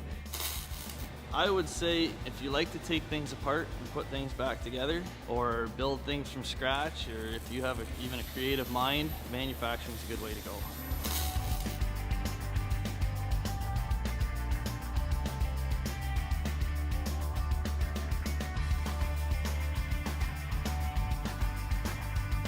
Welcome to Passionate Folks, a blog and video series where I'll be highlighting people from Norfolk County who have a passion, who are involved in our community, who are the movers and shakers. So I'm excited to introduce every month somebody new from Norfolk that will bring you their story, their passion, and share it all with us. Come on in. All right, welcome to the first episode of Passionate Folks. I'm Emily, and I love to dig in people's life and getting to know more about them. I'm here with Jess today. Thanks, Jess, for showing up. Thank you for having me. This Yes. is so exciting. So just for the people that don't know you, introduce yourself, tell me a little bit more about you and the person that you are. Sure. Well, my name's Jess, and I grew up in Waterford, more specifically Boston, more specifically Bill's Corners. I'm a passionate Norfolk advocate. I love this area. I love theater. I love music. I love anything arts related. Also a passionate advocate for entrepreneurs in the area. So I invite you to pick a location in Norfolk that meant something to you. So tell us where we are and why you picked this place. All right, we are here in Simcoe Little Theater. It's on the corner of Talbot and Yonge in downtown Simcoe. And this place, Simcoe Little Theater, is a very special place to me. I've spent most of my life in these walls, on that stage, behind the stage, in these seats, like everywhere in this space. It's something that theater is something that's like has always been a big part of my life since I was about 8 years old. You mentioned to me that you also in high school, you were really involved into the drama program and all that, so. I had walked the halls of my high school and I had seen so many pictures on the wall of different shows they had done throughout the years, but nobody was doing shows anymore. And I was like really bummed about that. So in grade 10, me and my girlfriends, we roped all our moms in. We're like, if we start doing high school shows, like, will you guys help? Will you make costumes? Will you whatever? And they all jumped in. Involved. Yeah. I love that, right? Like that's a small community, like That's everybody it. coming in together. And like, that's what it requires, right? Like a show is like a mini village coming together, like making all the pieces happen. So this community, I think the word, like you keep repeating it, and I think what you're creating in Groundswell is that sub-community within the community, and that really stands out. So would you say this is something that you're really passionate about? Oh yeah. Yes. Yes, you're that connection, Totally. right? Yeah. I just think like community is everything. We're not meant to live life alone. I don't think. And I don't mean like you have to necessarily have a romantic partner to live a life, but just have people around you that get you. That you don't have to explain yourself. You know what I mean? You just walk in the room and they're happy to see you. That's it. That's always such a good feeling. Isn't Yeah. It? Just, yeah, like you just have those people that believe in you too, right? Yeah. And just cheerleaders. Yeah. So I see, Jess, you're always involved in this community. Like you're volunteering places. You really want this place to grow and thrive. And so why Norfolk? And what do you love so much about this place? Oh man, I think yeah, it's a really good question. It's a combination of things. I think the geography that we live in, the nature we have around us, that is a huge benefit of being in Norfolk. But it's also the people here, and that's why I'm so obsessed with community, because we have so many beautiful people who live here with ideas, with talents, with love and vision. And I think that's what excites me. It's like, just because we're a small town doesn't mean we have small ideas or small impact. I want to bring some of the music piece, because I know we've been talking a lot about the theater and acting, but I know that music is so important to you. Yes. And a big part of your life. Yes. So tell me a bit more about your maybe influences and what makes you feel alive in music. Just like theater, I love performing music too. There's something really cool about being on stage like that. Before I came here today, I was like thinking about how alive I feel when I'm on stage. And I think that everyone kind of looks for that thing that makes them feel alive. Yeah. So for me, it's that. Awesome. So I thank you so much, Jess, for taking the time to meet with me. There's going to be more feature of passionate, uplifting community people through this little video series. So keep watching. Thanks, Jess. Thank you. Oh my gosh. This is so much fun. Awesome.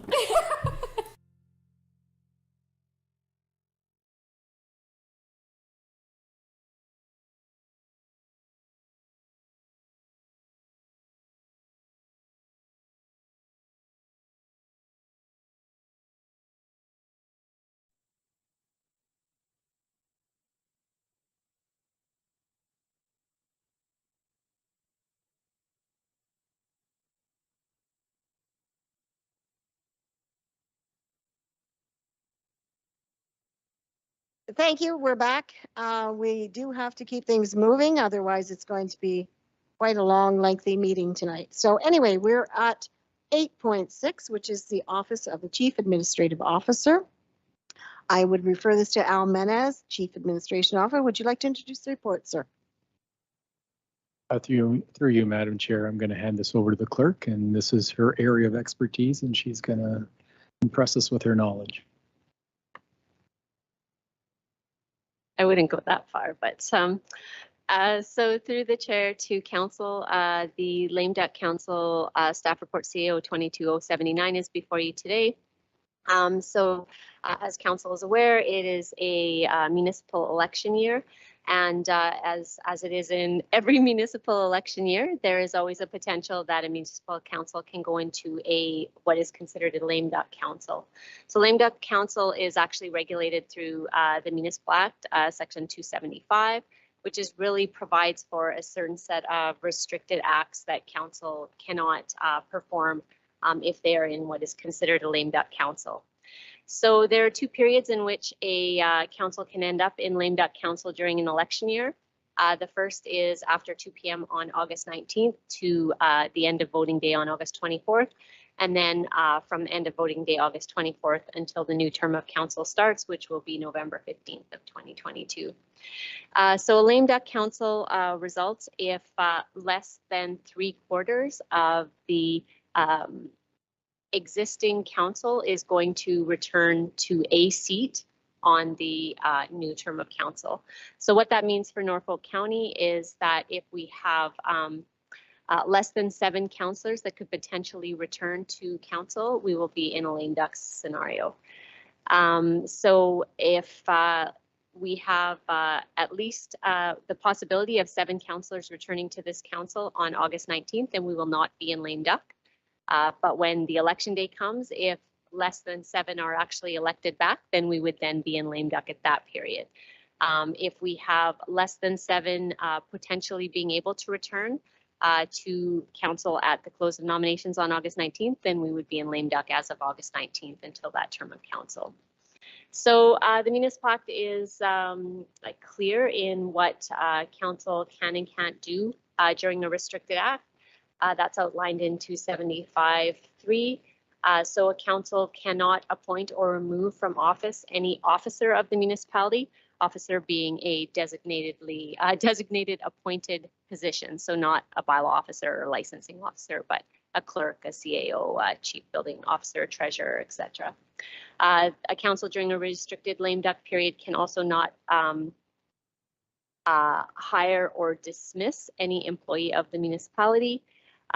They cannot dispose of any real or personal property of the municipality which has a value exceeding $50,000 at the time of disposal, and they cannot make any expenditures or incur any liability which exceeds $50,000. Now there's a little bit of a disclaimer on that. If something has been approved in the 2022 budget, that can continue to happen during that. So although there's those restricted acts, council still can make decisions on a number of matters. So the Act also provides for the ability to council to delegate authority to another individual or body to make some of those decisions during that possible lame duck period. And I would say the majority, if not all, municipalities do pass such a delegated authority bylaw. Either they have one that is standalone and it's in place at all times, or they pass it specifically for a municipal election. It appears to be the practice of Norfolk County to pass it for each election. We may look at that differently in the future, but for this election, we'll do a similar thing. So while I was looking at this report to try to find what kind of delegated authority we should put out, I did come across a delegated authority bylaw that this council passed in 2020 with respect to the COVID health crisis, delegating the CAO a number of authorities. That was to, the verbiage is a little loose, but to terminate when the emergency was no longer declared or at the repealing of the bylaw. So just to keep things clean, I'd like to repeal that bylaw as part of this motion. So what we have put forward before council today is 2 possible bylaws that we can pass. The first one is really a standard bylaw that I would say a lot of I've seen a lot of municipalities pass this year and in prior terms. That really just outlines the 4 provisions, pretty much how they're stated in the Act. The second bylaw really does the same thing as the first draft, but provides more clarity on what that looks like, providing a little bit more, I don't know if flexibility is the right word, because it's still really the same provision as the first one, but just providing more flexibility so council can understand what's happening with that authority. Both bylaws are proposing that if we are in a lame duck scenario and the CAO does have to use any of those delegated powers, that he would bring a report back in January of or Q1 of 2023 to provide a listing of what that was. The other disclaimer in both bylaws is that that bylaw is only enacted if council is in a lame duck situation. If there is no lame duck situation, the bylaw does not become enacted. So with that, I'd be happy to take any questions of council. Thank you, Teresa.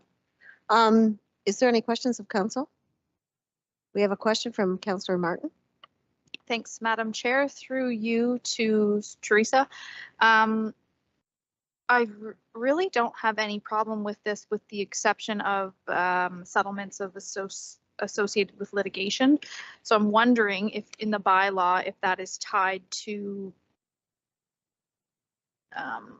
the whereas section letter D. Sorry, through the chair, which bylaw are you looking at? So your new one. I apologize. 2022-nothing. Yeah, I see the one here. Yeah, so through that, that would be a provision that would fall within that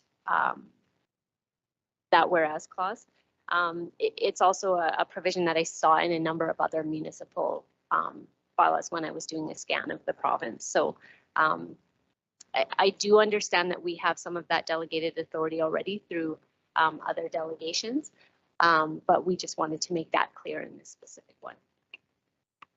Okay, thanks for that. So I guess my perspective on this is it's good to keep the business of the county rolling, and that's a very real possibility that we may need to be in that position. However, settlements associated with litigation make me a little bit nervous because I think as elected officials, the accountability does stop with us, especially during an election period. So I would want to be very careful that we are able to explain to our constituents that decisions were made because of 1, 2, and 3. So I'm not comfortable with that one being in there.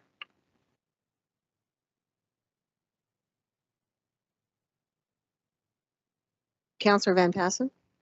Thank you, Madam Chair. Well, on that and other issues, I'd be under the assumption that any of those type of major issues would be brought forth by the CAO, discussed at council, but it does allow the CAO to officially sign off on things like that. It's not that we would be totally unaware of any ongoing litigation. Is that, do I have that correct? Mr. Emmett. So if I may, through the chair, I mean, this was intended, there are times where there's situations before the courts, before tribunals, before different bodies where there are settlements being made or proposed that are time sensitive. There are different opportunities where in order to expedite the conclusion of ongoing litigation, when it's deemed in the best interest of the county, we would exercise that delegated authority. I think the proposed bylaw says that it wouldn't just be the CAO, it would be the CAO in consultation with external legal, the recommendations, and through with the individual general manager of that area. If it's deemed in the best interest of the county, then we would make that decision. Not having that option would potentially put council, and remember this is just if we are in lame duck, but it would potentially put this county in a bit of a situation where sometimes you've got time sensitive decisions to be made in order to settle some things that are in front of tribunals or in front of the courts, and we would risk the danger of not being able to make that decision if that authority doesn't get delegated to the CEO when you're in lame duck. Thank Councillor you. Martin. Sorry, thanks, Madam Chair, and thanks, Mr. CAO. I guess my concern is that it's, you know, either August to October, all of 2 months, or October to November, and quite often this council takes usually a lot longer just through municipal, to no fault of our own or staff, but through municipal happenings to deal with any ongoing litigation. So again, I'm not comfortable with that one, even if it is coming to council and we're aware of it. It's not something that we're actually making the decision on. It would be a decision made on the staff level, and I can't explain that to constituents. So that's my preference. Unless, Teresa, have I misunderstood? Like, is this something that still council would be made aware of, and then staff would be able to, I would like to have clarification on that. It's not something council would be voting on because we're delegating the authority to staff, correct? Through the chair to Councillor Martin, that is correct. If a settlement is over that $50,000, council wouldn't have the authority to vote on it anyways during the lame duck period. You know, my experience in most municipalities, and I would assume here, is there are some delegated authorities where staff are making some of these decisions now on some of the regular matters with respect to that, and come to council and bring information to council for those decisions as a direction to staff to proceed, or but that delegated authority may be there. This is totally up to council of what they want to put in. We're just recognizing that there's, you know, a lot of different litigations that are going on at some time, a lot of different OLT appeals going on at some time. If council is, you know, handcuffed for 4 months, what does that look like? So, you know, council needs to be comfortable with the bylaw they passed, but it's a clause I've seen in a number of other municipalities, so I feel like it's a fair and standard clause to put in ours. Maybe a working solution then would be to present council again with the list of litigation. And if there's something that's time sensitive, OLT, that one scares me a bit as well, developments in the communities, and then we're not able to say, well, this is why we decided to come to this decision on this. If we weren't able to make a decision, then we weren't able to make a decision. And I don't feel as though I'm going to be able to explain that to constituents. So there are some files, there's some litigation that absolutely in the course of regular business at the county, then I don't have a problem with some of it. But there are others that I will not be comfortable with.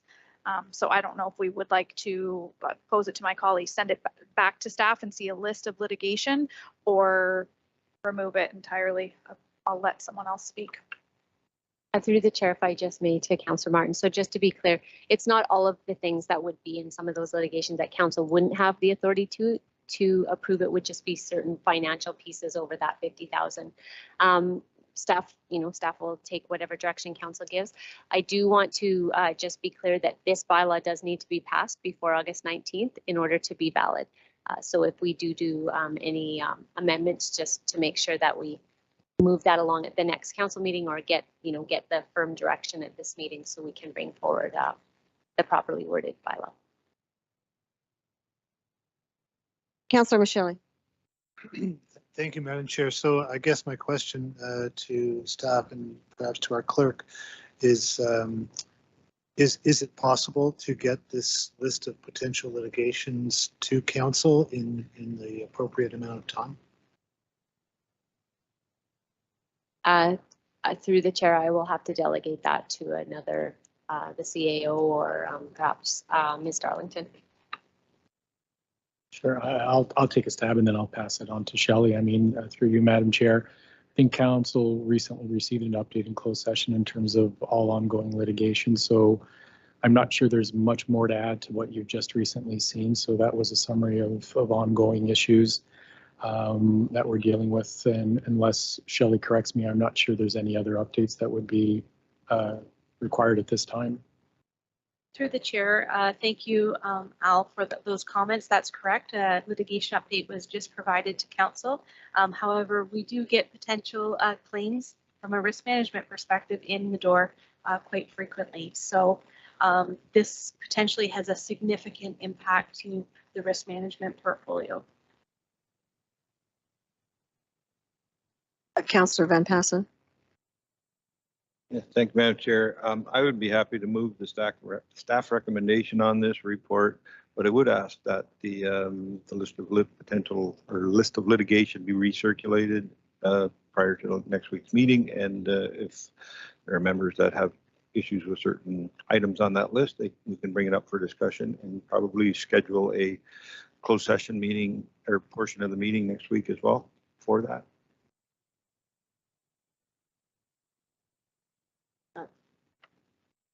Through you, Madam Chair, staff will recirculate it and we'll have a closed session item added to the agenda next week so that we can review it and hear any specific concerns that council may have.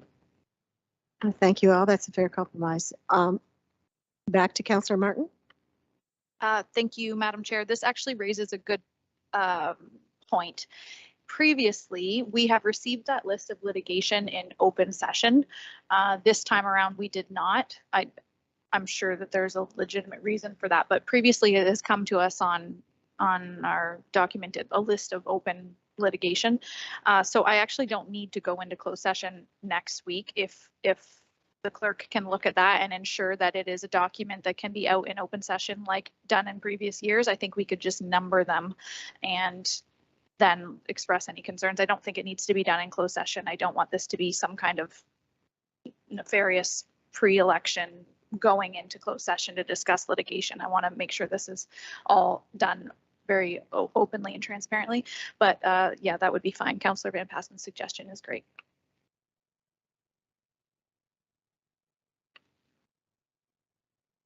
You're okay with that? Okay. So I have a mover. Do I have a seconder, please? Councillor Taylor?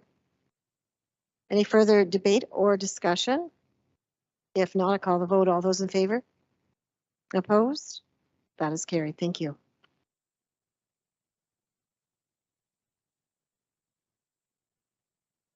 Next item is 8.6.2, Mayor and Councillors Remuneration, effective January the 1st, 2023. CAO-22-080. Al Menez, Chief Administrative Officer, will you introduce this report? For you, Madam Chair, thank you very much. We've got our HR guru, Erin Anderson, is attending virtually, and she will provide this update to committee. Welcome, Erin. Thank you, Al. Through the chair, the purpose of this report is to provide direction to staff on remuneration for Norfolk County Mayor and Councillors for the next term of council, and for suggestions on ways to increase transparency related to council remuneration and expenses going forward. So for council's background, in 2013, staff completed a comprehensive review of mayor and council remuneration practices related to the mayor and councils of upper, lower, and single tier municipalities of the approved municipal comparator groups. At that time, council approved the recommendation to increase both the mayor and councillor salaries to coincide with the 50th percentile of the approved comparator group. Another report came forward in 2018 when the federal government, through Bill C-44, eliminated the 1/3 tax exemption for mayor and councillor remuneration effective January 1st, 2019. And at that time, council approved that recommendation to gross up salaries to achieve the same net take-home pay. So historically, the practice in the county was that any economic increase approved by council for non-union staff would also be applied to the mayor and councillor salaries, and staff are recommending to continue with this practice for the next term of council, effective January 1st, 2023, and January 1st of each year thereafter, and to approve the authorization of the bylaw that reflects this recommendation. And with that, I'd be happy to answer any questions. Thank you, Erin. Any questions to council? Keeping that the same, sounds good. With that, I'm going to call a motion. Can I have a mover, please, to accept this? Thank you. Councillor Rabbits, seconded by Councillor Taylor. Is there any further discussion? If not, can I call the vote? All those in favor? Opposed? That is carried.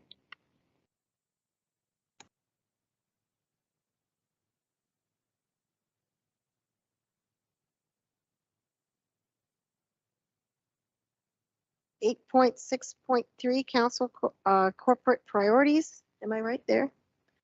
Okay, 2019-2022 CAO-22-086. Okay, Al, this one's back to you again. Thank you very much, Madam Chair, and providing an update to the report. I mean, the report provides a high-level summary for the public and for this council to reflect on the incredibly busy few years that you've had. This term of council has been extremely successful in putting various building blocks in place for Norfolk for generations to come, and this council and staff should be very proud of the accomplishments to date. But that work's not complete yet, and the additional work required in the years to come to help solidify the county's foundation and move it forward is still required. For the balance of this term of council, staff have decided to focus on completing the many initiatives that are works in progress, and have added only a few additional top priorities for the balance of 2022 and for the balance of this term of council. As the report states, 2022 priorities include our post-pandemic plans. So we have been in the process of reopening all of our in-person customer service counters and returning back to a pre-pandemic service levels and getting back to a more normal state of affairs. As you know, Norfolk Community Day was a council approved priority with our budget this year, and happy to report that Brandon and his team have been working diligently, and we've got an exciting day coming up this weekend. The economic recovery implementation also was identified as a priority, as you see in the report, with various strategies to help our businesses and our community recover from the last couple of years. Of course, the municipal election was identified and prioritized as staff through our clerk's department are continuing to prepare for our municipal election that's happening this fall. And of course, the interurban water project and that implementation has started with the RFP and the awarding of the first contract. And so we have started to do some work on that. In addition, we've identified two very important priorities that I'm going to go into a little bit more detail on for both the public and for committee to consider.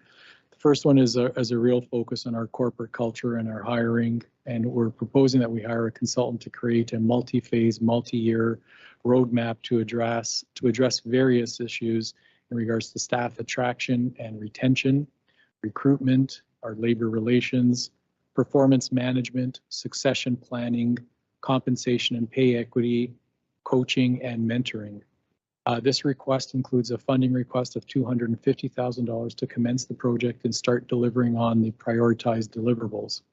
Council will be updated along the way with each phase and be kept apprised of the various strategies and deliverables, and most importantly, the results. Norfolk staff are at the heart and soul of the service delivery model, and we need to focus on the administration in a very competitive and challenging market. And in order to do that, we need to invest in our staff. This will become the first phase of many over the next few years in regards to moving those initiatives forward. Second priority that we've identified is a real estate rationalization program, which needs to be considered as a primary consideration for this county, and there are a multitude of drivers behind this priority. We need to identify inefficient and burdensome facilities and properties. We need to consider our geographical footprint and our service delivery model. We need to identify opportunities for multi-use new builds and replace our aging and suboptimal buildings. We need to free up capital to redeploy to emerging priorities and to help pay down debt. And we need to centralize our administrative building footprint as a priority for increased efficiencies and to assist in our corporate culture. Change is needed in our real estate portfolio, but it won't be easy. We have fire and EMS stations well beyond their life expectancy. We have recreation centers, museums, works yards, utility buildings, libraries, and other assets that need attention now, but need to be part of a greater comprehensive revitalization plan. This study will help put everything into context and make recommendations to council that address our corporate needs in the most cost-effective way possible. Funding for this particular initiative is being pulled together through pre-approved and unspent budgets, so there isn't a new levy impact for this request. And with that brief overview, if council has any questions, we'll be happy to answer.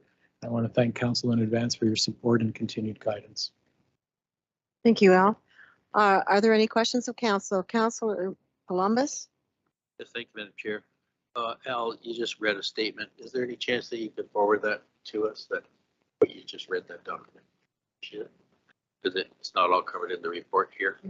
And one thing that I noticed, I'm glad you mentioned about the attention to staffing and recruitment, that thing, because I think we're struggling there, and it's very, very important.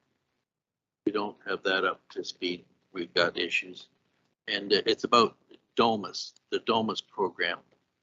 I've had several staff mention to me indicating that it should be fine-tuned. There's some issues with it, and I don't know how you go about it, but you take the RAB building in former American Can, where that administration office is. There's a huge building there, but Councilor Banadishi and I took a tour through there one afternoon. 90% of the chairs were empty. And spaces. Because there, at that time, there was a lot of people working from home. And yet there was one area there where there's like 6 or 7 people crowded into one. They were all on their telephones communicating, and I just wonder if we can fine tune some of that. Like, I think it's got to be looked at because it's not a healthy workplace. Councillor Manvishi is shaking her head because what we noted there it just didn't seem right in the modern age of 2022 to have that kind of thing, and then see 90% of the chairs empty that particular day. It might have been just that day. I don't know, but it is an issue, and I hear it from some of the staff that are working out of there. Through you, Madam Chair, to the councillor and to committee. The Domus project is certainly on SLT's agenda. We've discussed it. We're continue to have some discussions in regards to the rollout. We are looking at fine tuning, but to be honest with you, we're looking to probably wrap that up sooner rather than later. Each general manager is looking at their work structures. We're looking at our return of staff post-COVID and what that looks like through a work from anywhere policy, but we're very cognizant of the working conditions, and we're very sort of, it's on our radar in regards to what we're doing for our administrative space, and that's something that certainly will form part of both of those initiatives that I went into a little bit of detail on in terms of what that looks like for our future. Thank you. I appreciate that you're looking at it. Okay, oh, further questions? I have Councillor Michele, then Councillor Martin. Thank you, Madam Chair. Through you to our CAO. Al, one of the 6 key priorities that we have listed is a facilities review. Can I assume that that also includes museums? Through you, Madam Chair, it does. We wanted to include every one of our facilities that we have now. We're looking to rationalize. We're looking to see what makes sense as part of our community's fabric and what we're going to invest in longer term and what we want to declare surplus and potentially offload. So, you know, I think the county has started elements of this, but they've been sort of in isolation. And I think if we're going to do this, we have to do this properly and put them all on the same radar and see exactly what looks through a geographical footprint, looking at facilities that are probably well past their best before date, looking at replacing some of our facilities in some of those communities as multi-use facilities, not just as single purpose facilities, and try to maximize what that looks like, not only from a dollars and cents perspective, but also from a community perspective and what makes sense. What I've found in the short time that I've been here is that you've got a lot of facilities in a lot of communities, and in some cases they've been neglected and are at the point now where you have to have significant investment if we're going to continue to use them. They seem to be very underutilized, but they also seem to be at the heart of a lot of these communities and the fabric of what makes these communities the communities that they are. So part of this review will look at all of that and put some recommendations in front of council in terms of what that future looks like for these individual facilities. Thank you, Al. Moving on to Councillor Martin. Thank you, Madam Chair. Through you to Al, the people plan, where does that fit into this? The $100,000 that we keep hearing is going to come. So through you, Madam Chair, to the councillor, the people plan was rolled up into our Norfolk strategy. We looked at the people plan. We know that council said no to that during the budget process. We took a hard look at it. We went back as SLT and we said, what does it look like? Is it more than just what was proposed initially? We think it is. It's been basically rebranded as our Norfolk strategy. That's in this recommendation here, and that's it's to address our corporate culture. It's to address our staffing needs, looking at retention strategies, all of the things that I said as part of my introduction. So the people plan, as council said no to that during budget, we've sort of put that away and we've looked at something different, which we're now branding as our Norfolk strategy. That's going to be focusing on all of the elements for our staffing and our administration.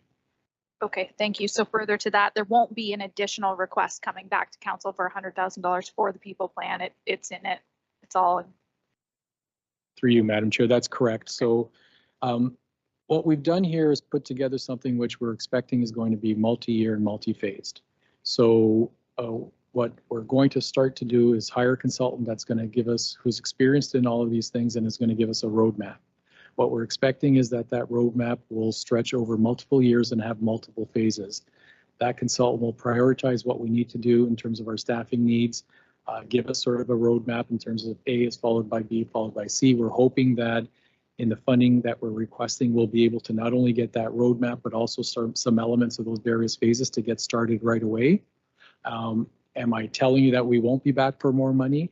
I'm not necessarily saying that, but I think as this plan evolves and we start to see some of the success, and I don't see this as a cost, I see this as really an investment in our staff, and that ROI will come back to this county in spades if we are allowed to invest in our staff and improve the corporate culture that we have here and really have folks focused on the service. And I think we'll be able to see that return on this investment relatively soon. Thank you for that, Al. I agree with you. My initial, the initial conversation we had was that we would revisit that people plan, and I personally had expressed interest in looking at our surplus dollars to do that. So this is 300,000 that's going to come from previously approved capital projects and 75 coming out of the general government development charges. So what about the surplus funding, and then what is the status of that reserve fund? I'm sorry, through you, Madam Chair, I think funding, are you still talking about the people plan? Yeah, so I think there might be a bit of miscommunication. The 300K is related to the facility rationalization, and that's going to come through internal funding. The 250,000, which is our investment in our staff, is actually coming from our 2021 budget surplus. Yes, you're right. I'm confused. Thank you. Okay. Councillor Van Passen. Thank you, Madam Chair. Councillor Martin is right. She has brought this to our attention several times, so I would be happy to second the motion that she's bringing forward to support the staff recommendation.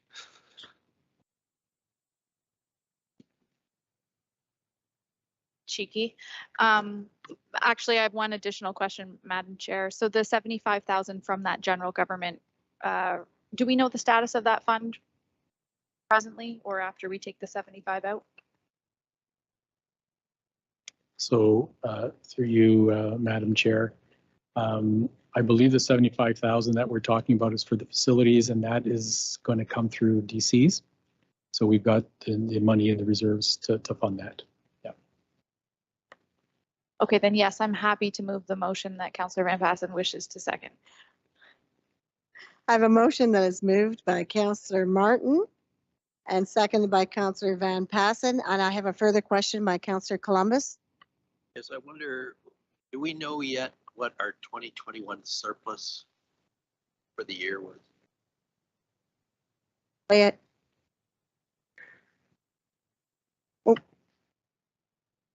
Through you, Madam Chair, I'll pass it on to Shelley, but my understanding the last meeting we had is it's still a work in progress and they're still finalizing some of the numbers.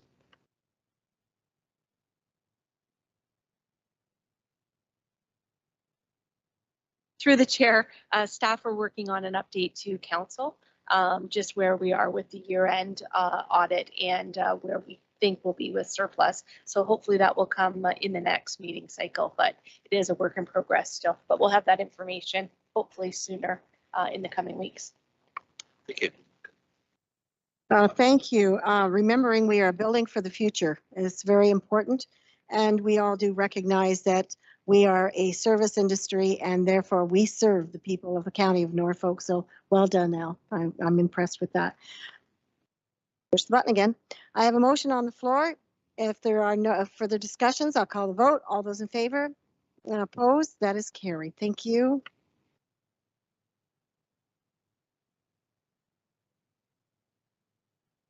I think at this point in time, I'm going to pass the chair to Councillor Van Passen, as I would like to introduce a notion of motion. Notice of motion.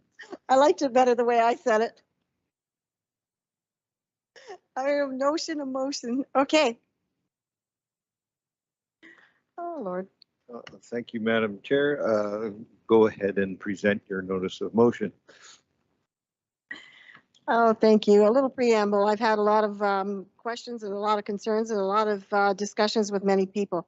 Therefore, with that, whereas there has been ongoing zoning issues along Hastings Drive, South Walsingham in Long Point since 1985 storm, and whereas the subject lands are located on Long Point Sand Spit in the county of Norfolk, which is the largest biophysical erosion deposit formation in the Great Lakes, extending roughly 40 kilometers into Lake Erie and includes woodlots, marshes, ponds, and meadows.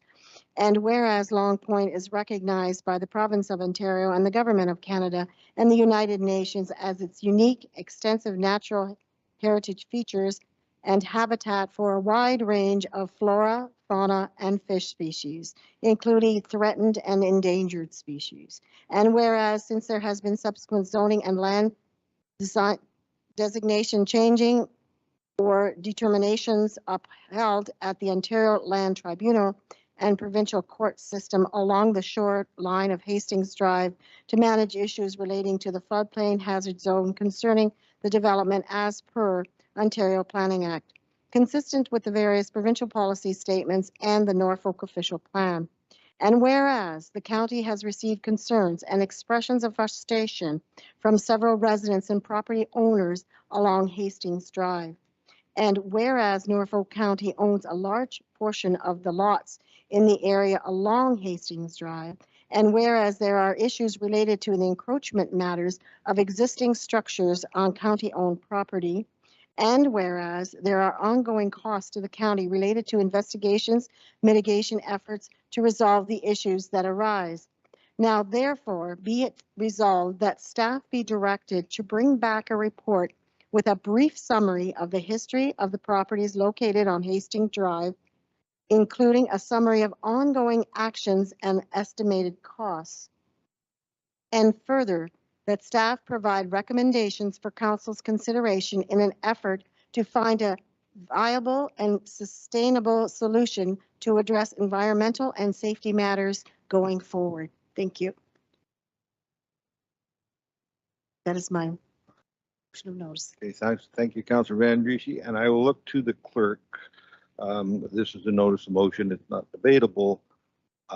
And according to our procedural bylaw, it would be sent to the next council in committee meeting, or there is an option with a 2/3 majority that it could be sent directly to council. Is that correct? That is correct. If the motion or if the notice of motion had been provided by Thursday at noon, it would go direct to council. But it would be a 2/3 motion of council today to send it direct to council next week. I will ask the mover, would you prefer the option of having it presented at council next week, or do you want to wait through the next whole meeting cycle? I would prefer go to council. The clerk be able to give me the proper motion to put on the floor to approve that?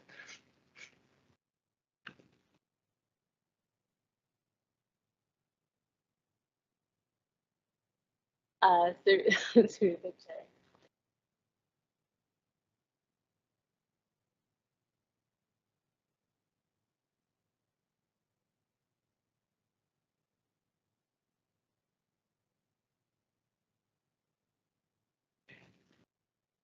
So through the chair, I think it could just be as simple as that council approve the notice of motion as presented by Councillor Van Driesche regarding Hastings Drive to be considered at the June 21st council meeting. Thank you, Madam Clerk. Is there a mover for that? Councillor Rabbits, seconder, Councillor Van Driesche. All in favor? Oh, sorry. Mr. Chairman, Deputy Mayor, and the Hastings issues have been going on for decades and decades and decades. And will staff have enough time to prepare this document? Like, there's realms of material that they'd have to go through. If I may, through you, Mr. Chair, I don't think we're saying that staff are going to come back with the report next week. We're looking for council to endorse the motion and provide direction to staff, and then we'll come back at a later date. We need some time to put that all together. I figure so. Yeah. It's probably going to be a big piece of encyclopedia. Any other discussion? Dr. Michele? Thank you, Mr. Chair. I also, I think that, I know it's going to take some time, but when all of this takes place and we get all of this information, it's at that time where we'll be able to have some other input on some other items that we feel should be part of that motion, correct? Thank you. Through you, Mr. Chair, that's correct. If this motion passes, we will deal with it next week rather than next month. That will be the time to enter into discussion, possible amendment, all of those things. Mr. Meneses, you have anything to add to that? If there's no more questions, all in favor? 2, 3, 4, 5, 6. Those opposed? 2. That is 2/3 majority. And the chair back to you, Councillor Van Andriessen. Thank you.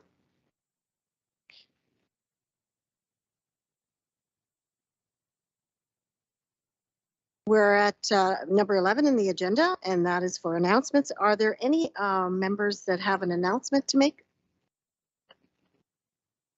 Councillor Michele?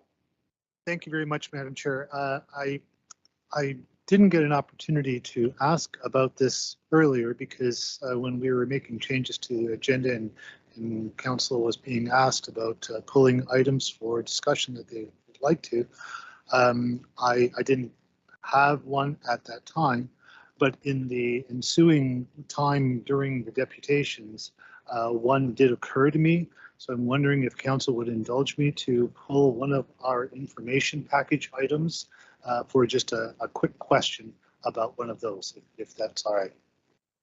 I see no problem with that. Go ahead. It's with regard to the deputation that we had on Long Point flooding. And I noticed that in the Association of the Municipalities of Ontario regular publication that we received, and I believe council will find this on page 8 of our information package, if you want to refer to that. There is a program and connected to a survey that I believe the federal government is conducting, and it's entitled Canada's Flood Hazard Identification and Mapping Program for Ontario.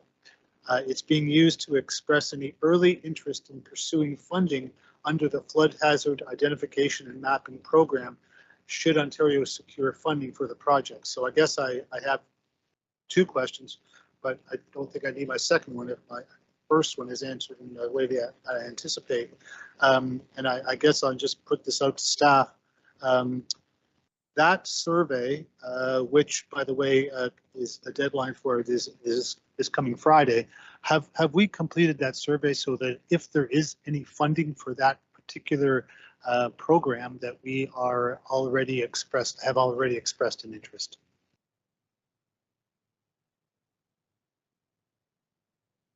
Staff, have we? Through the chair, I will check with my team, but I do not believe we have submitted anything for that program application.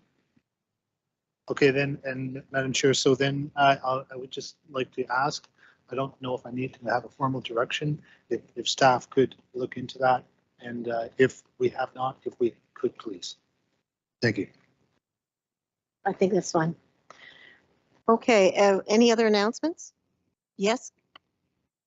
Councillor Huffman. Thank you, Chair Van Andriessen. I was approached by a member of the organizational group for the Simcoe Heritage Friendship Festival. They are very interested in hearing from people out in the public who are interested in performing, looking to join their vendors, or becoming a valued sponsor.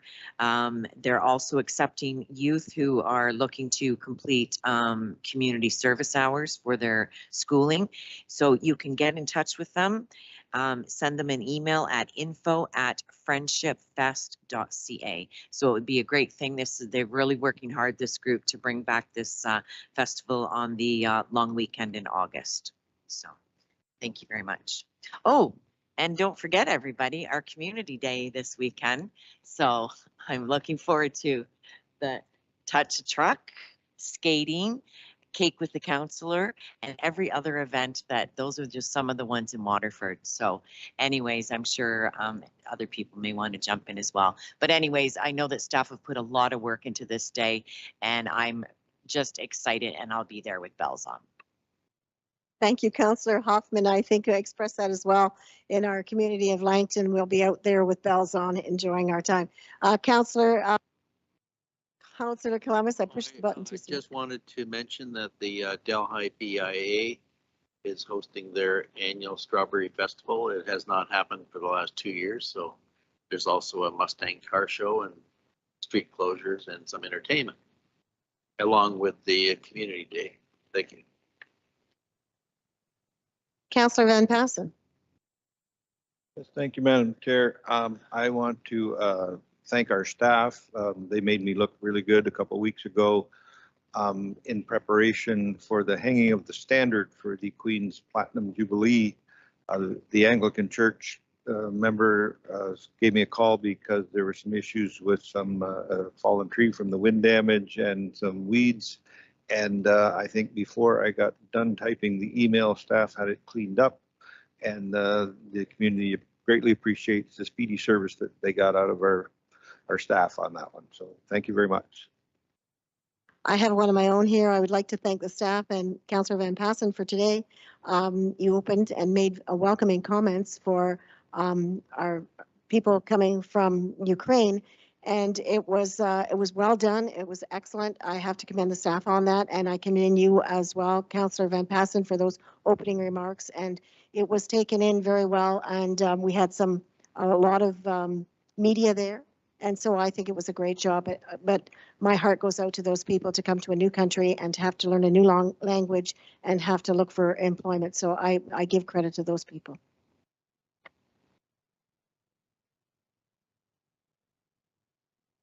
Okay, moving right along. No, we're not. Through the chair, I think General Manager Cridlin. I didn't, Bill, you were in my site here and I just didn't see you. Oh, you should know watching my counterparts here. So yes, thank you to Teresa. Yeah, I just kind of a joint message between the clerk and myself. Tomorrow is the kickoff of the paid parking pilot. So just a quick update that all the signage is up and the machines were all installed today. Again, just for the public out there, paid parking is from 10 a.m. to 7 p.m. and Teresa, correct me if I have any of these times wrong. First hour is free, $5 an hour in Port Dover and $3 an hour in Long Point. And we're basically running 7 zones. So basically the first 6 zones are in Port Dover, and zone 1 is basically the Clinton Street parking lot. Zone 2 is Walker Street. Zone 3 is St. George. Zone 4 is Walker Street parking lot, and number 5 is the Harbor Street, and then Harbor Street parking lot, and 7 and 8 being Abigail Becker parking lot. So we do have an email address where we're getting a few calls and messages, and one big one seemed to be that the app wasn't up and running. The app goes live tomorrow morning at 7 a.m. So those of you trying to download it, I hope at 7 a.m. you're able to get on. If not, I'm sure we'll get some more emails.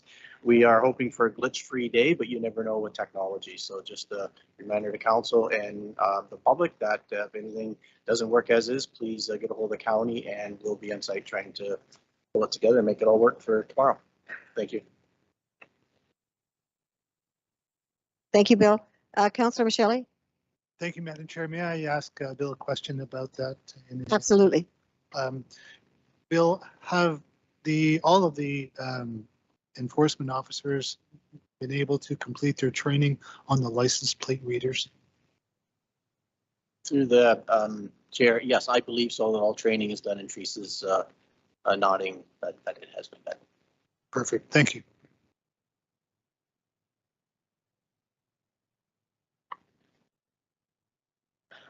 Thank you. We are now. Madam Chair. Sorry if I may, I Yes. just wanted to take an opportunity just to clarify. I know many of you have been getting questions in regards to the coyote sightings and the health and safety dangers. So it was a decision that staff made in regards to sending out a trapper. There's a specific coyote that's been following some of our residents right to their front door, chasing them to the front door, as our understanding has captured a few cats and done some different things with some pets. And so this isn't a typical matter, but we thought from a health and safety perspective, we would err on the side of caution. And so we've taken the steps that we have. This certainly isn't the county trying to get into provincial jurisdiction. We understand where that responsibility lies, but in this particular case, it was a very aggressive coyote that we're dealing with. So we're doing everything we can to protect the community. And that's the step that we had. So if you do receive any questions from the public, you can certainly put them through to me and we'll do our very best to answer the questions. Thank you. Thank you, Al. Yes, we did get some comments, and I think the education that was put out in the press was important as well. Don't feed them, keep the garbage contained. There's other mitigating circumstances that you can perform to make sure you can try to keep these, I call them critters, but away away from the homes and people. But yes, if you do have one that is a little bit more aggressive, I think we have to deal with that. Thank you. Now, I'm going to get to item number 12 at closed session. So I would ask the clerk to read the reasons why for closed session. Thank you through the chair. So we'll need a mover and a seconder to move into closed session at 8:15 p.m. pursuant to section 239(2)C, F and K of the Municipal Act 2001 as amended, as the subject matter pertains to a proposed or pending acquisition or disposition of land by the municipality or local board, advice that is subject to solicitor-client privilege, including communications necessary for the purpose, and a position, plan, procedure, criteria, or instruction to be applied to any negotiations carried on or to be carried on by or on behalf of the municipality or local board. Councillor Michelli, seconded by Councillor Taylor. All those in favor to go into closed session? Approved? Thank you.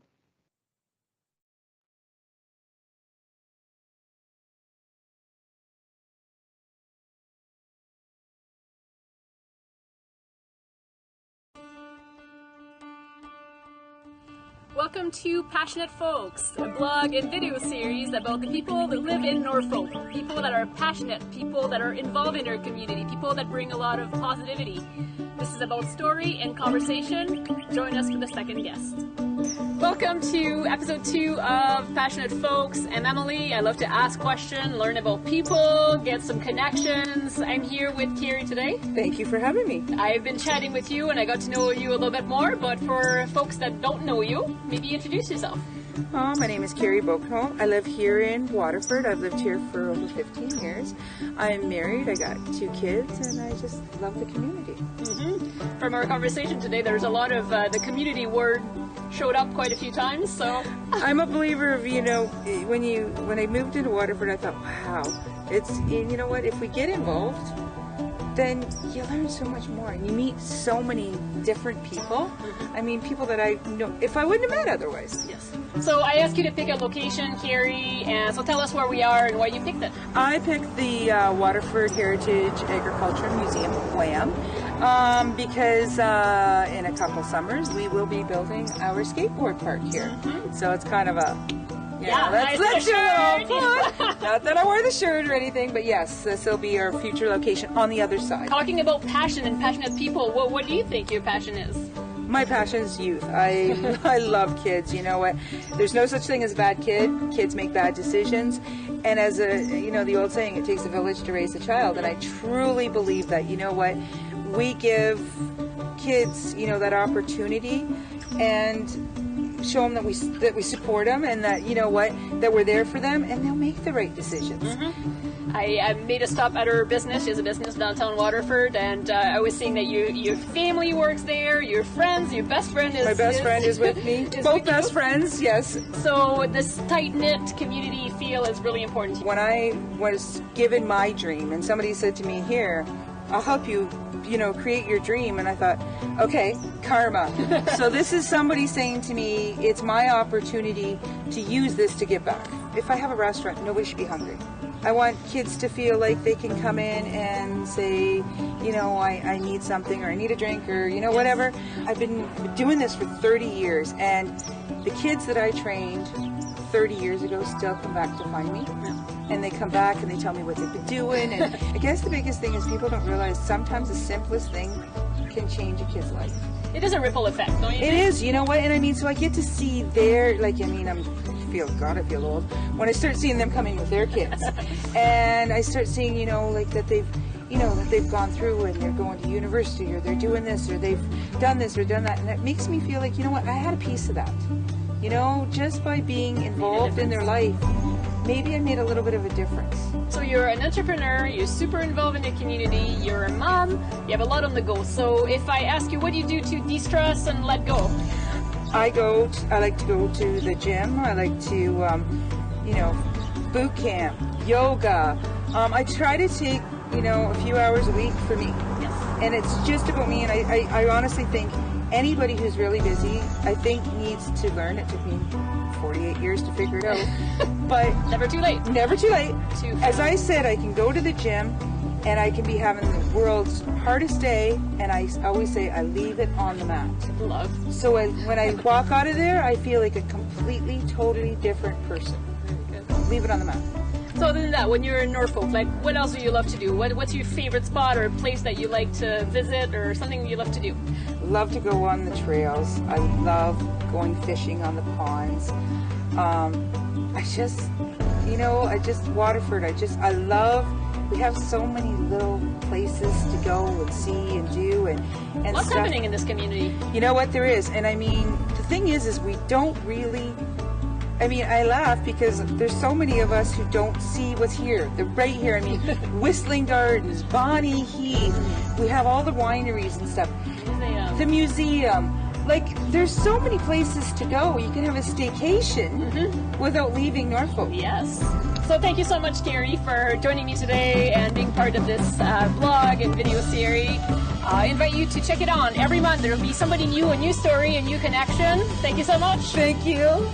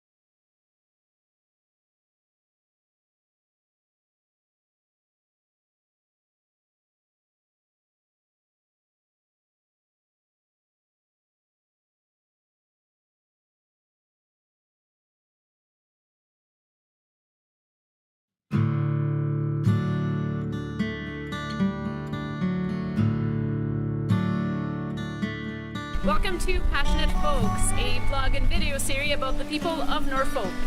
People that are involved in our community, people that bring a lot of energy. So this is about a conversation, this is about their story. So welcome to episode 3.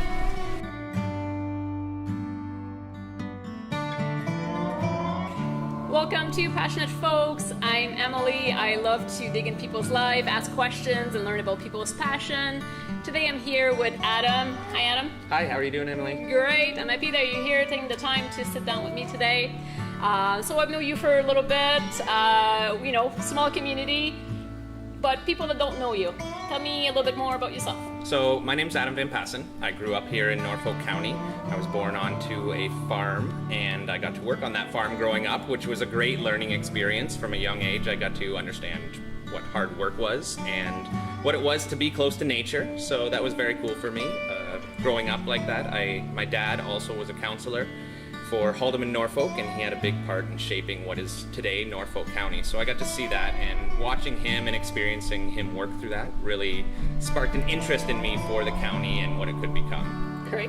So not like the typical kids. We hear most high schoolers like just ready to get out of their hometowns and go explore the city and something else, and it doesn't sound like that's your story. Not at all. I heard a lot of kids saying that they wanted to move on to bigger, better things, and I just really didn't have that feeling. I always thought the biggest, best things were here in Norfolk to start. So I asked you to pick a location today, and you bring me to a place that I don't know very well in Norfolk. Yeah. So tell me about where we are and why you picked it. This is a very cool spot. I know a lot of people drive by it, maybe on their way to Long Point or into Port Rowan, but this is Boose Harbor. So I grew up on Boose Harbor. My best friend, his family owned this place. So I grew up here hanging out, relaxing, boating, going out fishing, going out hunting.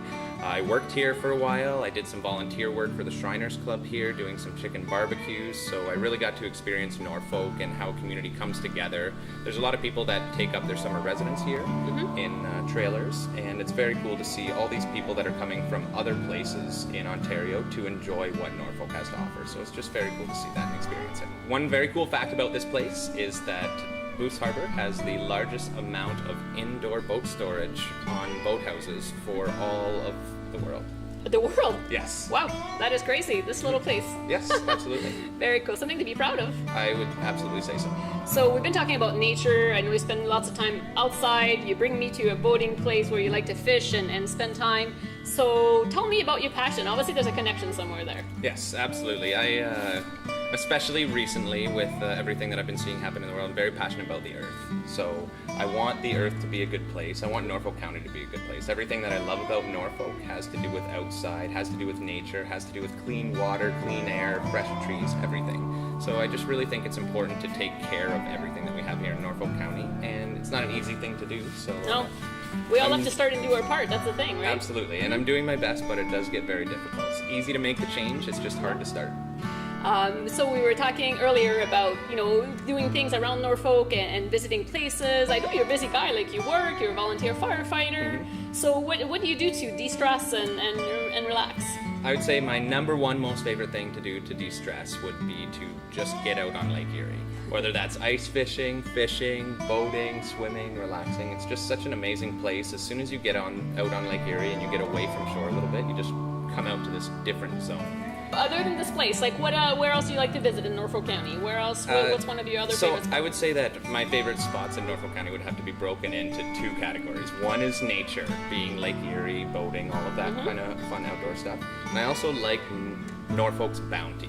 Before, maybe you had to go out to a place far away to enjoy all of this beer, wine, food, amazing service, but now we can just go out the back door, and before I can drive for 10 minutes, I found something that I can go to locally that's amazing. Couple winery on the way here. Yeah, it has passionate folks in it doing things. Like, it's just great. All around here, there's so many amazing things you can do, and it's just growing, so I love seeing that. I thank you so much for your time. I love your connection with nature and what you want to do as far as your passion with the environment. I'm in line. We need to come together for this to happen, so hopefully we can inspire a few people with this little conversation here. So absolutely. Thanks, Adam. Cool. Thank you very much. We'll see you soon. Yeah.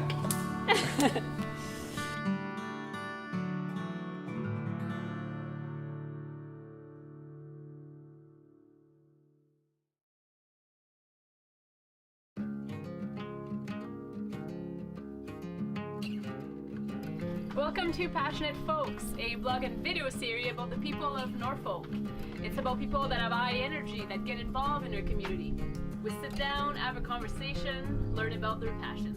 Welcome to the next episode. Hello, I'm Emily. Welcome to Passionate Folks. I love to ask questions and discover people's passion and having great conversations. So today I'm here with Nick.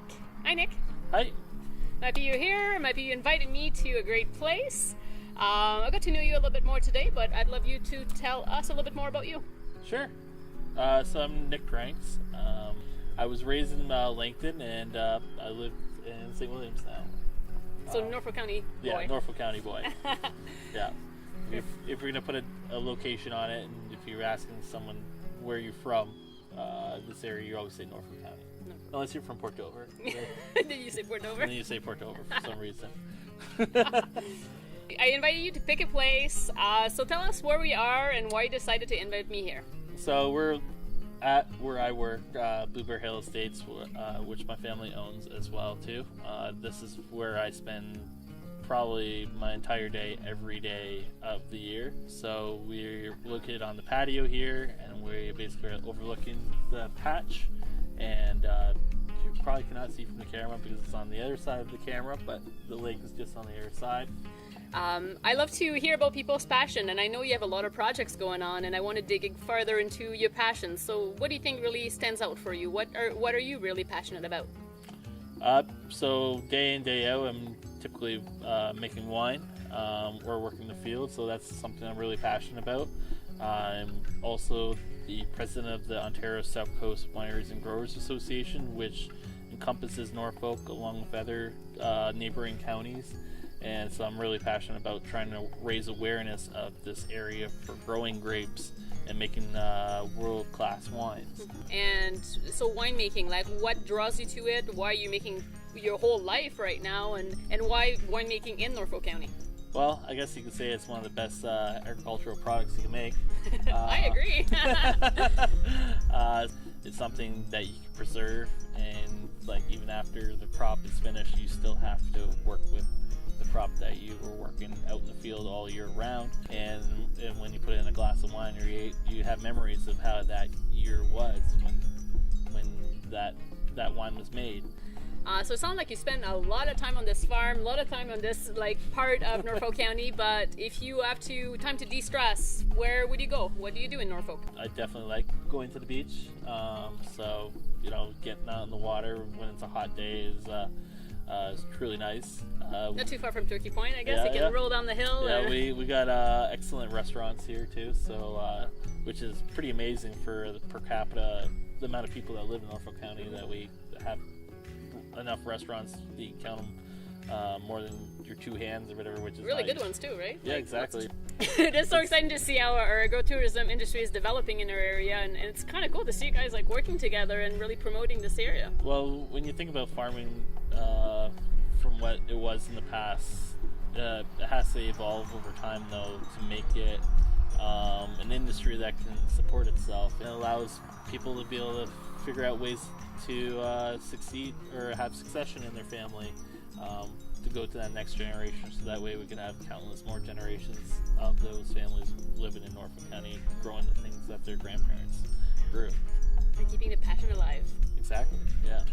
I thank you so much for your time, Nick. I thank you for inviting me in this beautiful place. I cannot wait to explore some more. And It's too bad it's not pizza day. No, I heard that was really good. I'll come back. I'll be back. Thanks, Nick. No worries. Cheers.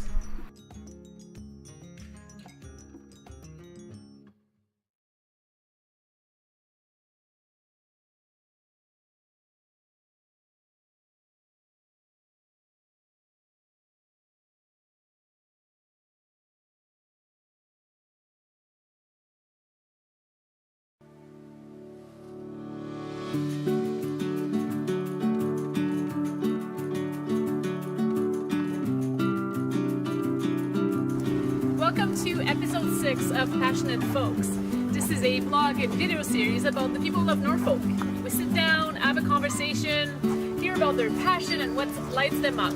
I'm excited to introduce the next guest.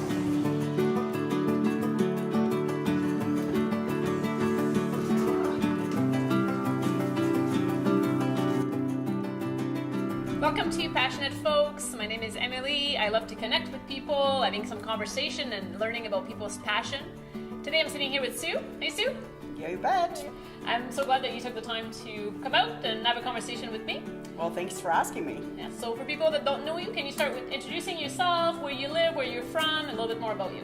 Okay, sure. My name is Sue Downs. I live in Simcoe, born and raised here. And I work for the Simcoe Reformer newspaper and started there way back in 1988.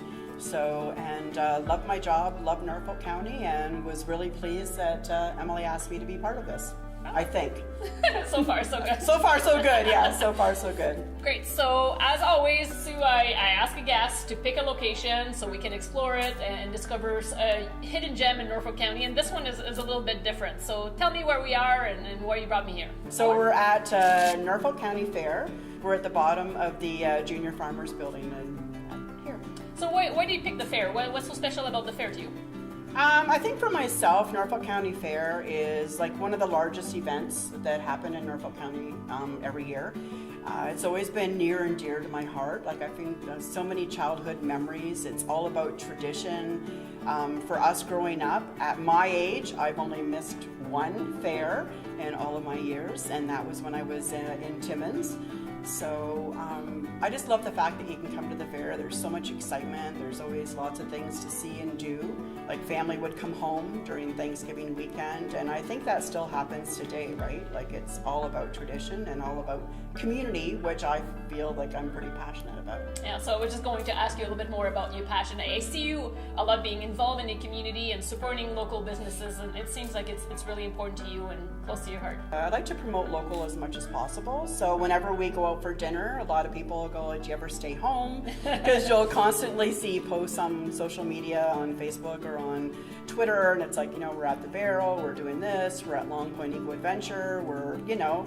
It's so good that you're taking the time to promote those local businesses and support. And I remember when I started my business, you were one of the big supporter of sharing what I was doing. And I know a lot of people have felt the love that you give to entrepreneurs. So I want to thank you for that. Well, you're welcome, but it does make you feel good. And it is important. I feel that, you know, if we can, you know, support each other as much as possible, like it's again, it's all about giving back. So Norfolk County and specifically Simcoe has changed quite a lot. We are moving in a different direction in our county. So from you like growing up in Simcoe and in the downtown and what's happening around now, like what's the highlights for you? Okay, well, the highlight growing up was always, you know, going downtown on the weekend. People that are watching this that are my age would remember you used to be able to go to the Tartan restaurant and Woolworths and different places down there. But I think a lot of the exciting thing that I see now is a lot of the collaborations that are happening within Norfolk County. And one that stands out is, you know, Burning Kiln and then Long Point Eco. And then along came, you know, my buddy Dusty and the guys from Hometown Brew. And then now Joy Cafe out there. So it's really cool to see a lot of the business people working with each other and stuff like that too. So that sort of stuff. You don't have to go too far. You show up there and everything that you love is right there. It's like a lot of renewed, you know, it just seems like a lot of positive things are happening within our community, and it's really good to see. So I know you have a pretty high stress job. So maybe tell me a little bit more about what you do to relax, calm down, and look after yourself. Okay, well, I do like to garden. I find that, you know, if you're kind of stressful in a stressful day, you get out there and take it out on all the weeds in your garden. I also like to, you know, walk along the trail from Davis Street and then head out along the 14th or whatever. And you can, like, it's heading right towards Waterford, so you can actually walk from there right into Waterford. I've got a dog that keeps me pretty busy, and then a group of like really good friends that we are going out with each other like all the time and stuff like that. I know you have a lot of favorite spots in Norfolk, so we already named a few, but if you have a day off and you want to explore Norfolk County, is there one specific place that you actually love to visit that you feel just at home? I would say for myself, it depends on the day. So if it's just something that I want to go and like, you know, do a walk or whatever, it would be my trail on the 14th because it is kind of private. There's not, you do run into a lot of the same people and stuff like that. I also like going down to Dover, and I'll sit at the cafe and kind of look around there. You can watch a little bit? Yeah, you know, that sort of stuff, and then even take off and go to the pier. Actually, my mom has a bench there for my grandfather, who was a fisherman down in Port Dover as well too. So it's kind of nice. Memorial benches. Yeah. Cool. It sounds like pretty much everything you need is right here. Why should I go out of town? Why do I need to go out of town? Yeah, I mean, there's a lot of stuff here that, you know, right in Norfolk that we need to use, yeah. I love to hear your passion for Norfolk and how well you support the local businesses and just, I see you at fundraiser and you're always involved in your group of friends and supporting whatever is happening in the county. So we need more of you, Sue, and Norfolk. So thank you so much for joining me today and having this little chat. I'd love to get to know you better and hear more about your passions. Well, thanks very much for allowing me the opportunity. It was great. Thank you.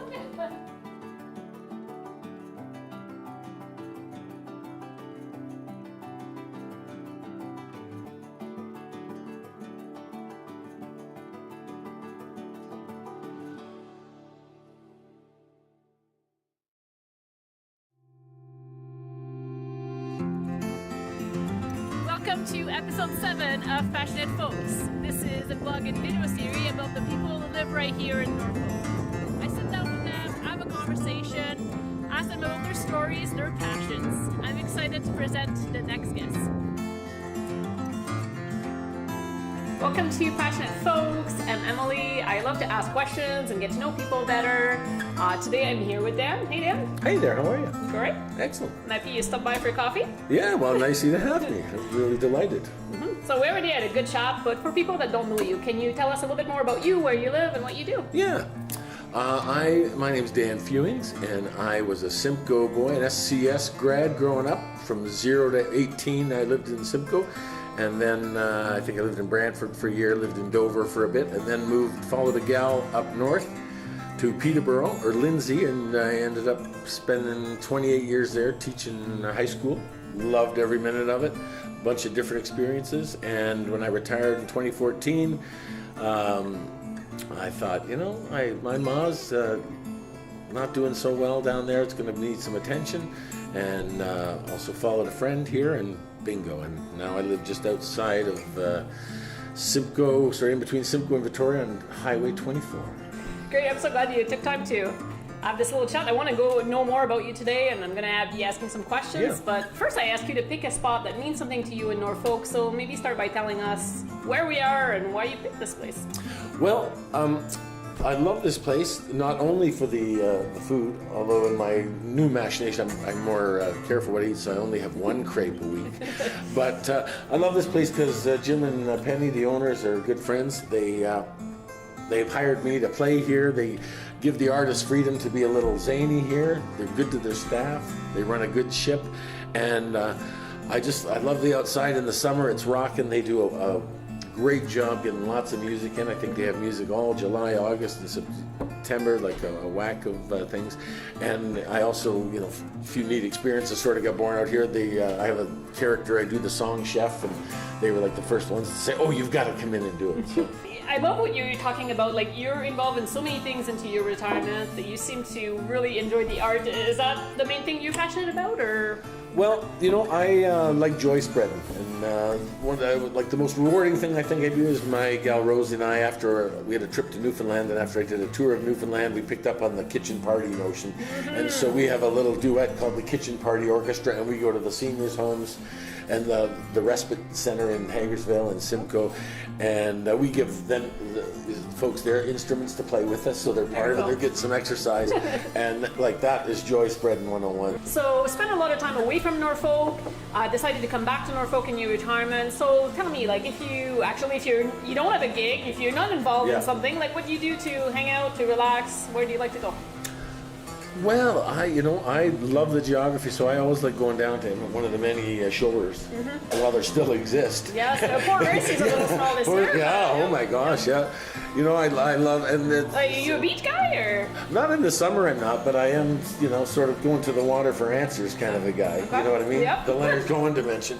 And so Long Point was always like hugely special as a kid, I spend a lot of time at the Simcoe Little Theater. That's a great organization, and they're doing fun and they're welcoming, and so I'm going to play coming up that I'm doing. And you don't seem to have too much downtime, like you seem to keep pretty busy. Keeps me out of the housework, that's for sure. You He's all busy making some ass right now, sewing, Yeah. And so. Is it hard to get artists to come and play here, or?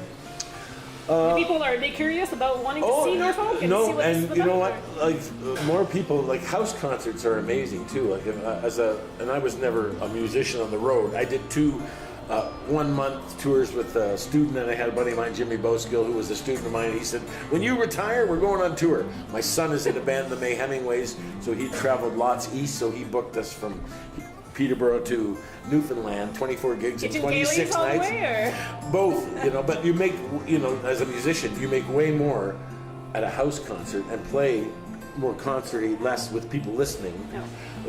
People love to play, right? So oftentimes people think you need the applause as much as you need the money. Yeah. And many people are lined up. So it's like, you don't want to do it? That's okay. I've got Tiny Talentime and his brother here that'll play for you, you know? And so people, that's why it's so nice to be in a place like this where you know that their entertainment budget is a really significant amount of money. And there are a lot of places in town here. The 211 does it as well. Even the Norfolk has a whack of music. And it's getting bigger around here with all the, you know, with the craft beer industry, the wine industry, all those places are looking for some entertainment to get their clients in. So I think it's, you know, it's going to be significant. It's just a tricky game.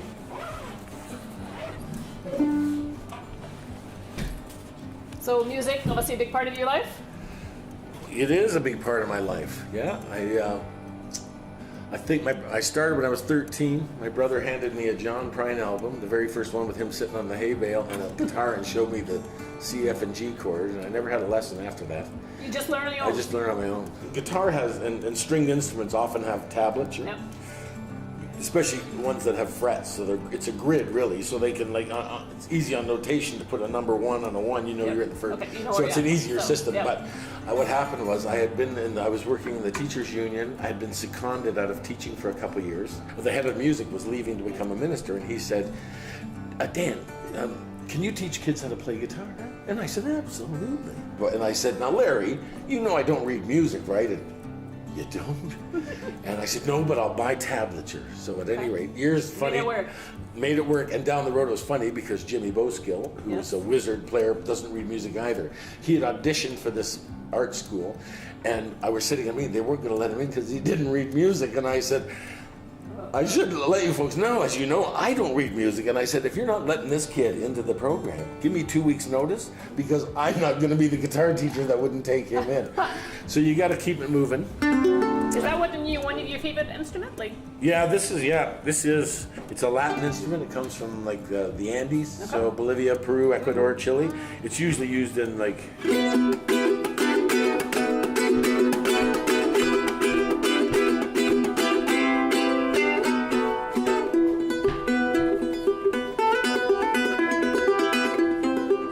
then I found, being sort of a folky dokey player too, it's like a good bluegrass instrument too. And it's like in the day and age of cutbacks, when the bluegrass bands start firing the banjo player and the mandolin player, you get both with one. You show up with this one, you're good. You're good at drumming gig. That's right. Perfect. And this is a charango, and it is higher up. So I started with one of these. And then I'm a big fella, so it's, you know, and you don't need a strap, it sticks right in your belly button. Like you couldn't peel that off with a groper. All right, so you do some improv. I do. So like, give me a title to a song never before written. It can be anything. Let's go with the Bikini Crepe, I guess. Bikini Crepe? We're here, the Crepe House.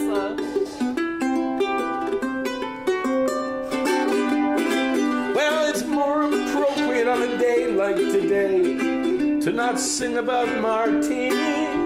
So let's think while we're in the land of sand about a crepe martini. No pina colada beside you now, knowing it's done somehow. Here comes the customer now. He's probably gonna order the crepe bikini. Now the thing about the bikini crepe, it's teeny weeny. It's how they make it. I'm not sure if it's a Speedo sauce, but it's nice all the same. It's teeny weeny, but it's my favorite, that old crepe bikini. Yes, sirree, I think he's making me one now. And it might be true that you can't wait for your bikini crepe, but that's okay. Got time on my hands. Right on. All right, cheers, Dan. Cheers. Thanks for joining me. Have a coffee. Absolutely. Awesome. Right on. Love it. Good. Thank you very much. Great. You're welcome. See you later. Thanks, Drew. Great, guys. No, it's not possible. No, I cannot tell you what to say.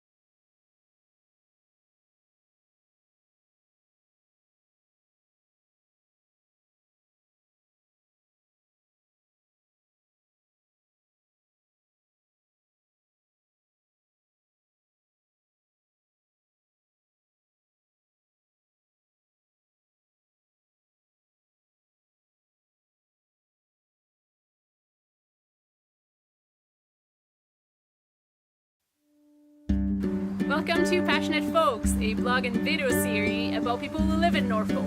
People that get involved in our community, people that are passionate about living here. We sit down, have a conversation, and learn about their stories.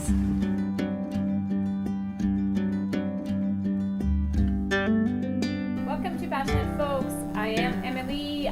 love to connect with people. I love to ask questions and get to know people better. So today I'm sitting here with Scott. Hey. Hi. How are you? Good, how are you? Good. So Scott, to start, can you tell us a little bit more about yourself, who you are, where you're from, and where you live? My name's Scott McCrae. I'm a chef here in Norfolk County. I'm the chef at David's Restaurant in town, and I live in Port Dover, or just outside. And yeah, all my family lives in Port Dover. I moved here in high school and left for a bit and moved back, and now Made it your home. Made it my home. Yeah, it was my home before. I realized it was my home while I was away, and yeah. Came back to the roots. Yes, exactly. So as I do with every guest, I ask you to pick a place in Norfolk County for us to do this interview. Mhm. So tell me where you invited me and why you picked this place. Well, we're here at Matt's Fruit Barn, just outside of town, and it was a pretty easy choice. I know we wanted something that was kind of related to what I do. We were also talking about how diverse Norfolk County is as far as things that grow here, and it's like #1 for so many different fruits and vegetables. And one of the first things I always think about is just, especially considering what job I have, is food. Norfolk County produces so much food and grows so much food. This property here that Christine and Jess and the family have, kind of, they grow more things here than I can even think of. Like, you look It's a around, good you might- representation of Ontario's garden when Exactly. you visit this place, isn't it? Yeah, this is kind of just like a little example of what this area has to offer. So I love to dig in people's passion and see what lights them up. And I'd love to know about you. I think I may have a little bit of an idea, but what are you most passionate about? That's a tough one. I think definitely I'm passionate about food and what I do. That's something that since I was young, I've always associated memories. Like a lot of people with songs or with like smells or things, it'll just trigger a memory. And a lot of my early childhood memories have to do with food. There'll be a weird little thing that I remember, like, oh, that was my first like black olive I ever had, or that was like, there's a lot of memories that kind of are associated with that. Big connections to Big food ones, and yeah, like stories. the mulberry tree in my grandparents' backyard, and we just stand for hours underneath just like eating mulberries. And So I know you work long hours. It's a busy season for you in the restaurant. When you have some downtime, where do you like to go in Norfolk? Where do you like to have a good time? well, I'm lucky that all my family lives here. I moved away for a while. I moved to the city. I was in Yukon for a bit. Just being back and being able to see family is I don't get to see them enough still, but it's definitely a big reason why I came back, and something I like to do. Friends too, just hanging out on local patios or at their house or watching Leafs games. Well, I've always been kind of, from my grandma when I was a kid, I got really into like birds. Yeah, so I mean, there's binoculars in the truck right now with the bird Like book. go to Long Point or where? Well, of course, like that's Long Point. Well, around here, like I'm lucky I live out of town. You can drive out and see the tundra swans at Long Point when they come through. It's really a mecca for that if you're into that. I'm a bit of a weird, obsessive record collector, and I've got a lot of records. Do you like to see live music around? Is Oh, of there course. decent bands that are around that you like to? Oh, tons. Yeah, it's great. I mean, like a lot of my friends are musicians, and there's not a ton of downtime, but when there is, it's like sometimes just things that are just nice and relaxing. It always helps when you have like a local brewery. And there's a lot to pick from, so. Yeah, there's a lot of great ones. It's really exploded, especially since I moved back from Toronto about 10 years ago, and even in that time, it's the wine scene, the beer scene, the ciders, like all that has just exploded, and it's all really good. Like, So do you think, like, just back to the winery and the brewery, like, after high school and when you wanted to leave and get to the city and get out of here and coming back and finding it like right here?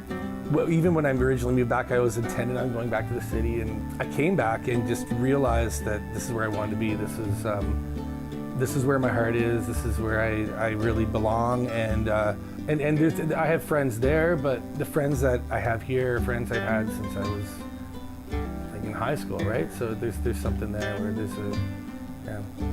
live in a pretty cool place. yeah, it's great. I thank you so much for your time. I love connecting with you and learning about your passions, so appreciate it. Well, thank you very much. Thanks.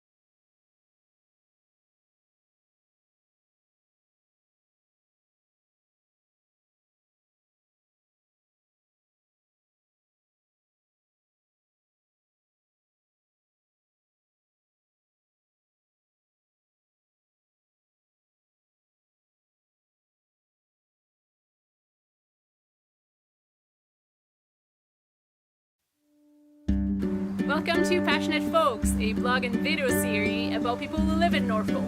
People that get involved in our community, people that are passionate about living here. We sit down, have a conversation, and learn about their stories.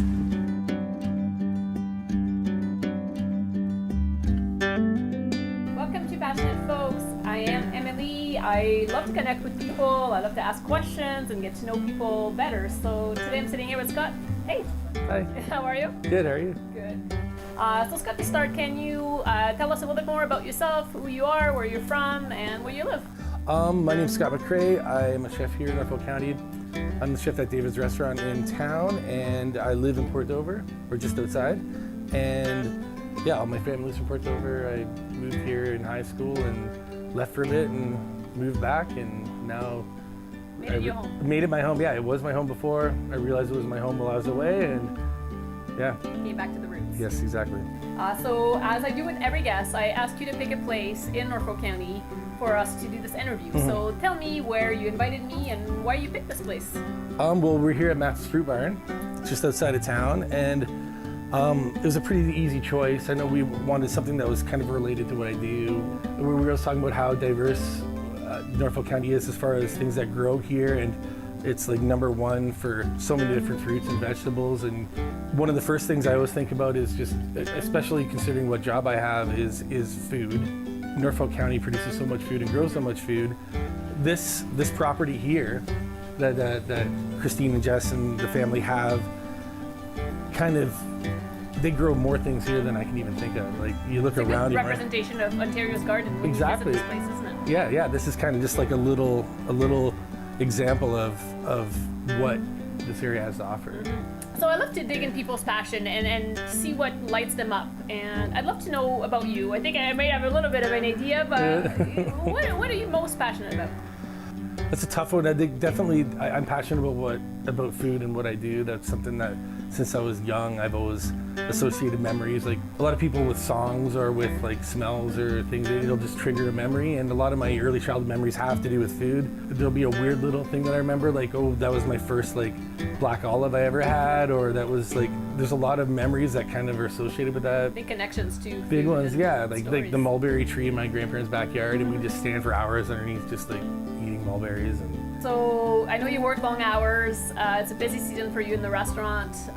When you have some downtime, where do you like to go in Norfolk? Where do you like to have a good time? Well, I'm lucky that all my family lives here. I moved away for a while. I moved to the city. I was in Yukon for a bit. Just being back and being able to see family is I don't get to see them enough still, but it's definitely a big reason why I came back and something I like to do. Friends too, just hanging out on local patios or at their house or watching Leafs games. Well, I've always been kind of, from my grandma when I was a kid, I got really into like birds. Yeah, so I mean, there's binoculars in the truck right now with the bird Like book. go to Long Point or what? is Well, your of course, like that's Long Point. Well, around here, like, I'm lucky I live out of town. You can drive out and see the tundra swans at Long Point when they come through. It's really a mecca for that if you're into that. I'm a bit of a weird, obsessive record collector, and I've got a lot of records. Do you like to see live music around? Is there of course. decent bands that are around that you like to? Oh, tons. Yeah, it is. Yeah, it's great. I mean, like a lot of my friends are musicians, and there's not a ton of downtime, but when there is, it's like sometimes just things that are just nice and relaxing. It always helps when you have like a local brewery. And there's a lot to pick from, so. Yeah, there's a lot of great ones. It's really exploded, especially since I moved back from Toronto about 10 years ago, and even in that time, it's the wine scene, the beer scene, the ciders, like all that has just exploded, and it's all really good. Like, So do you think, like, just back to the winery and the brewery, like, after high school and when you wanted to leave and get to the city and get out of here and coming back and finding it like right here? Well, even when I originally moved back, I was intended on going back to the city, and I came back and just realized that this is where I wanted to be. This is where my heart is. This is where I really belong, and I have friends there, but the friends that I have here are friends I've had since I was like in high school, right? So there's something there where there's We live in a pretty cool place. yeah, it's great. I thank you so much for your time. I love connecting with you and learning about your passions, so I appreciate it. Well, thank you very much. Thanks.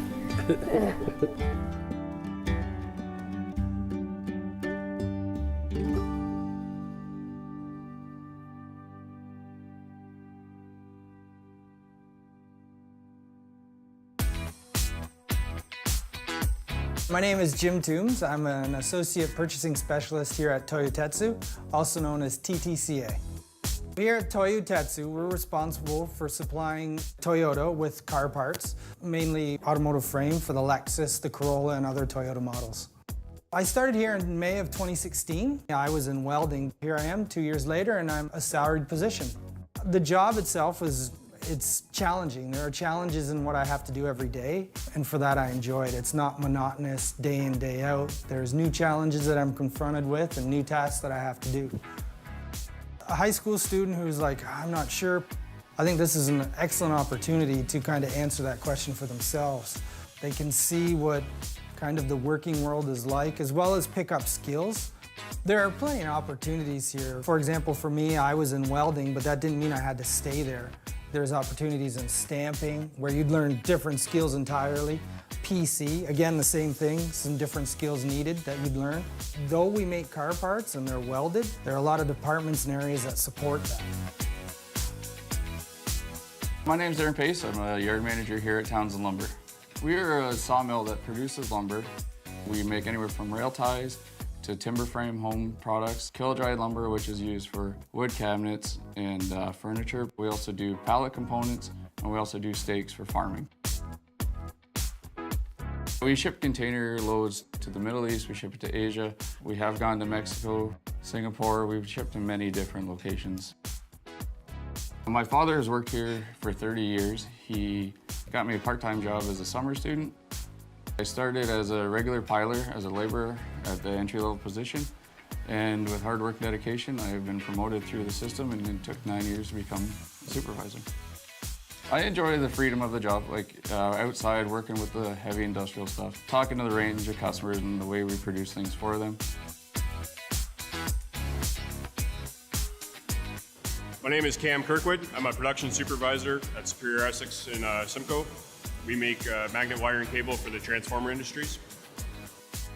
Our magnet wire products are found all around you that most people don't even notice. In winding motors, in alternators in your vehicles, transformers on the side of the road or on top of poles.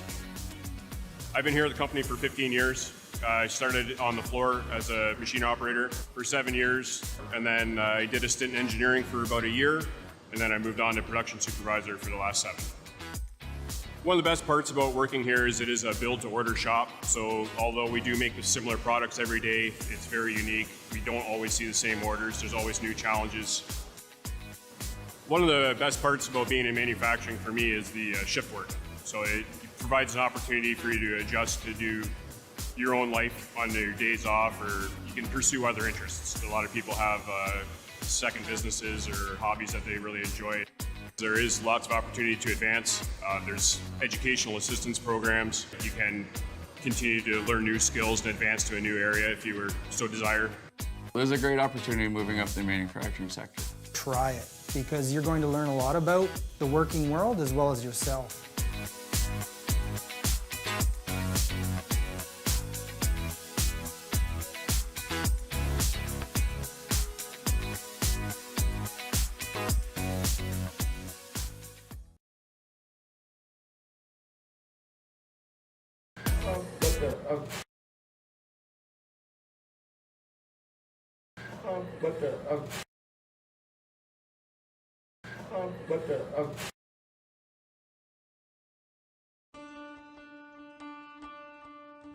Welcome to Passionate Folks, a blog and video series about the people that live in Norfolk. People that are passionate, people that are involved in their community, people that bring a lot of positivity.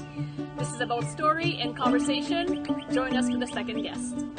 Welcome to episode 2 of Passionate Folks. I'm Emily. I love to ask questions, learn about people, get some connections. I'm here with Carrie today. Thank you for having me. I've been chatting with you and I got to know you a little bit more, but for folks that don't know you, maybe introduce yourself.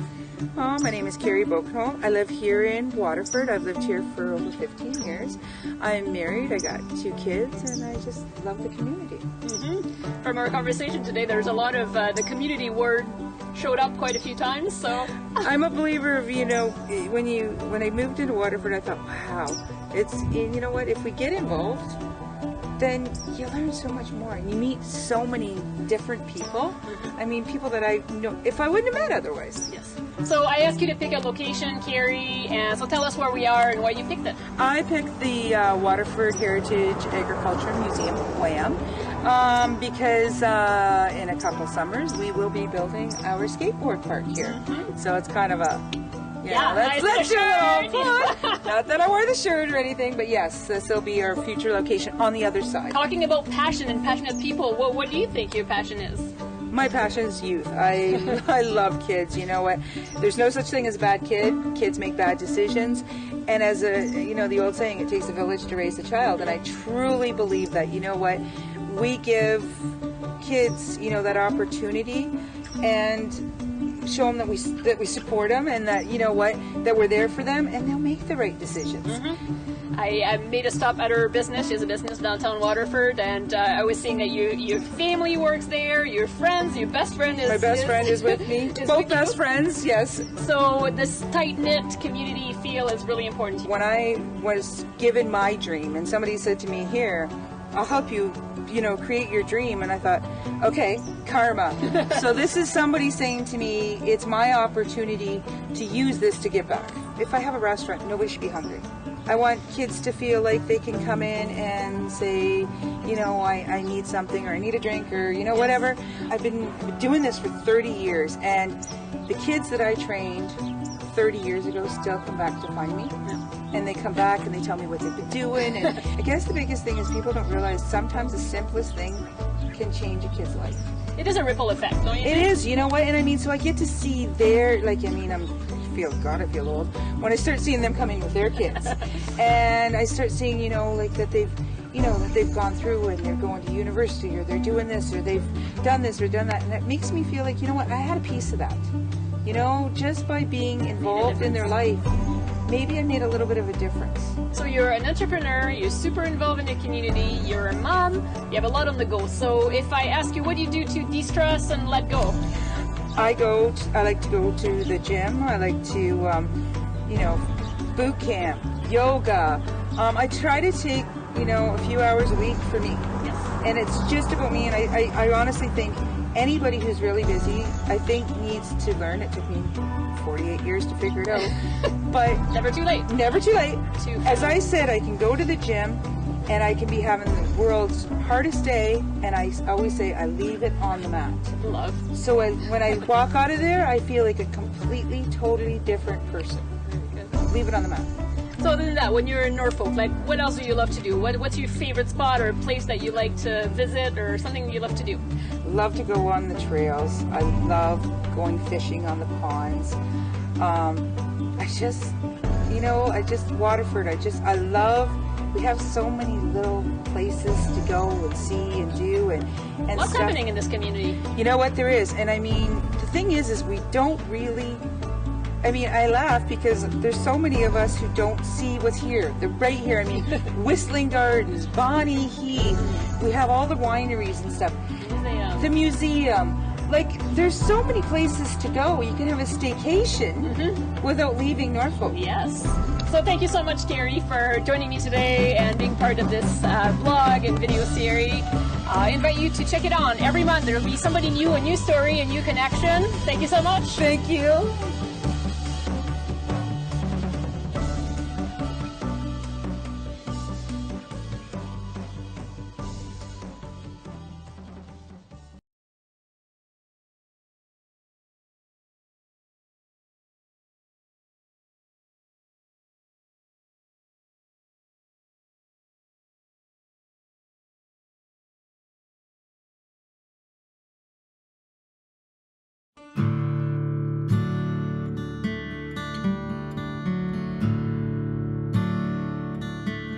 Welcome to Passionate Folks, a blog and video series about the people of Norfolk. People that are involved in our community, people that bring a lot of energy. So this is about a conversation, this is about their story. So welcome to episode 3.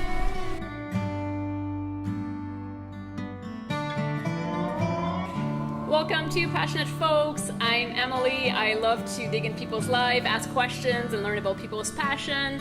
Today I'm here with Adam. Hi, Adam. Hi, how are you doing, Emily? Great. I'm happy that you're here taking the time to sit down with me today. So I've known you for a little bit, small community, but people that don't know you. Tell me a little bit more about yourself. So my name's Adam Van Passen. I grew up here in Norfolk County. I was born onto a farm and I got to work on that farm growing up, which was a great learning experience. From a young age, I got to understand what hard work was and what it was to be close to nature. So that was very cool for me. Growing up like that, my dad also was a counselor for Haldeman, Norfolk, and he had a big part in shaping what is today Norfolk County. So I got to see that, and watching him and experiencing him work through that really sparked an interest in me for the county and what it could become. Great. So not like the typical kids. We hear most high schoolers like just ready to get out of their hometowns and go explore the city and something else, and it doesn't sound like that's your story. Not at all. I heard a lot of kids saying that they wanted to move on to bigger, better things, and I just really didn't have that feeling. I always thought the biggest, best things were here in Norfolk to start. So I asked you to pick a location today.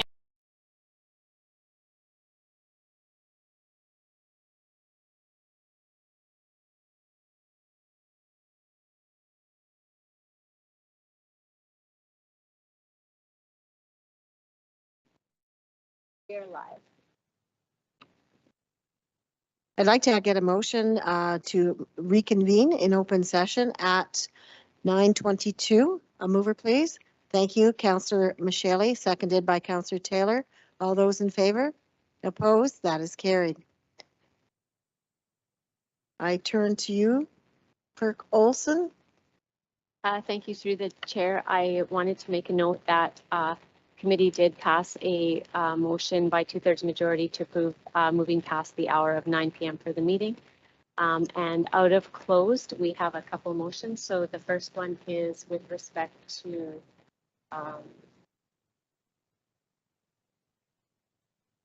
report CS 22C07. I will need a mover and a seconder.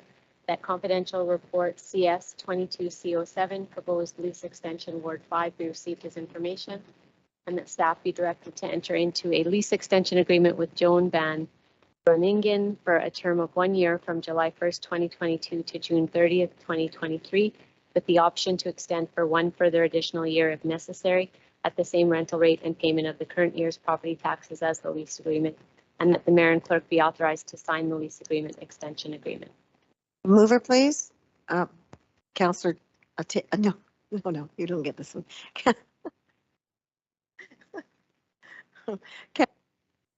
That button. Councillor Rabbits, seconded by Councillor Columbus. All those in favor? Opposed? Carried. The second motion, I believe, is going to be moved by Councillor Taylor and seconded by Councillor Huffman, and that is that confidential report CS 22C06 proposed lease agreement Ward 1 be received as information, and that staff be directed to enter into a lease agreement with Signum Wireless Towers Inc. for a term of 10 years commencing on the construction commencement date, and that the mayor and clerk be authorized to sign the lease agreement. Motion on the floor. All those, any discussion? If not, all those in favor? Opposed? It is carried. Okay, and then with respect to confidential report CS 22C08, committee provided direction to staff in a closed session. With respect to confidential report CS 22C09, committee provided direction to staff in closed session. And with respect to the multi-year procurement contracts confidential matter, committee provided direction to staff in closed session. I need a mover and a seconder. Nope. Okay, we're just adjournment. Oh, that would be great. I need a motion for adjournment. Oh, I see. Councillor Huffman is insisting on adjourning. A seconder, Councillor Councillor Michele. All those in favor?